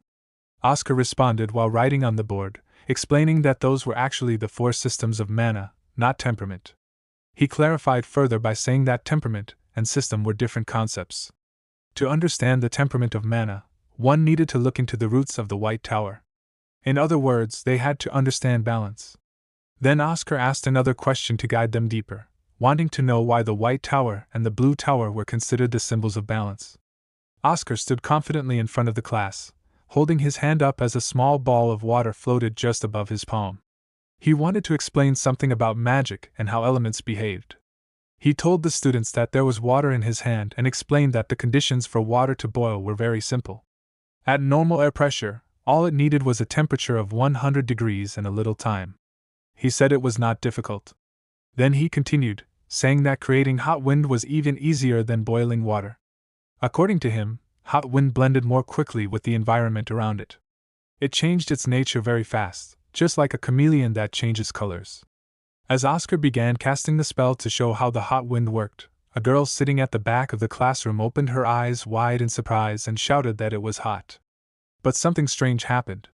The students sitting in the front rows suddenly felt very cold instead. They started shivering and said that it was cold around them. The whole class became confused because the effect of the spell seemed different for each part of the room. Oscar explained something very important about wind magic. He said that wind was the freest of all elements.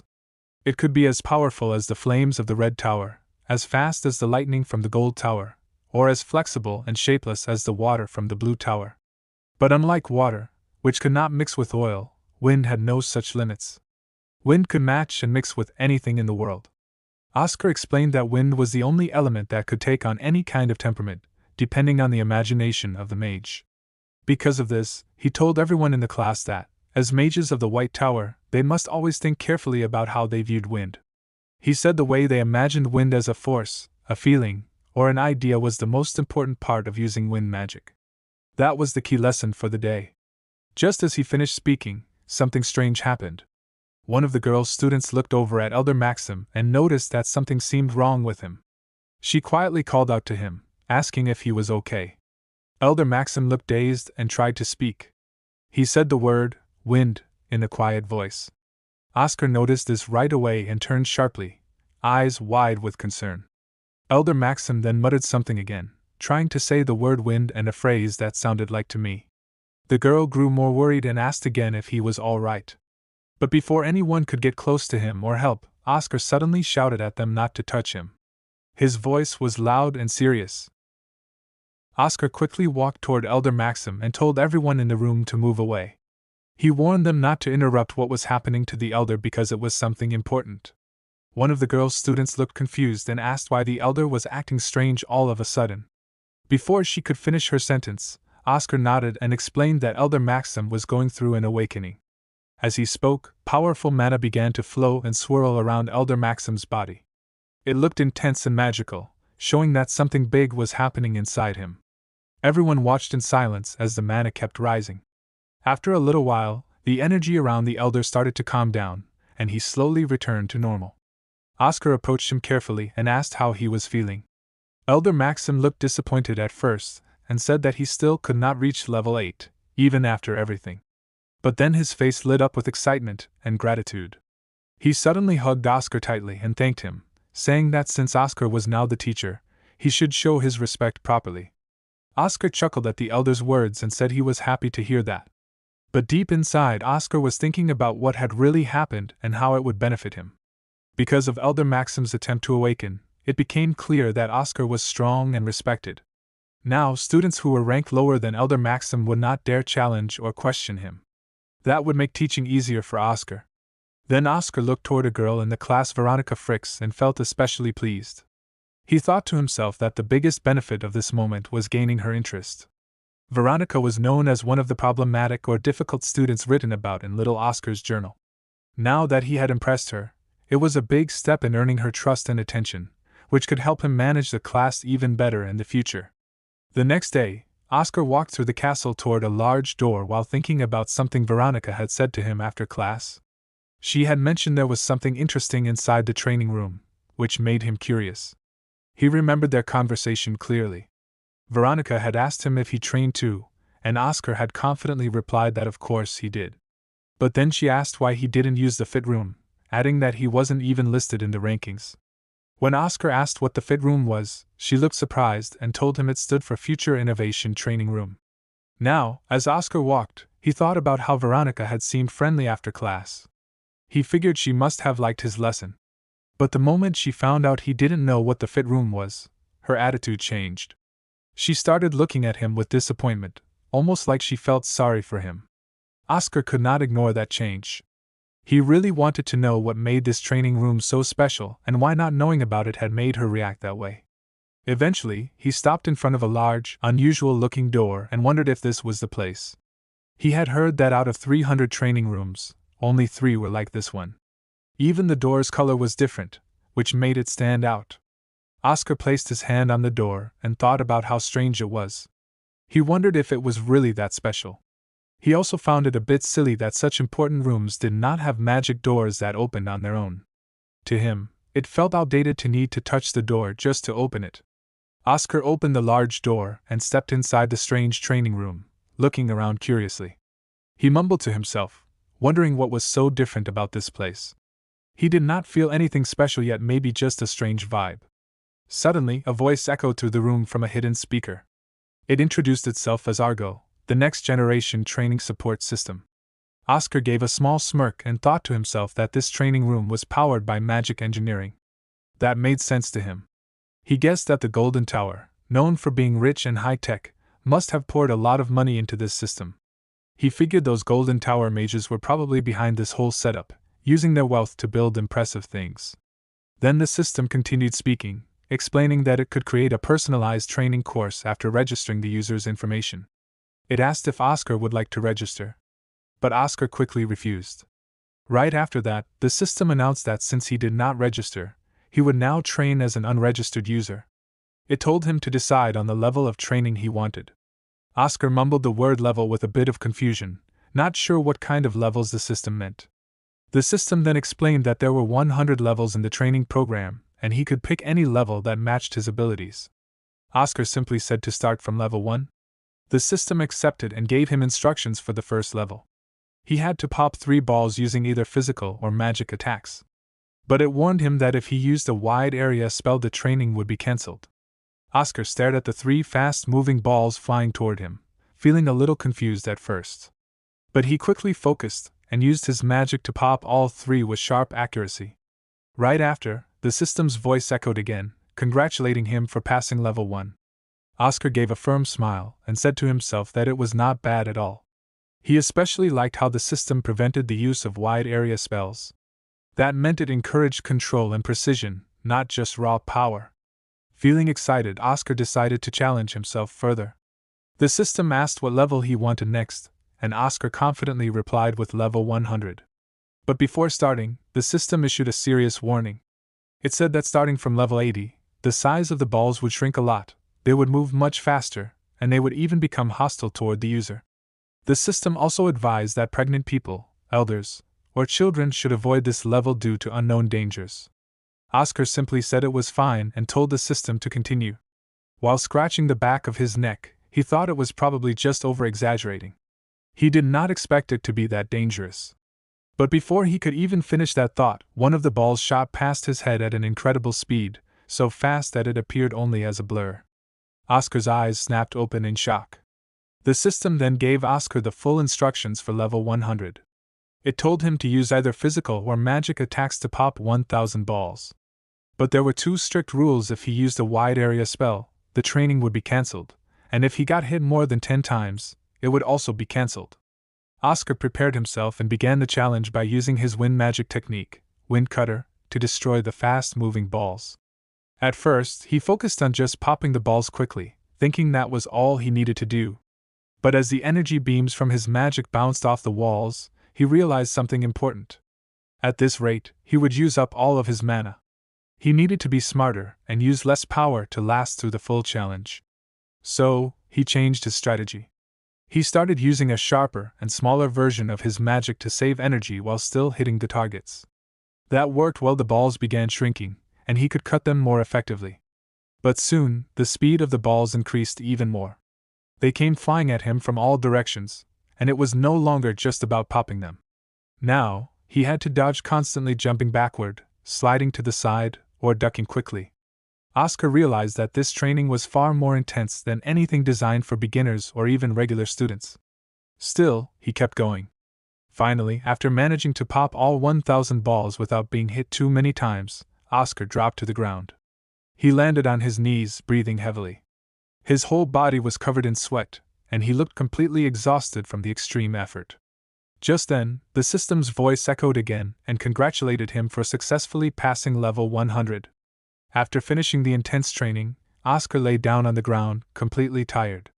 He breathed heavily and muttered to himself that the training was a good warm-up. He realized that if young mages were doing this kind of training regularly, then the standard for this generation's mages was probably much higher than before. As he sat up again, full of new determination, he told himself that he needed to work even harder and also eat properly to build more muscle. He knew his body had to be strong if he wanted to improve his mana and magic skills. When Oscar opened the door to leave the training room, he was surprised to see Veronica standing outside, waiting. She seemed just as surprised and said she had not expected him to actually show up. Oscar, still a bit confused, asked if she had been training there since the morning. Veronica, with a teasing voice, replied that she was not there to eat and that she thought Oscar would ignore her advice. She asked what made him decide to come. Oscar gave her a calm smile and answered that he only came to visit. He told her it was his personal belief that healthy mana came from a healthy body. Veronica raised her fist in frustration and pointed out that it was not actually his original idea. But before she could finish her sentence, Oscar simply wished her good luck with her training and walked away. Veronica stared at his back, confused and annoyed. She wondered if he had eaten something strange that morning. Then she became even more frustrated when she realized he had quoted a famous line from the legendary Oscar sage and acted like it was his own saying.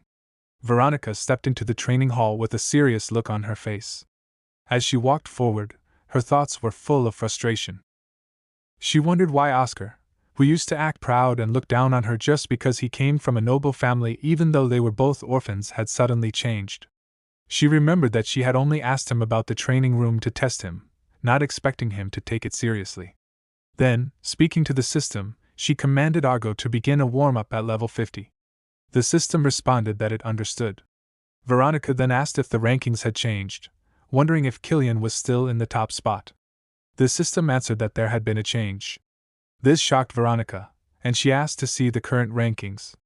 Suddenly, a large glowing green screen appeared right in front of her, catching her by surprise.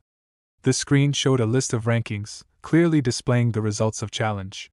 At the very top of the list was the person in first place, named AAA, who had reached level 100 and completed the task in only 9 minutes and 57 seconds. In second place was Killian Rockwood, who was also at level 100 and finished in 14 minutes and 2 seconds. The third place went to Veronica Fricks, another level 100 participant, who completed it in 14 minutes and 55 seconds. Veronica stared at the screen in disbelief. She read the first place result out loud, shocked that someone had beaten level 100 in under 10 minutes. She asked the system who AAA was, but the system replied that, due to personal information security, it could not share that information. Veronica was confused and wondered aloud if it was an elder, but quickly remembered that only mages below level 5 could be included in the ranking. She could not believe someone had beaten what was known as the Devil's 10 minutes record. She asked again, more urgently, who that first-place person was. The system simply confirmed that it was the first time anyone on the continent had completed the training that quickly. When she asked the system again who AAA was, the system repeated the same answer. Due to personal information security, it could not tell her. She then guessed out loud if it was Oscar Crushen, hoping to confirm her suspicion, but the system repeated its answer again. This made Veronica even more annoyed. She told the system to buzz off, but the system calmly replied that swearing was bad. The scene then shifted to the hallway where Oscar was walking while stretching his body. He wondered to himself if he would feel sore the next day from the intense training. As he walked, Elder Maxim suddenly called out his name. Oscar greeted him with a smile and asked if he had eaten yet. Elder Maxim said he had just finished eating and that Oscar had come at the perfect time because there was something important to discuss. Oscar listened carefully as Elder Maxim explained that Fidelina had told him the merchants in the market were not buying their potions. Oscar was shocked and asked why, already guessing something was wrong. Before he could finish his thought, Elder Maxim confirmed it. He believed the merchants were being careful because of the Azure Tower's influence. Elder Maxim reminded Oscar that he was the one leading potion production, so it was important that he knew about this issue.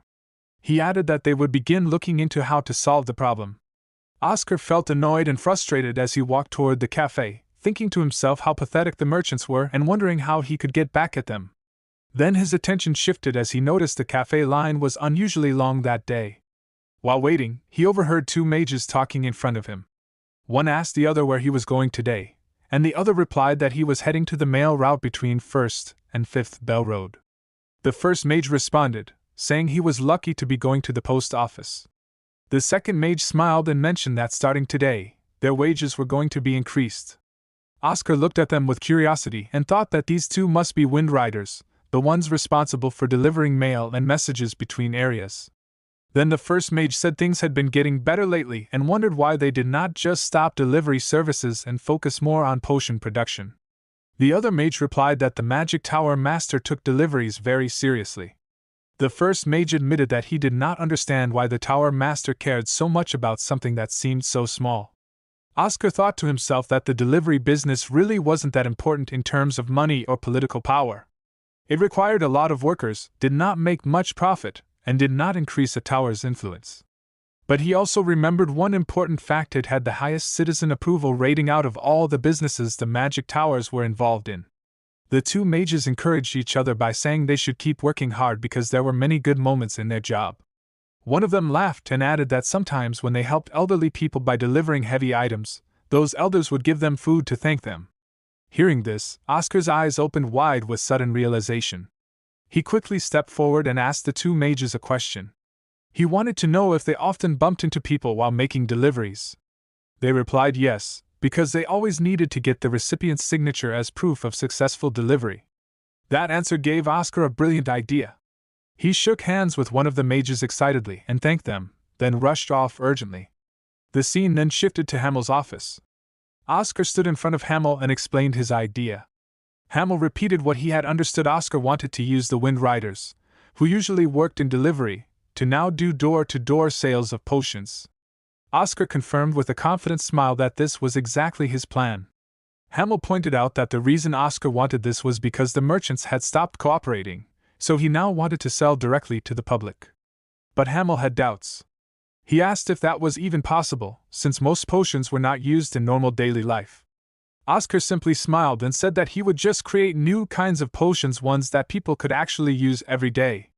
Hamel was surprised by this and asked if Oscar planned to innovate. Oscar nodded and then asked to borrow a pen and paper.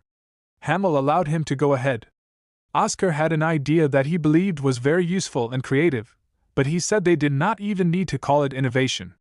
While he was explaining, he started drawing on a piece of paper to show his thoughts more clearly.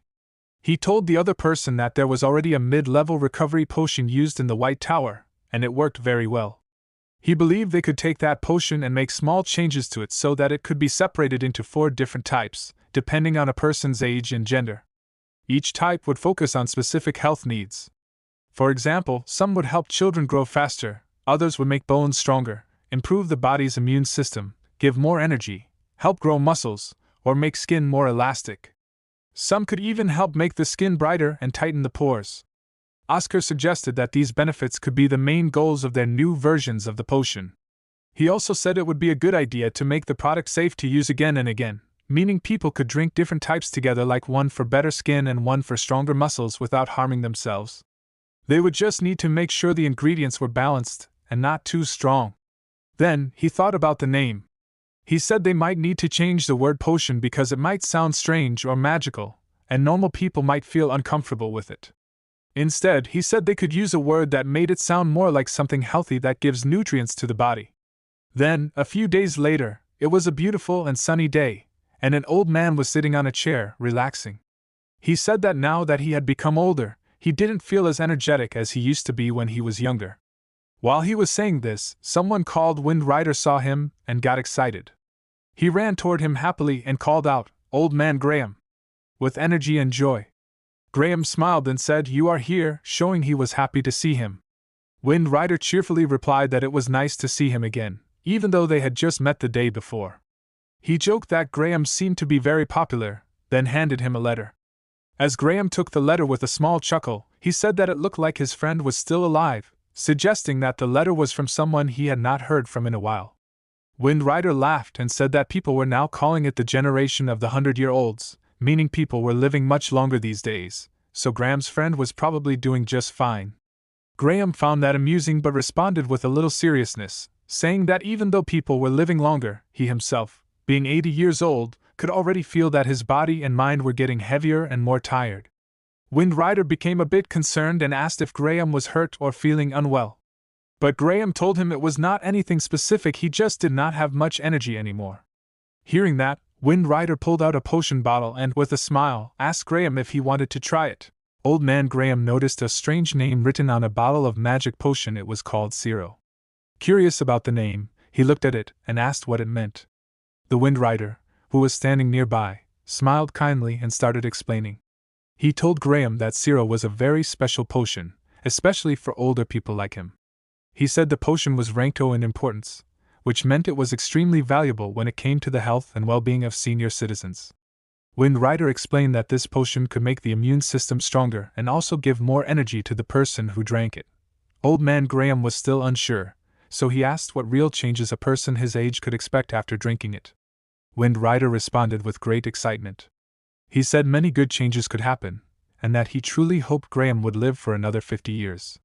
To make Graham believe him, Wind Rider shared a real example. He said that old man Millera, who lived on 2nd Street, had taken this same potion just last week.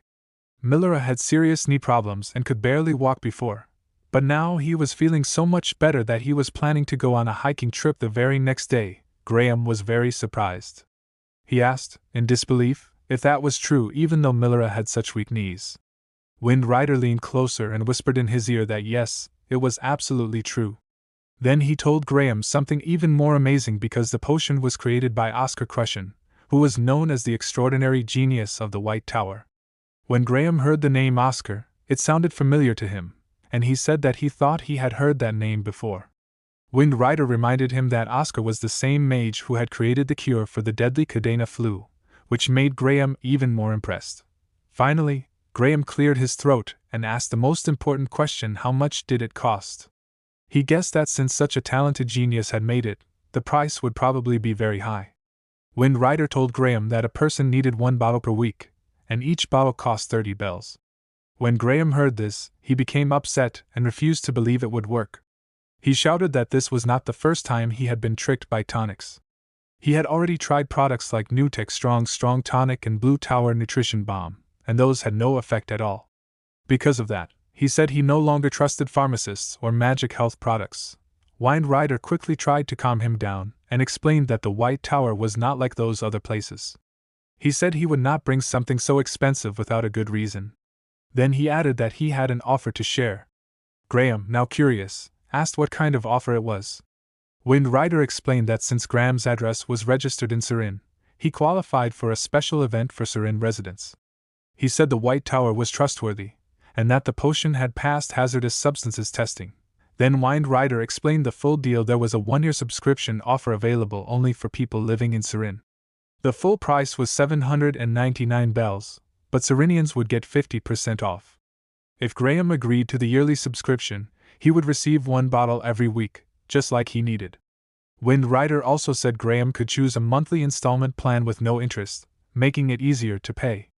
Graham thought for a moment and realized he could probably afford the subscription if he drank and smoked a little less. Wind Rider added one more detail to make the offer better. He said that the first bottle would be completely free. That finally convinced Graham. He snatched the bottle out of Wind Rider's hand and shouted that he should have started by saying it was free.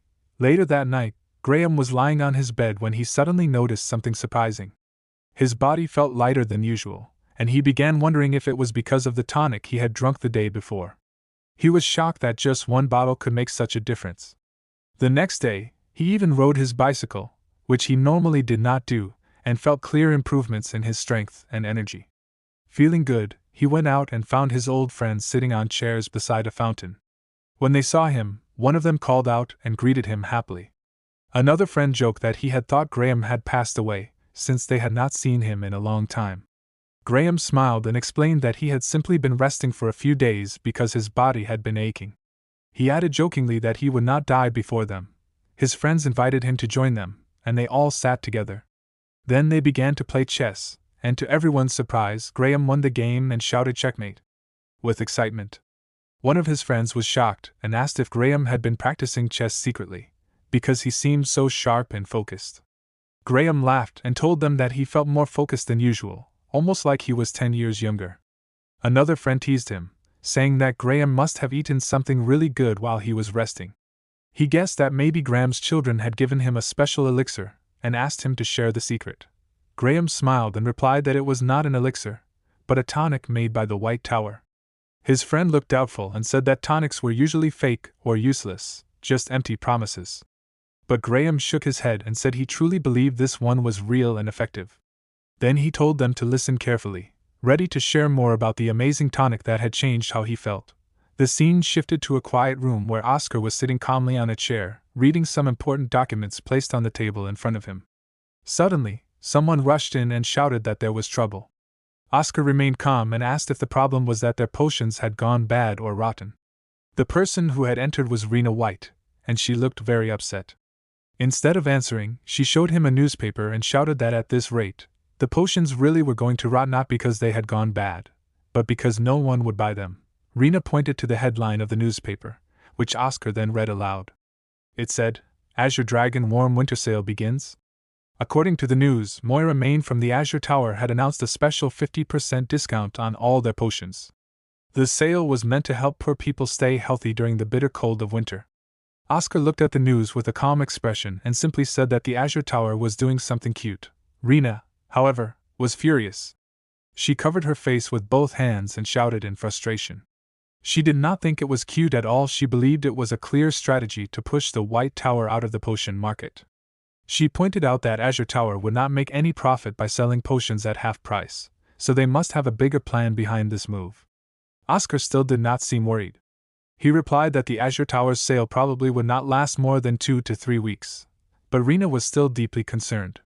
She said that even if it lasted just a month, that was a long time in business, and by then, the White Tower might lose all their space in the potion market. She suggested that they should act fast by selling their Cadena flu cure together with recovery potions to stay competitive.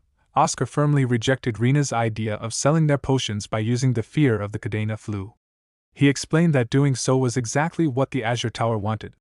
If the White Tower tried to increase their sales by using a serious illness as a reason, people would become very angry. Then the Azure Tower would have the perfect excuse to attack the White Tower, accusing them of taking advantage of people's lives during a difficult time. Oscar understood that the public would see it as the White Tower using sickness to make money, which would damage their reputation even more. Rena, frustrated, asked if Oscar really wanted them to just sit back and let the Azure Tower defeat them. But Oscar remained calm and asked her a question instead. Did not they have a lot of potions in storage? Rena nodded and replied that they had so many that even if someone stole 100 bottles, they probably would not notice. Oscar smiled at that and said it was actually a good thing. Then he pointed to the document lying on the table and told her it contained the recipe for the Zero Tonic series. He suggested that they could reprocess all the mid-level potions sitting and used in their storage and turn them into Zero series tonics, which were more likely to sell. Rena was surprised and asked if he really meant to reprocess all of that stock. Oscar held up a stamp made of wood, smiling with confidence, and said there was no point in keeping potions that no one was buying. Instead, they would turn them into something useful. He also shared a smart idea to increase sales. They would offer extra benefits to customers. For example, if a family bought more than 2 products from the Zero series, they would get an additional discount. This way, families with children or elderly parents would be able to afford the potions more easily, and the barrier to purchasing would be much lower. Rena looked at Oscar and said that from now on, she would not trust any discount offers. She admitted that Oscar's business mind was a little scary. Oscar, still deep in thought, suggested another plan. He asked if they could pay the Information Guild to spread a rumor. Rena was confused and asked what kind of rumor he meant. Oscar gave her a mysterious hint. He said they could spread a rumor that Zero, one of the tonics, helped with virility. Rena still did not understand and asked if that would really help with selling more products. Oscar confidently told her to just wait and see, promising that they would soon witness a huge increase in sales. The scene then shifted to the Azure Tower, exactly 3 weeks later. Inside the tower, a young man stood in front of a board that displayed a sales graph. The graph clearly showed their products performing well, and the young man proudly crossed his arms and smiled. He believed their plan had worked perfectly, and that they had completely defeated the White Tower. He was certain the potion department head would be very pleased with the results. Just then, someone knocked on the door, and he allowed them to come in. An older man rushed in quickly and called out the young man's name, Moira Main. The older man was then introduced as the department head of Azure Tower's potion department. He asked Moira if he had seen the latest news headlines, but Moira replied with a smile that he had not looked yet. This made the department head furious. He shouted at Moira and told him to pick up the newspaper and read it immediately, clearly upset about something unexpected that had happened. Moira Main quickly picked up the newspaper from the table and began to read. As he looked at the article, his eyes widened in shock. The news was far worse than he expected. The department head shouted again, angrily asking if this was really the best Moira could do. He demanded to know why Moira had sacrificed all their profits just to get results like these. The headline on the newspaper read, "White Tower hits jackpot with their tonic business. Selling 10 million bottles in 1 month." The article explained that the White Tower's Zero Series tonics had become incredibly popular, especially as filial products items bought for parents or elderly family members as a sign of care. It also reported that Zero, a product for men, was especially in demand because of its unexpected benefit in increasing virility. This caused a shortage of supply. The article called it the most effective tonic of all, and praised the White Tower for continuously succeeding in the market. Moira was shocked.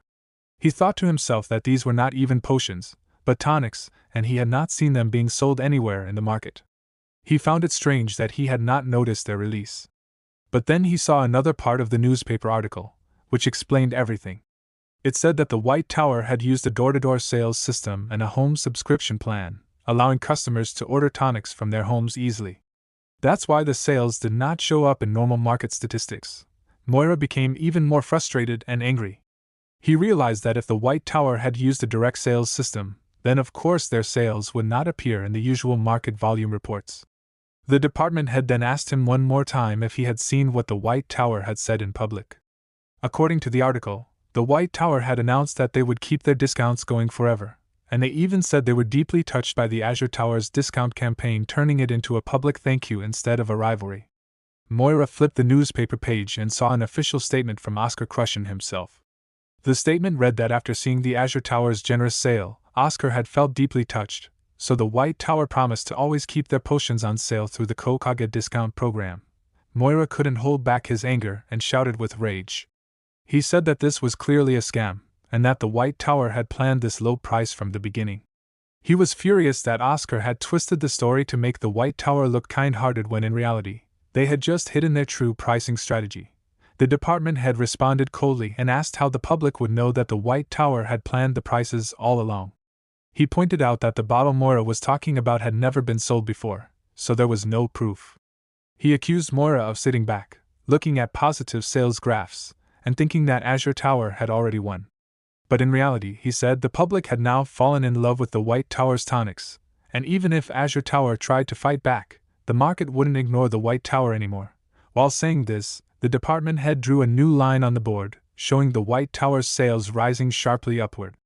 He explained that, based on the current trend, their sales would only keep going higher, and Moira would now be very busy trying to keep up. Confused and worried, Moira asked what that meant. The department head gave him a harsh warning. He said that because of the huge losses the Azure Tower had suffered from this marketing failure, even if Moira worked without pay for the rest of his life, it would still not be enough to make up for the damage. Moira's eyes widened in shock, realizing just how badly he had miscalculated everything and how serious the situation had become. The scene changed to the eastern part of the continent, in a land ruled by the Yen dynasty. A dangerous monster was attacking a village. One of the warriors, holding his sword tightly, shouted to his comrades to block the creature and not let it reach the village.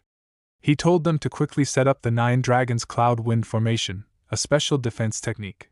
But before the formation could be completed, the monster suddenly attacked him, sending him flying through the air. Another man, who caught the falling warrior while gritting his teeth in frustration, asked what they were supposed to do in such a desperate situation. At that tense moment, they suddenly heard a calm but firm voice speaking to the monster. The voice told the creature that it had been found, and that it should return to its territory peacefully. All the warriors looked up in confusion, unsure who was speaking. They saw a young girl flying through the sky, wearing a cloak and ropes around her body. She landed gently on the ground using her magic power. Speaking directly to the monster, she warned it that if it refused to return peacefully, she would have to forcefully return it to the dirt. Then she used a powerful magic spell called Innate Magic, Restless Wind, which instantly sent the monster away. After defeating the creature, the girl quietly muttered to herself that strange things like this had been happening far too often lately. One of the men who had been fighting asked her if she was from the White Magic Tower. Ignoring that for the moment, she asked if he was Zhang Chun. The man respectfully apologized for not greeting her earlier and confirmed that he was indeed Zhang Chun, a warrior from the 9 Dragon sect. The girl then took off her robe hood, revealing her face, and introduced herself properly as Sha Mace, the Tower Master of the White Tower. She had a serious expression as she asked Zhang Chun if he had brought what she had requested from the Nine Dragons sect leader. Zhang Chun handed it to her and said it was the Empire's newsletter. He confirmed that the sect leader had noticed how the western side of the continent had been filled with news about the White Tower recently. As Sha held the newspaper in her hands, she suddenly felt nervous. She had been away for 2 months, and she was scared to read what had happened during that time. She feared the worst. What if the White Tower had gone bankrupt? What if it had been removed from the 4 main magic towers permanently? She was afraid that if such terrible news was true, she would never have the courage to face her master again, not even in death. Still, she slowly opened the newspaper and began to read. Her eyes widened in shock as she saw the headline "The White Tower, who is continuously writing success stories." She quickly read the entire article, and the more she read, the more surprised she became. She turned to Zhang Chun with disbelief and asked if this was a fictional story, like a novel. Zhang Chun was confused and asked what she meant. She wondered if he had made it all up just to stop her from worrying too much. Zhang Chun immediately denied it and said the article was completely real. Shasha's thoughts were racing. She was especially shocked that the delivery business she had started was actually doing very well. She admitted to herself that she did not begin that business for success in the first place. Her real reason had been something else, a personal goal that she had kept in mind. Still, she could not believe how far things had come in just 2 months. After folding the newspaper, she told Zhang Chun that she would be leaving now, and she asked him to charge the commission fee to the Imperial Bank account. Zhang Chun respectfully bowed and agreed. In the next moment, Sha disappeared into the air, flying away at high speed. As she soared through the sky, glowing mana surrounded her body, and her thoughts were full of urgency. She wondered just what was going on at the White Tower right now, and knew that she had to return immediately to see for herself. Rena and Oscar had a conversation about the surprising success of the recovery potion. Rena crossed her arms and told Oscar that he definitely was a mage. Oscar did not understand why she suddenly said that, so he asked her what she meant. Rena explained that the results of his interview seemed magical to her. She was amazed that just one interview could cause such a strong reaction and even shake the influence of the powerful Azure Tower. She admitted that she still could not believe it, but the facts were clear because of Oscar. The sales of the recovery potion had exploded. When Oscar asked if the public's reaction was really that good, Rena confirmed it. She said that not only the city of Surin, but also many other cities had started asking for potion deliveries. She believed that their eternal discount idea had worked really well, and people were responding positively to the affordable prices. Oscar was pleased and simply said nice. Rena then said she had gone a step further and contacted the military to offer them the potions as well. However, the military's response was not very enthusiastic. They were not rejecting the offer, but they were not showing much interest either. Oscar calmly explained why. He said the military already had a strong partnership with the Azure Tower, so they had no real reason to change suppliers right now. He also pointed out that there would not be any problems with potion supply for the time being, so Rena did not need to keep reporting to him every day. He asked her why she kept sending reports so frequently. Rena wondered about that too and thought maybe it was because Oscar was the head of the potion manufacturing department. Since he was her superior, she had naturally felt responsible for keeping him informed. Then she asked him what she should do about the official performance reports. Oscar told her that sending them once a month would be enough from now on. Rena looked at Oscar and asked him if he was planning to leave all the work to her and go have fun. She seemed annoyed, thinking that Oscar was being lazy. But Oscar replied that he was not playing, was busy too. In his mind, however, he was thinking about the real work he needed to do next. He had already completed the task of filling the potion storage room, so now it was time to focus on something deeper, strengthening the inside of the tower. One of his goals was to restore old magical reference books that had been lost over time. These books were not hard to recreate, but Oscar had a problem. Even though he was very smart, if he suddenly released high-level magical theories under his own name, it would seem strange. He thought it would be suspicious if a young mage like him suddenly started making genius-level discoveries. He also realized that he had already used his unlucky genius reputation too much. So he did not want to draw more attention to himself. Instead, he came up with the idea of releasing the magic theories under someone else's name. He imagined a famous mage who was older, had a good reputation, and deep knowledge of magical theory. He even joked in his thoughts, asking if a person like that could just fall from the sky and solve his problem. At that moment, the scene changed. A man stepped outside a room and opened the door while stretching his arms, complaining that he had not seen sunlight in a long time.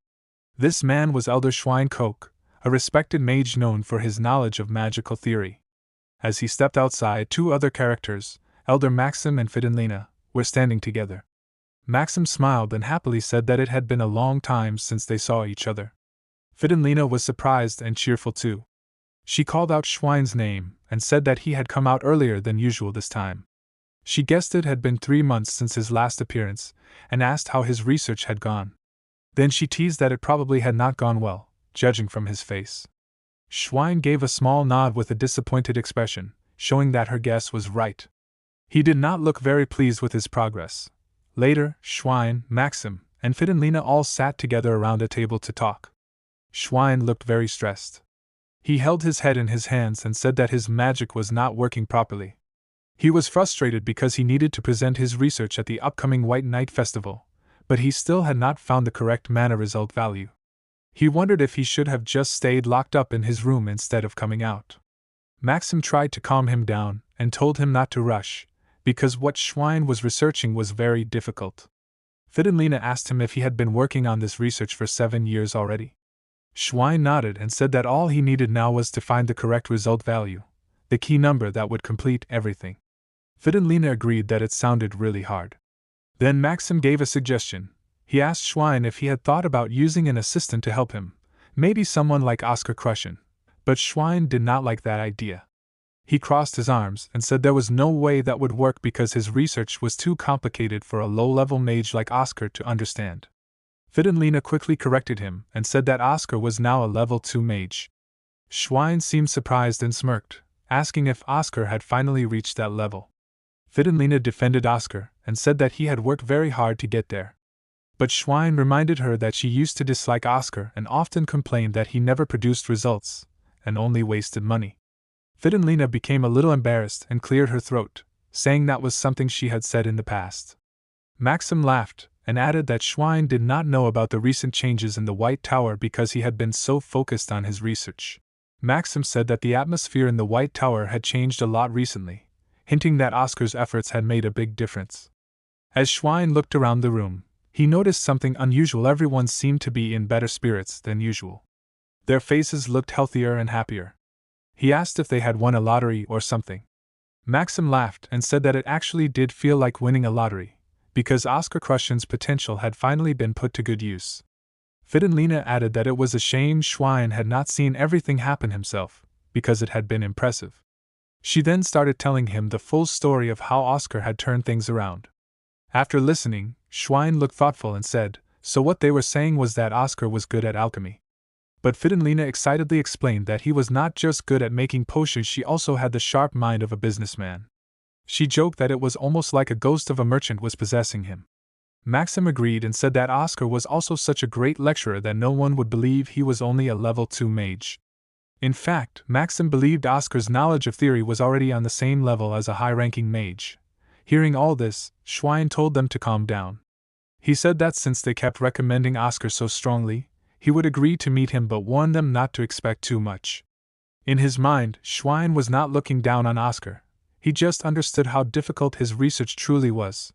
He thought of it like this: even if two people looked at the same thing, the view from the first floor and the view from the rooftop were completely different. That meant the level of insight depended on how high someone had climbed in their magical understanding. No matter how talented Oscar was, he was still just a level 2 mage, and that meant his perspective had limits.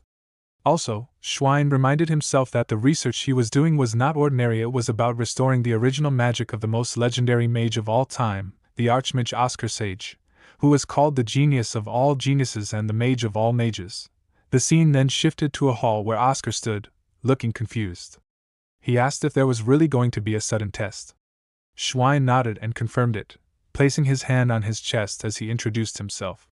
He explained to Oscar that since Oscar had lost his memory, it made sense to introduce himself properly. Schwein told him that his name was Schweinkok, and he was one of the elders of the White Tower. He specialized in theoretical magic and had been working on recovering lost magic. Schwein admitted that he had been doing research for the past 7 years, but he now realized that he would not be able to complete it alone within the time he had left. As Oscar listened to him, he thought to himself with excitement that Schwein was exactly the kind of person he had been looking for, someone with strong magical knowledge, a high status, a solid reputation, and enough age to make everything seem natural. Schwein was the perfect match for Oscar's plan to present advanced theories through someone else. While Schwein continued speaking, he apologized to Oscar for making him take a test even though he was the one asking for help. Oscar smiled and said that it actually made perfect sense. If someone was looking for a research assistant, it would be strange not to check their skills first. Schwein was impressed by Oscar's mature response and said that 50 minutes should be enough time for the test. Oscar confidently told Schwein that he would do his best. Inside, he felt very excited. He believed that as long as Elder Schwein was around, no one would question the research of a level 2 mage. This was the perfect opportunity he had been waiting for. As he began writing the test, he quickly realized that the questions were very easy for him. He thought that even a theory mage of level 5 or 6 could easily solve them.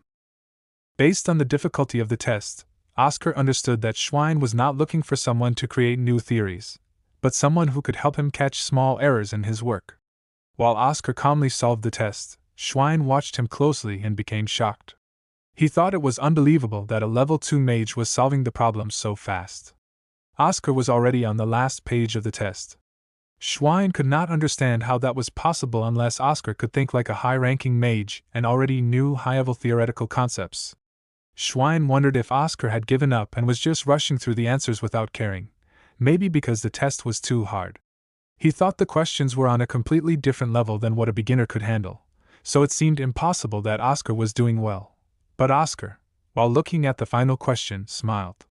He recognized the problem. It was based on a type of magic that he himself had created in the past. He felt a bit happy seeing it again and thought that there must still be materials or records of that magic somewhere. Then, without hesitation, he handed his completed test to Schwein and said that he was done. Schwein told him, "Good work," but inside, he felt disappointed. He noticed that Oscar had written the answer to the last question without showing any steps. Schwein assumed Oscar had skipped solving it because the question was too difficult. He had hoped to see how Oscar would approach the problem if they were to research together in the future. Since Maxim had highly recommended Oscar, Schwein had allowed himself to expect something special, but now, he thought maybe those expectations were too high. However, as he began checking the test, Schwein was shocked to see that all of the answers so far were correct. He became even more surprised when he realized Oscar had done all the calculations mentally without writing anything down. Schwein's eyes widened in disbelief. Normally, this kind of test would require the skills of an academy professor or higher, and yet Oscar, who was only a level 2 mage, had solved them perfectly in his head. Schwein could not believe how incredible Oscar's math and thinking abilities were. Still unsure, Schwein asked Oscar if he really believed the answer he gave to the final question was correct. Oscar seemed a little confused at first but then confidently said yes. Schwein asked him which of the 4 mana values he had chosen. Oscar calmly replied that he had written down all of them. He explained that he had used a fluid mana value instead of a unified one. He asked if that was the wrong approach. Then he clearly explained his reasoning based on how the formula was structured. Using a single, unchanging mana value would create errors. That's why he had solved the question using a flexible mana value that could adjust during the process. After checking Oscar's test, Schwein asked him if he could use the mana values Oscar had written to test the magic right away. Oscar agreed. Later, Schwein began testing the spell using those values, and to his shock, it worked. The room filled with a glowing mana that took the shape of a long, swirling snake. Schwein stared in disbelief as the magic activated correctly. He asked aloud how this could even be possible. All the values were completely accurate. Overwhelmed with joy, he shouted that Oscar would not just be a supporting researcher anymore. Instead, he would name Oscar as the co-author of the research paper. Oscar humbly thanked him and then asked if this magic was the one Schwein had been researching. Schwein smiled and said yes. He explained that the last question on the test was based on a legendary spell called Ouroboros, which was originally created by the previous generation's magic tower master Oscar Sage. Hearing this, Oscar Crushen had a serious moment of thought. He wondered why Schwein had gone through the trouble of recovering this magic in the first place. It had even taken Schwein 7 years. Oscar knew the truth behind the spell. Ouroboros was a type of magic that allowed a mage to cast a spell once and then keep generating mana endlessly, especially for wind-type magic. In theory, it created infinite mana, which went against the natural law of conservation of mana. The spell was named Ouroboros because that symbol represented never-ending cycles and eternity. Even though it sounded powerful and impressive, Oscar considered the spell a failure by his standards. He remembered why he originally made it. During the old war against demons, humanity had conquered land and sea, but not the sky. To win the war, they had started the Blue Sky Project, which was meant to create flying weapons like aircraft. Oscar designed the Ouroboros spell to be the mana engine for those aircraft. The magic worked well on paper, but in reality, it did not produce enough energy to actually power a flying machine. That's why the project was eventually cancelled. Oscar thought that if you did not need massive energy, there were better and more efficient magic types to use. So he believed spending 7 whole years to recover and complete this magic was unnecessary. Oscar's deep thoughts were suddenly interrupted by Schwein's voice. Schwein excitedly said that he wanted to tell Shasha right away, because the foundation for the delivery business had finally been prepared. He believed Shasha would be very happy to hear that. Oscar was shocked and asked in disbelief if the real reason the previous tower master had created the delivery service was because of this magic. Schwein confirmed that it was. Oscar became frustrated and thought to himself how unreasonable this was. He blamed Shasha in his mind, wondering how she could make Schwein recover such a complicated and outdated magic without even having a proper purpose for using it. Schwein, still smiling, told Oscar that he was the one who had fulfilled a long-time dream shared by both the Tower Master and himself. He said they had finally taken their first step in 7 years toward opening a path through the sky. Oscar asked if Schwein was trying to restart the same challenge that had failed in the past. Schwein nodded and explained that now, Ouroboros would serve as the engine to power their sky project. Oscar responded quickly, saying that according to past records, it was impossible to fly a real aircraft using only the wind power generated by the Ouroboros spell. Schwein admitted that was true. Ouroboros alone could never power a working aircraft. However, he said that things were different now compared to how they were 23 years ago. Oscar, confused, asked what had changed. Schwein pointed at a nearby magic bulb and said that this was the difference. At that moment, Oscar realized what Schwein meant: magic engineering. Oscar noticed a strange magical object that looked like a glowing bulb. He guessed it was related to magic engineering. Schwein agreed and began explaining the history behind it. He said that during the time when Oscar Sage started the Blue Sky Project, he also created a special kind of magic called innate magic. During that project, the Golden Tower worked with them, and during their research, the Golden Tower found an important clue that led them to start developing magic engineering. After the war ended, the Golden Tower used this knowledge to make new inventions very quickly. They advanced a lot in this field, leaving the White Tower behind. Oscar felt very disappointed when he heard this. He thought that if he had discovered magic engineering first, then the White Tower could have become very rich. He blamed himself for missing that chance. Then Schwein shared his new idea. He said that if they used the energy from Ouroboros and combined it with magic engineering, they could possibly make a flying ship, or airship. To do this, he planned to use a special battery that could store and increase mana. This battery could recharge using the wind power from Ouroboros. Schwein believed that if the battery kept collecting more and more mana, it would work like a powerful heart that gives continuous energy to the airship, possibly making it fly forever without stopping. He was very excited about this idea and wanted to try it. Oscar then asked Schwein if the Golden Tower knew anything about this plan. Schwein said no, the Golden Tower thought the idea of a flying airship was completely foolish. Instead, they were working on a different kind of transportation. They wanted to create a metal vehicle that could travel forever on land without stopping. They called it a train, or iron horse. Oscar began thinking to himself. He thought that even though he did not fully understand what a train was, he knew that the Golden Tower Master was not someone who would invest in a business that had no future. He trusted that the train would also bring big changes to how people lived and traveled.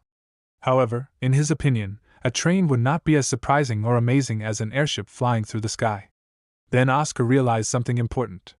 He said that this must be the reason why Schwein had started the delivery business, even though it was losing money. Schwein had done it to eventually monopolize the delivery market that would use airships to fly through the sky. Schwein agreed with him and explained more.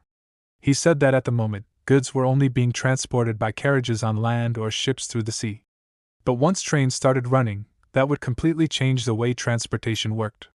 However, if airships became common, even trains might become outdated and no longer useful. Schwein said that the sky was the one place that no one had fully controlled yet, and they wanted to be the first to do it.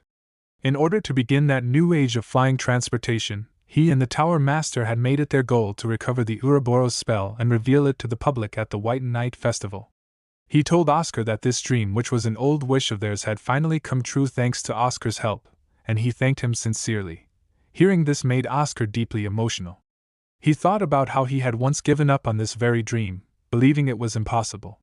But now, his disciple Schwein had held on to that dream and made it real. Oscar realized that since his student had done so much, it was now his duty as a teacher to help complete the path forward.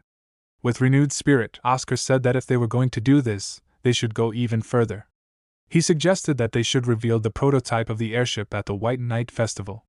When he saw Schwein's confused and surprised face, Oscar smiled and asked, "What if we make that our goal?"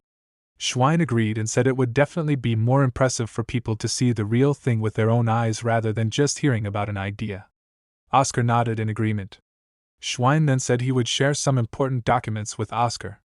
He went over to a bookshelf, picked up some papers, and handed them to him. He told Oscar to read them carefully. Oscar asked what the papers were about.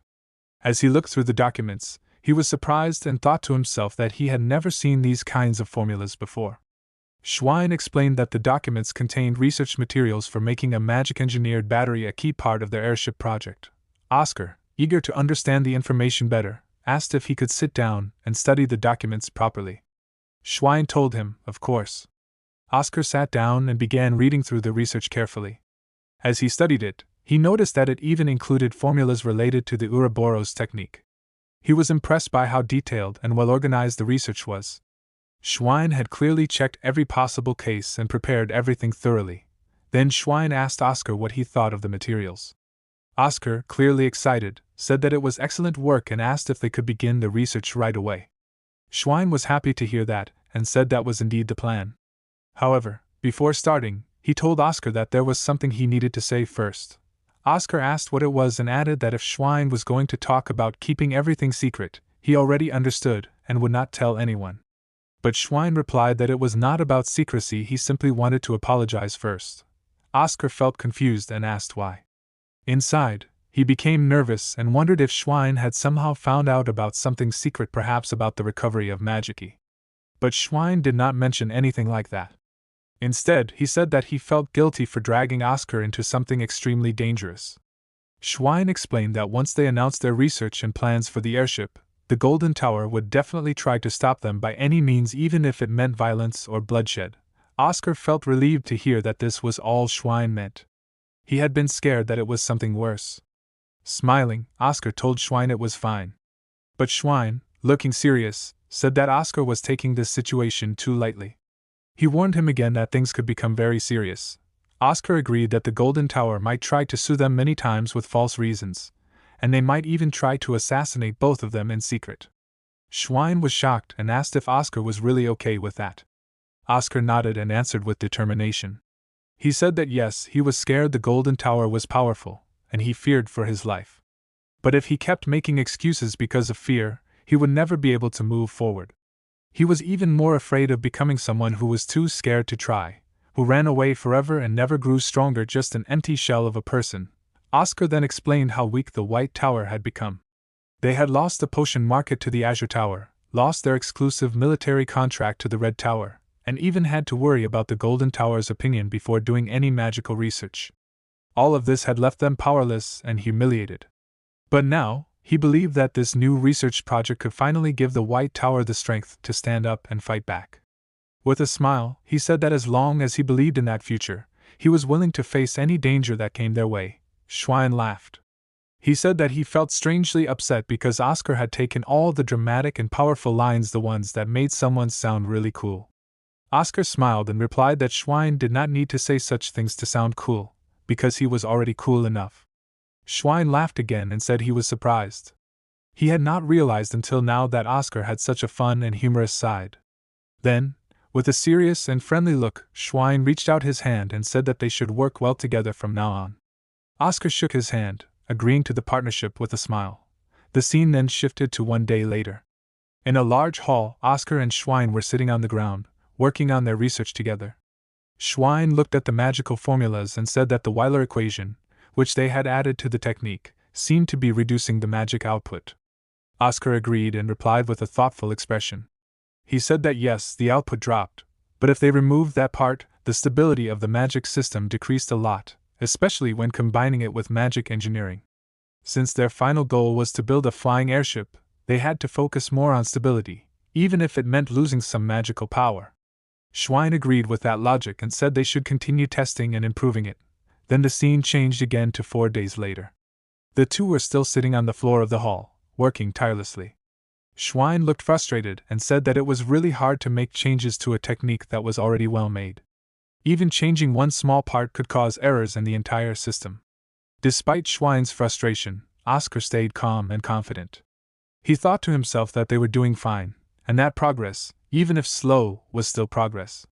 Schwein looked over some documents and said that things were going well, but he had a new idea to improve safety. He suggested that, even though it would make the structure more complicated, they should consider changing the magic formation into a parallel system instead of the current one. He believed this would make it safer. Oscar agreed and said he was right since they were already combining the formation with magic engineering. There was no real reason to keep using the series system. So Schwein said they should go ahead and try the parallel system instead. Oscar then stood up with a smile and joked that they had already missed 2 meals because they were so focused on their work. He offered to go get them something to eat. Schwein said yes, and asked him to bring more coffee. But before he could finish speaking, the lights suddenly went out. Schwein became frustrated and said, "Another blackout?" Oscar replied that there had been a lot of blackouts recently. He told Schwein they should take a break and rest for a while. Then he said he would go and bring back a triple shot of coffee for both of them. The scene then shifted to 6 days into the research. By this time, they had spent many hours working together. Schwein became thoughtful and said that recently, he had been thinking if he had never met Oscar, he might not have been able to complete this research. Oscar, ever humble, responded by saying that Schwein would have finished it on his own. Schwein smiled and, while activating a part of the magic technique, thanked Oscar for saying that. Meanwhile, Oscar thought to himself that he truly meant it. He was not just being polite, he was genuinely grateful to be part of this work. Schwein spoke with happiness and relief. He admitted that in the beginning, he thought it would be very difficult to ever announce the success of airships.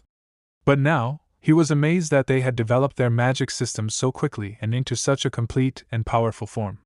For the first time, he truly felt they could aim to make the airship a real success. He looked at Oscar with sincere gratitude and thanked him deeply for all his help. Oscar, with great respect and honesty, replied that the Manhwa power station was completely unreliable. It kept causing problems. But even in that touching moment, Schwein stayed positive. He said that the blackouts only made their magic shine more beautifully in comparison, and he truly liked that contrast. Then, suddenly, a loud voice interrupted them. It was an announcement asking for Mage Oscar Crushen to go to the Vice Tower Master's office immediately. Schwein smiled and encouraged Oscar to go. He told him not to worry and said it was now his turn to be cool. He promised to finish the battery that would work with Ouroboros, no matter what. The scene then shifted to the office of Hamel, the Vice Tower Master. Oscar was standing in front of him. Hamel started by asking if the blackouts had been happening often lately. Oscar nodded and said that it felt like they were happening every other day now. Hamel explained that since the mana supply was constantly being cut off, they needed to clean out the power plant where magical energy was being produced and distributed. Oscar understood what that meant and immediately volunteered to handle the job. He said, "The slime cleaning? I will go." Hamel smiled and thanked him. He explained that the tower had not been able to clean the area recently because there were not enough people available. Now many slimes were gathering near the power plant, which was causing the mana supply to be unstable. Oscar, ready to help, said that if he got rid of all the slimes, there would be no more blackouts. He asked when he should begin. Hamel told him to go tomorrow at 9 a.m. and meet Veronica at the entrance of the magic tower, so they could go together. Oscar was surprised and asked if it was really necessary to send a level 4 mage like Veronica to handle simple slimes, creatures usually hunted by even level 1 mages.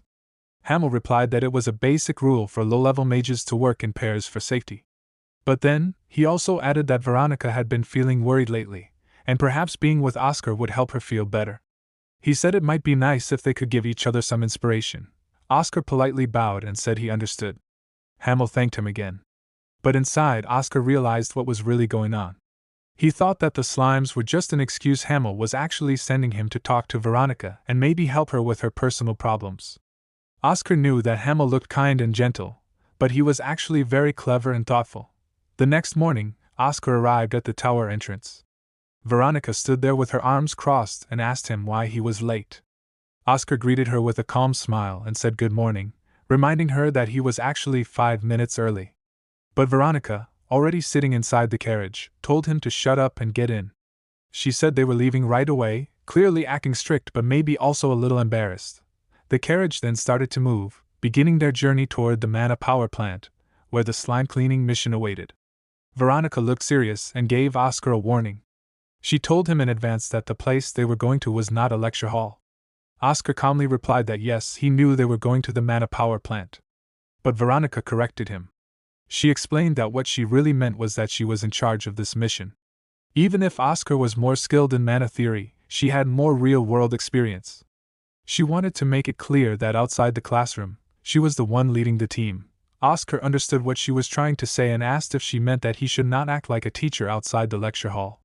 Veronica confirmed that exactly she did not want to be treated like a student on this mission. Oscar nodded and agreed to respect her lead. After that, the carriage went quiet. A while later, Oscar noticed that Veronica looked tired, so he gently asked if she had not slept well. Veronica responded coldly and told him to be quiet if he already knew. She said she needed to rest a little. Oscar asked again, trying to understand, and wondered if she was worried about something. But Veronica reminded him that this was not a lecture hall. She did not want him to keep acting like a teacher or counselor. Oscar smiled softly and explained that he was not trying to act like a teacher. He only wanted to help if she was struggling with something. He told her that if someone has a path in front of them, it's okay to take it, meaning she did not have to handle everything alone. Veronica looked at him with frustration, not saying anything.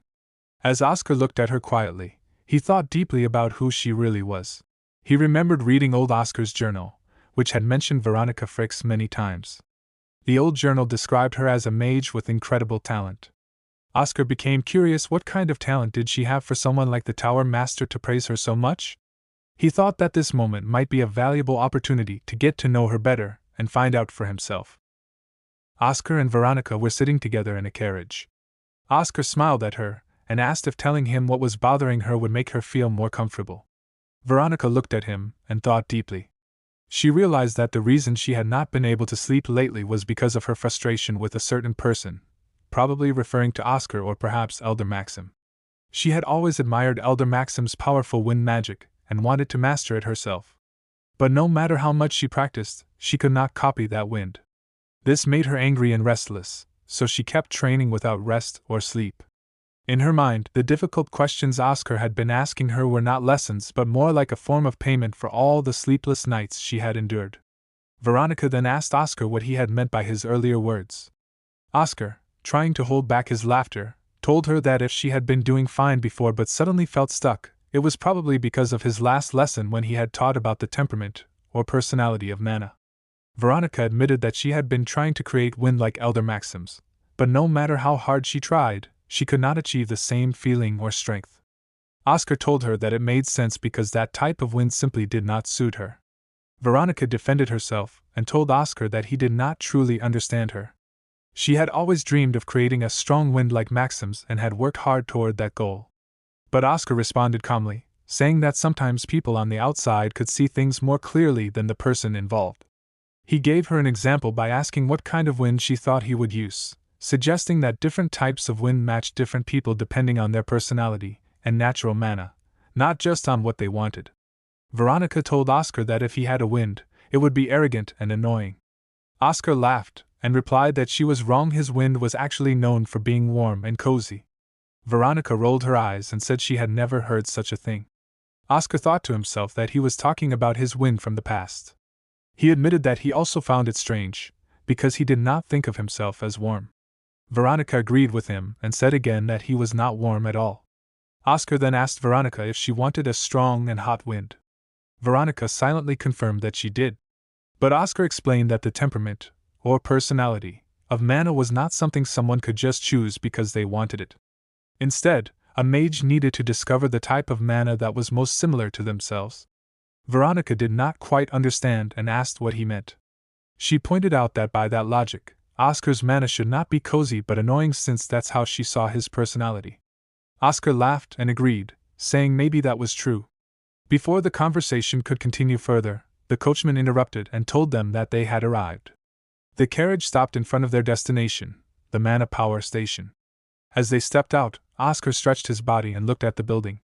The station appeared to be in very bad condition.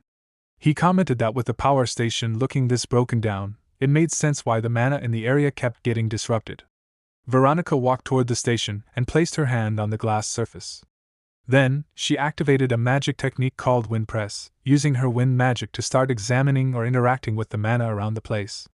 Oscar quietly watched Veronica as she used her magic at the Mana Power Station. He admired her skills and thought to himself that now he understood why his younger self had praised her so much. Veronica was using a rare magic technique known as high-speed chanting, which was common among acceleration mages. It allowed her to cast spells extremely fast.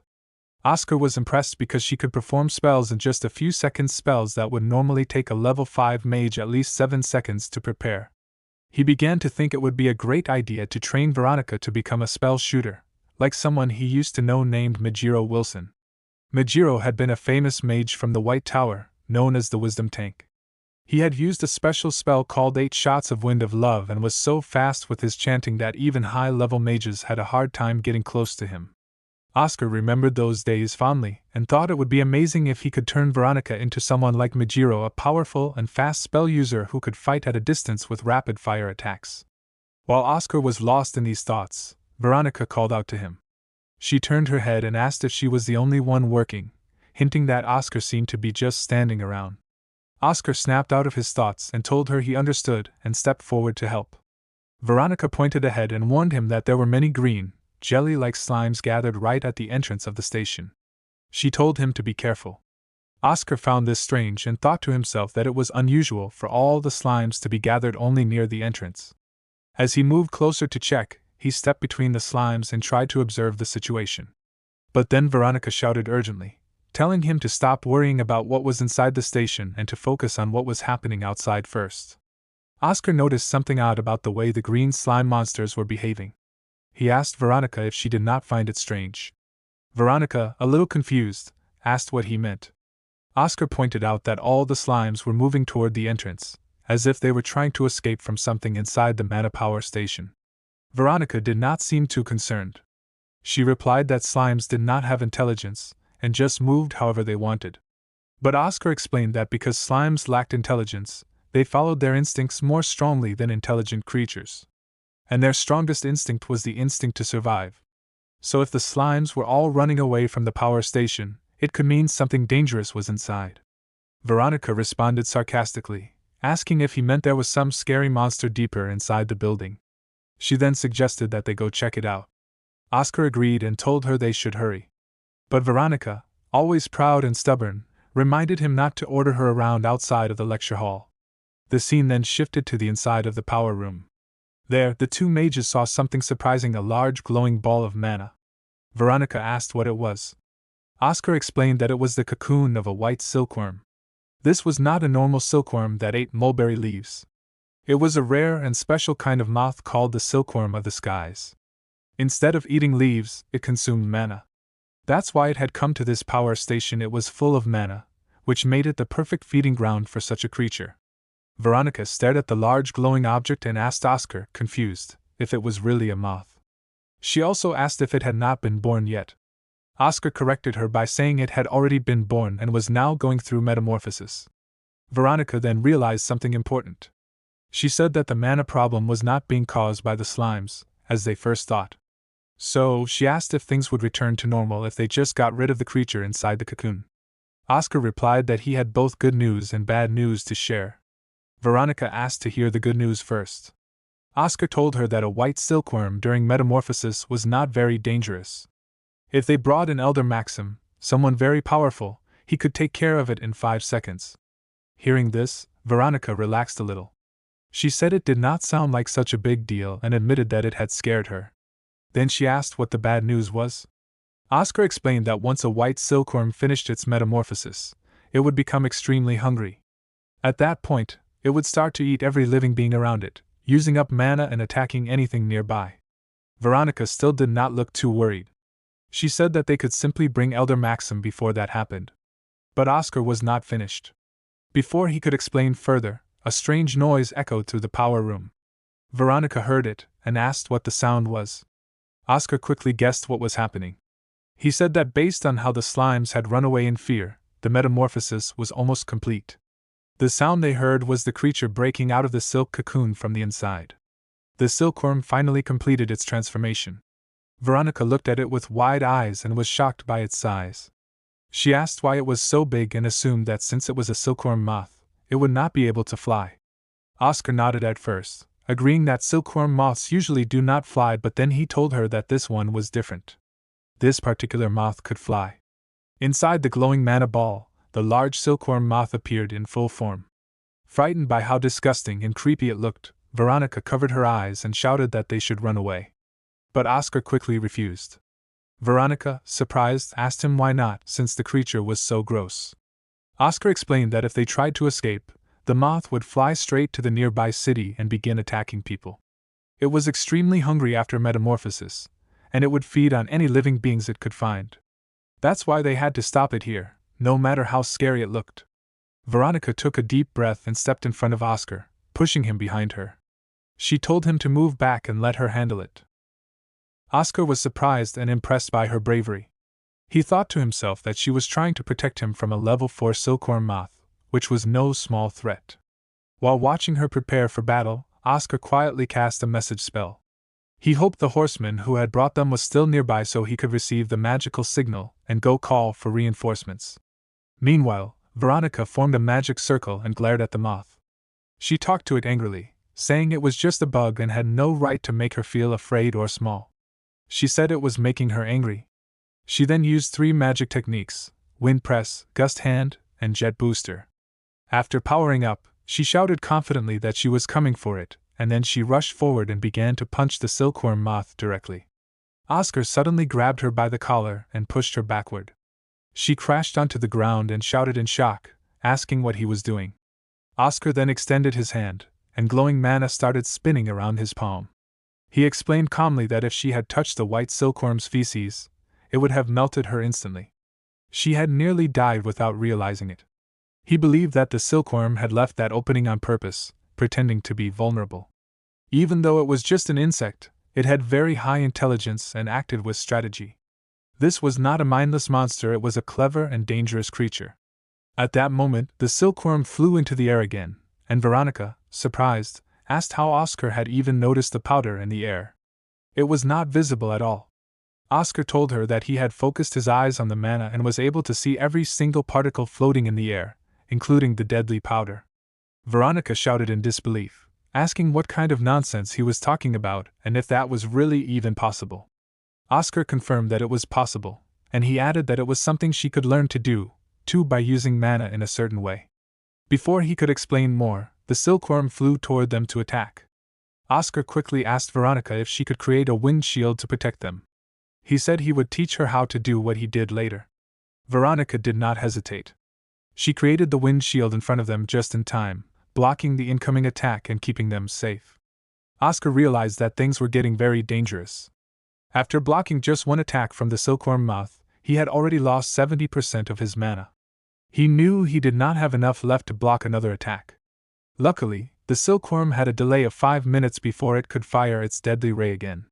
Oscar turned to Veronica and told her that they had to defeat the creature within those 5 minutes.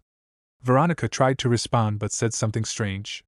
Oscar did not understand and asked what she meant. Then he saw her looking down at her leg, panicked. She shouted that her legs were not moving. She had a wound on her thigh, and it seemed serious. Oscar quickly realized that when he had blocked the ray earlier, a small fragment of it must have broken through the wind shield and hit her. Even though she was hurt, Veronica yelled at Oscar to go on without her. She said she could still hold the moth off, and by some time, even in her injured condition. She warned him that if he did not leave now, both of them would end up dead. But as Oscar looked closely at her, he could see the truth: she was lying. The air around her was trembling with fear.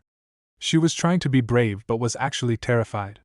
Instead of leaving, Oscar gently placed his hand on her head. Veronica looked at him with wide eyes and asked what he was doing. Oscar calmly told her there was no need to be afraid, and that he would never leave without her. Veronica tried to act tough and replied that she was not scared, but her shaken voice and expression said otherwise. Oscar comforted Veronica by telling her it was okay. He said that mages of the White Tower never left their comrades behind. To show he meant it, he placed his hand on the ground and activated a magic technique called Accelerate. As the spell took effect, he thought to himself that he only had about 28% of his mana left. Then, using the acceleration spell, Oscar moved forward at incredible speed, so fast that his body became a blur. Veronica, still injured on the ground, saw him charging in and shouted after him with deep concern. She called him a crazy fool and asked how he planned to fight the dangerous creature like that. She reminded him again that she had told him to run away. She was clearly scared for his life and yelled that if he died and said something dramatic again, she would come after him herself. Oscar ignored the danger and pulled out a magic gun he had brought with him. He was thankful that he had remembered to carry it. With a confident smirk, he looked at the silkworm moth and spoke to it, saying that it was still calm but it would not be for long. Then he told it goodbye and fired the magic gun. Oscar was in the middle of a fight with a dangerous creature called the silkworm. He fired his magic gun at it, and the beam went through one of its wings, causing the silkworm to scream in pain. But something unexpected happened. Oscar's shoulder got dislocated even though he had only fired once. He was surprised and confused. He thought it was strange that he did not even hit the silkworm's head properly, and yet the creature's powerful ray attack had already recharged so quickly. While watching the silkworm fly toward a hole in the ceiling, he suddenly realized something. The silkworm had planned to escape from the very beginning. Oscar became frustrated because he did not have enough mana left to chase after it. Then, he noticed a silk thread that was still connected to the silkworm's body. He immediately thought of a plan. He jumped into the air, grabbed onto the thread, and shouted that he had caught it. From below, Veronica saw what he did and shouted at him with concern. She could not believe he had done something so reckless and dangerous. But before anyone could stop him, the silkworm flew outside the tower, and because Oscar was holding the thread, he was dragged along and pulled into the air. Now, he was flying behind the silkworm, hanging in the sky with nothing to hold onto except the thread. As the silkworm flew higher, it made a thin, strange sound. Oscar, who was being thrown around in the air, started to feel dizzy and sick from all the wild movement.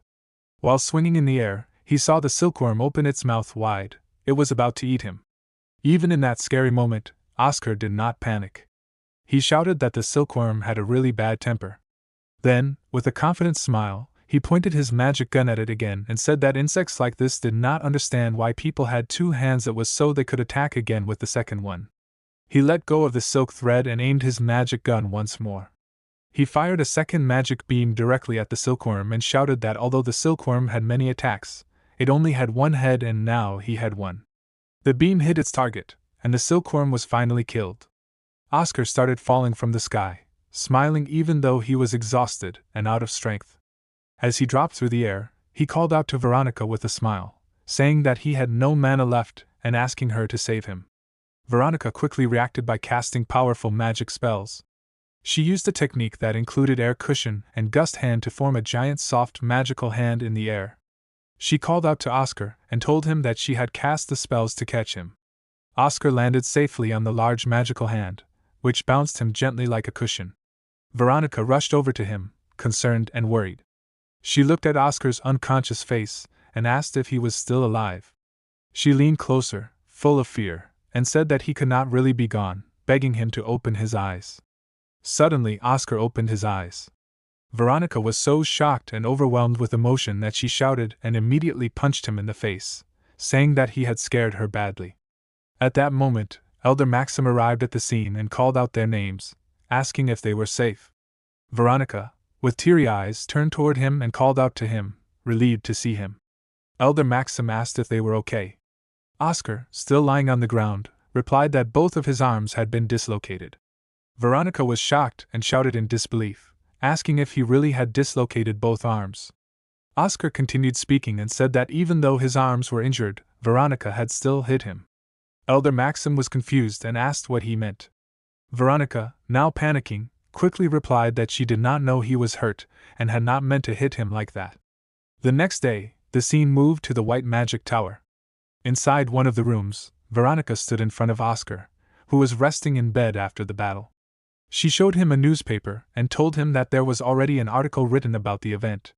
She seemed surprised that the reporters worked so quickly and asked him how it felt to become a hero. The headline in the newspaper proudly said that the mages from the White Tower had succeeded in hunting the white silkworm.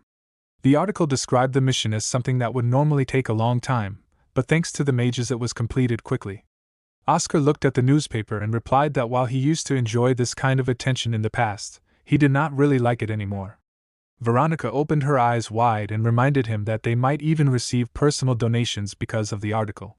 But Oscar, holding the newspaper, said that he was the type of person who preferred to take good care of the people close to him rather than chasing fame or money. Veronica commented that he had less ambition than she had expected, and Oscar jokingly told her that she could have more of it if she wanted.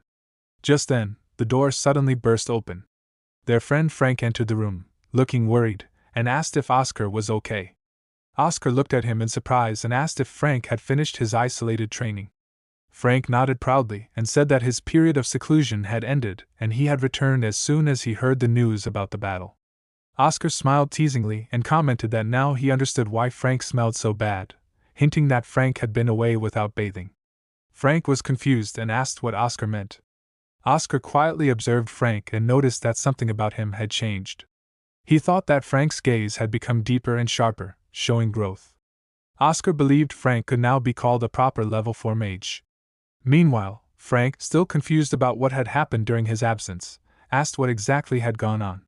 He also turned to Veronica and asked why she was there. He casually called her Becky, which annoyed her. Veronica reminded him that she had told him not to act overly familiar with her. Frank did not understand why and said that they were close, but Veronica snapped and shouted that they were not close at all. She seemed very frustrated and explained that because Frank kept going around telling people they were close, she had to deal with rumors and unwanted attention around the academy. Frank replied that he had not known it bothered her since she never told him before. She yelled that he was a fool, then quickly calmed herself down and gave up, saying there was no point in arguing. She then turned to Oscar and called his name. Oscar looked at her with curious eyes, wondering what she wanted to say. Veronica hesitated, then tried to start a sentence by asking, "Are you?" but stopped halfway. Oscar asked her what she was trying to say, but she asked him if he really did not know. When he nodded that he did not, she simply gave up and told him to forget it. Just then, Elder Maxim entered the room with a warm smile. He greeted Veronica and Frank, happy to see them both there. Frank smiled and greeted the elder back, saying it had been a long time. Elder Maxim informed them that the Vice Tower Master was looking for both of them. Frank asked why he was being called, and Elder Maxim explained that it was because of his training. As for Veronica, it was probably because of her achievements during the mission. He told them to behave well and go together. Frank nodded with a cheerful smile and walked ahead, while Veronica stood behind looking frustrated. As Veronica passed her on her way out, he told her to wait for him, but she did not seem too happy about it. After they left, Elder Maxim stayed behind with Oscar and asked how his body was feeling and if his arms had healed. Oscar answered that he was fine now. Elder Maxim smiled with relief and handed Oscar a small box. He said that since Oscar was feeling better, he could now receive something important. Oscar looked at the box and asked what it was, a bit confused. Elder Maxim explained that it contained the white silkworm's core. He also told Oscar that it had been decided he could take ownership of the silkworm's silk threads too. Oscar was surprised and asked if he really meant both the core and the silk threads.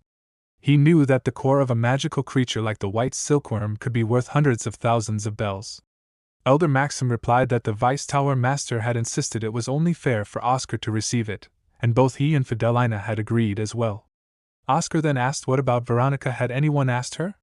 Elder Maxim replied that he had already spoken to her, and that Veronica had said she had not really done anything in the fight, so it made sense for Oscar to receive the reward. Hearing this, Oscar respectfully accepted the gift, saying he would gladly take it. Elder Maxim smiled and jokingly asked if Oscar planned to sell the core or eat it. Oscar held the mana core of the white silkworm and said that he was going to eat it right away. He explained that since the silkworm had just finished its metamorphosis, the core would not contain a huge amount of mana, but it was still good for recovery. He added that he could not wait to use it. Elder Maxim offered to stand guard, and Oscar thanked him. Then Oscar ate the mana core, and as he absorbed its energy, his body started glowing with magical light. In that moment, he focused his mind and thought calmly to control the flow of mana. Elder Maxim watched him with wide eyes and was deeply impressed. He thought that aside from illegal elixirs, this was probably Oscar's first time taking a real magical elixir. Yet Oscar was handling the powerful and pure mana so smoothly. Elder Maxim admired him and thought that geniuses really were talented at everything they did. Later, when Oscar opened his eyes, Elder Maxim gently asked if he was awake. Oscar nodded with a smile and thanked him for staying with him so late into the night. Elder Maxim then happily told him that he had officially reached level 3 as a mage and congratulated him.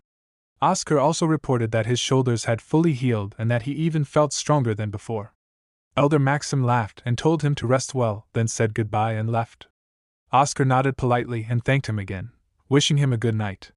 After Elder Maxim left, Oscar looked out through the glass window into the night. He did not feel tired at all. Instead, he felt focused and full of ideas.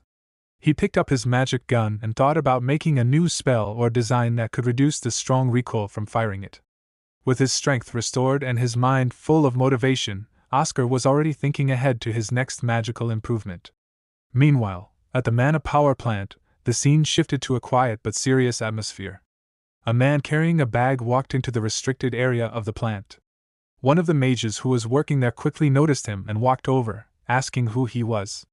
The mage warned that this area was off limits because they were still checking for any dangerous remains caused by the white silkworm. The man did not seem worried. He gave a short laugh and handed over a card to the mage. He introduced himself as Nebula Grime, a member of the Royal Special Investigative Headquarters.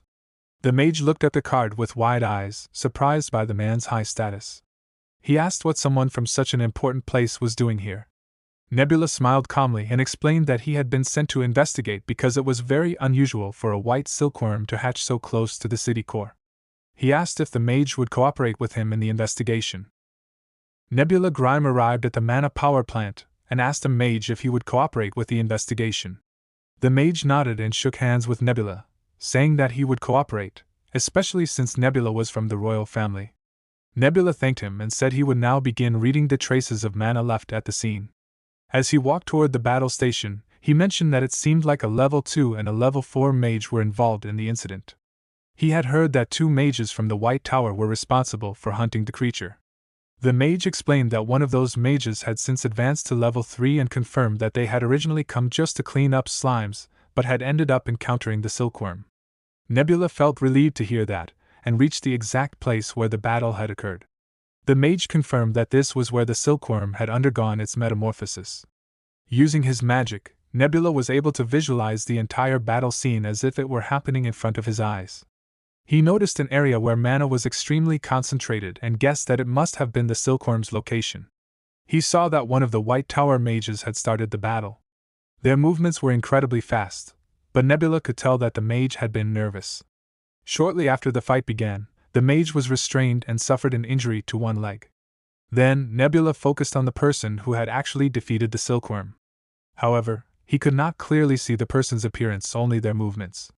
What surprised Nebula most was how clean and precise those movements were. This mage had fought with such control that they did not spill any mana during battle, which was extremely rare. In fact, it was one of the cleanest battle scenes Nebula had ever witnessed through his mana vision. He was deeply impressed and wondered just how talented that person must be. After examining the battlefield, Nebula took a step forward and picked up a shell from the ground. He immediately realized that it was an empty bullet shell and began thinking about what it meant. He noticed that a mage had used a weapon, a gun, and not just a regular one, but a modified version. He also saw that the trail of mana footsteps ended at that point. Based on the traces, he guessed that the mage had followed the silkworm when it escaped into the sky. Nebula was impressed and thought that the level 4 mage must be extremely brave and bold to take such action. Curious, he turned to the nearby mage and asked for the name of the level 4 mage. The mage answered that her name was Veronica Fricks. Nebula was amazed and repeated her name, saying to himself that it was incredible for someone like her to basically defeat the silkworm on her own. He believed her future would be very bright. But the mage quickly responded with confusion and corrected Nebula. He explained that Nebula was mistaken. The person who actually defeated the silkworm was not Veronica, the level 4 mage, but a level 2 mage named Oscar Crushen. Hearing this, Nebula's eyes widened in shock. He could not believe that someone as low-leveled as a level 2 could leave behind such a clean and precise battlefield with barely any mana traces. It seemed impossible to him. But then something clicked in his mind. He remembered the name, Oscar Crushen. It sounded very familiar. Suddenly, he recalled something important, the vaccine. He realized that this was the same Oscar Crushen who had successfully restored the Cadena flu vaccine. Nebula asked the mage to confirm if it was the same person. The mage nodded and replied that it was indeed the same Oscar. He added that although Oscar might have a difficult personality, his abilities had been proven without a doubt. Nebula continued examining the clues on the battlefield and thought that the bullet holes looked strangely familiar. Then he realized something. Those marks must have come from Trinity, the famous weapon of Gunman Jack. But he was surprised. How could a level 2 mage use such a powerful and rough weapon? Controlling its heavy recoil with mana alone would have been extremely difficult. This made him wonder if Oscar Crushen also had strong physical abilities along with magical skill. Nebula found this very interesting. With a smile, he asked the mage if it would be okay to tell him more about Oscar. He wanted to know exactly what kind of person Oscar Crushen was. At this point, the scene shifted to the White Tower's library, where Oscar was searching for books on a shelf. He looked at the poor condition of the books and became frustrated. He thought to himself that books in this kind of state should be seen in a local neighborhood bookstore, not in the great library of a magic tower. In the past, the White Tower's library had been one of the most respected collections in the world. The books were well preserved for hundreds of years, full of rare and valuable knowledge. But now, the library looked like something from an elementary school. He sadly thought about how beauty does not last forever, and how even this great library had collapsed so quickly. Oscar then admitted to himself that he was part of the reason for the library's decline. He remembered that 20 years ago, just before the terrible event called the Purging Night when they fought against the High Priest, they had made plans to create copies of every book in the library to preserve its knowledge. He was sure he had given that responsibility to Yona Sol Laplace. But now, she was missing. Oscar wondered where she had gone. She had promised to keep her oath, even if Oscar were to die. So if she had not shown up in the last 20 years, something serious must have happened to her.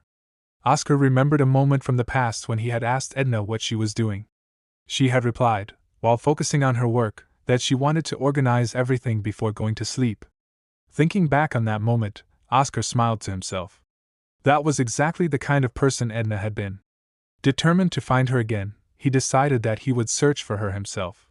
He also made up his mind to look for advanced magic that could help mages grow stronger and more stable. Since the recent big issues had already been solved, he believed the potions department would not come looking for him for a while, giving him some free time. Oscar then called out to someone upstairs and asked if she was the librarian. The girl nodded. He asked if they had any updated materials on dragons from the past 20 years. She smiled and said yes, then began to guide him downstairs. Oscar followed her and felt grateful.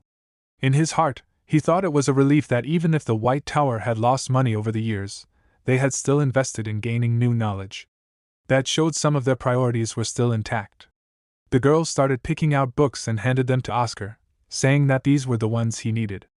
Oscar looked at the books and became confused. He thought that they all looked like picture books instead of serious research materials.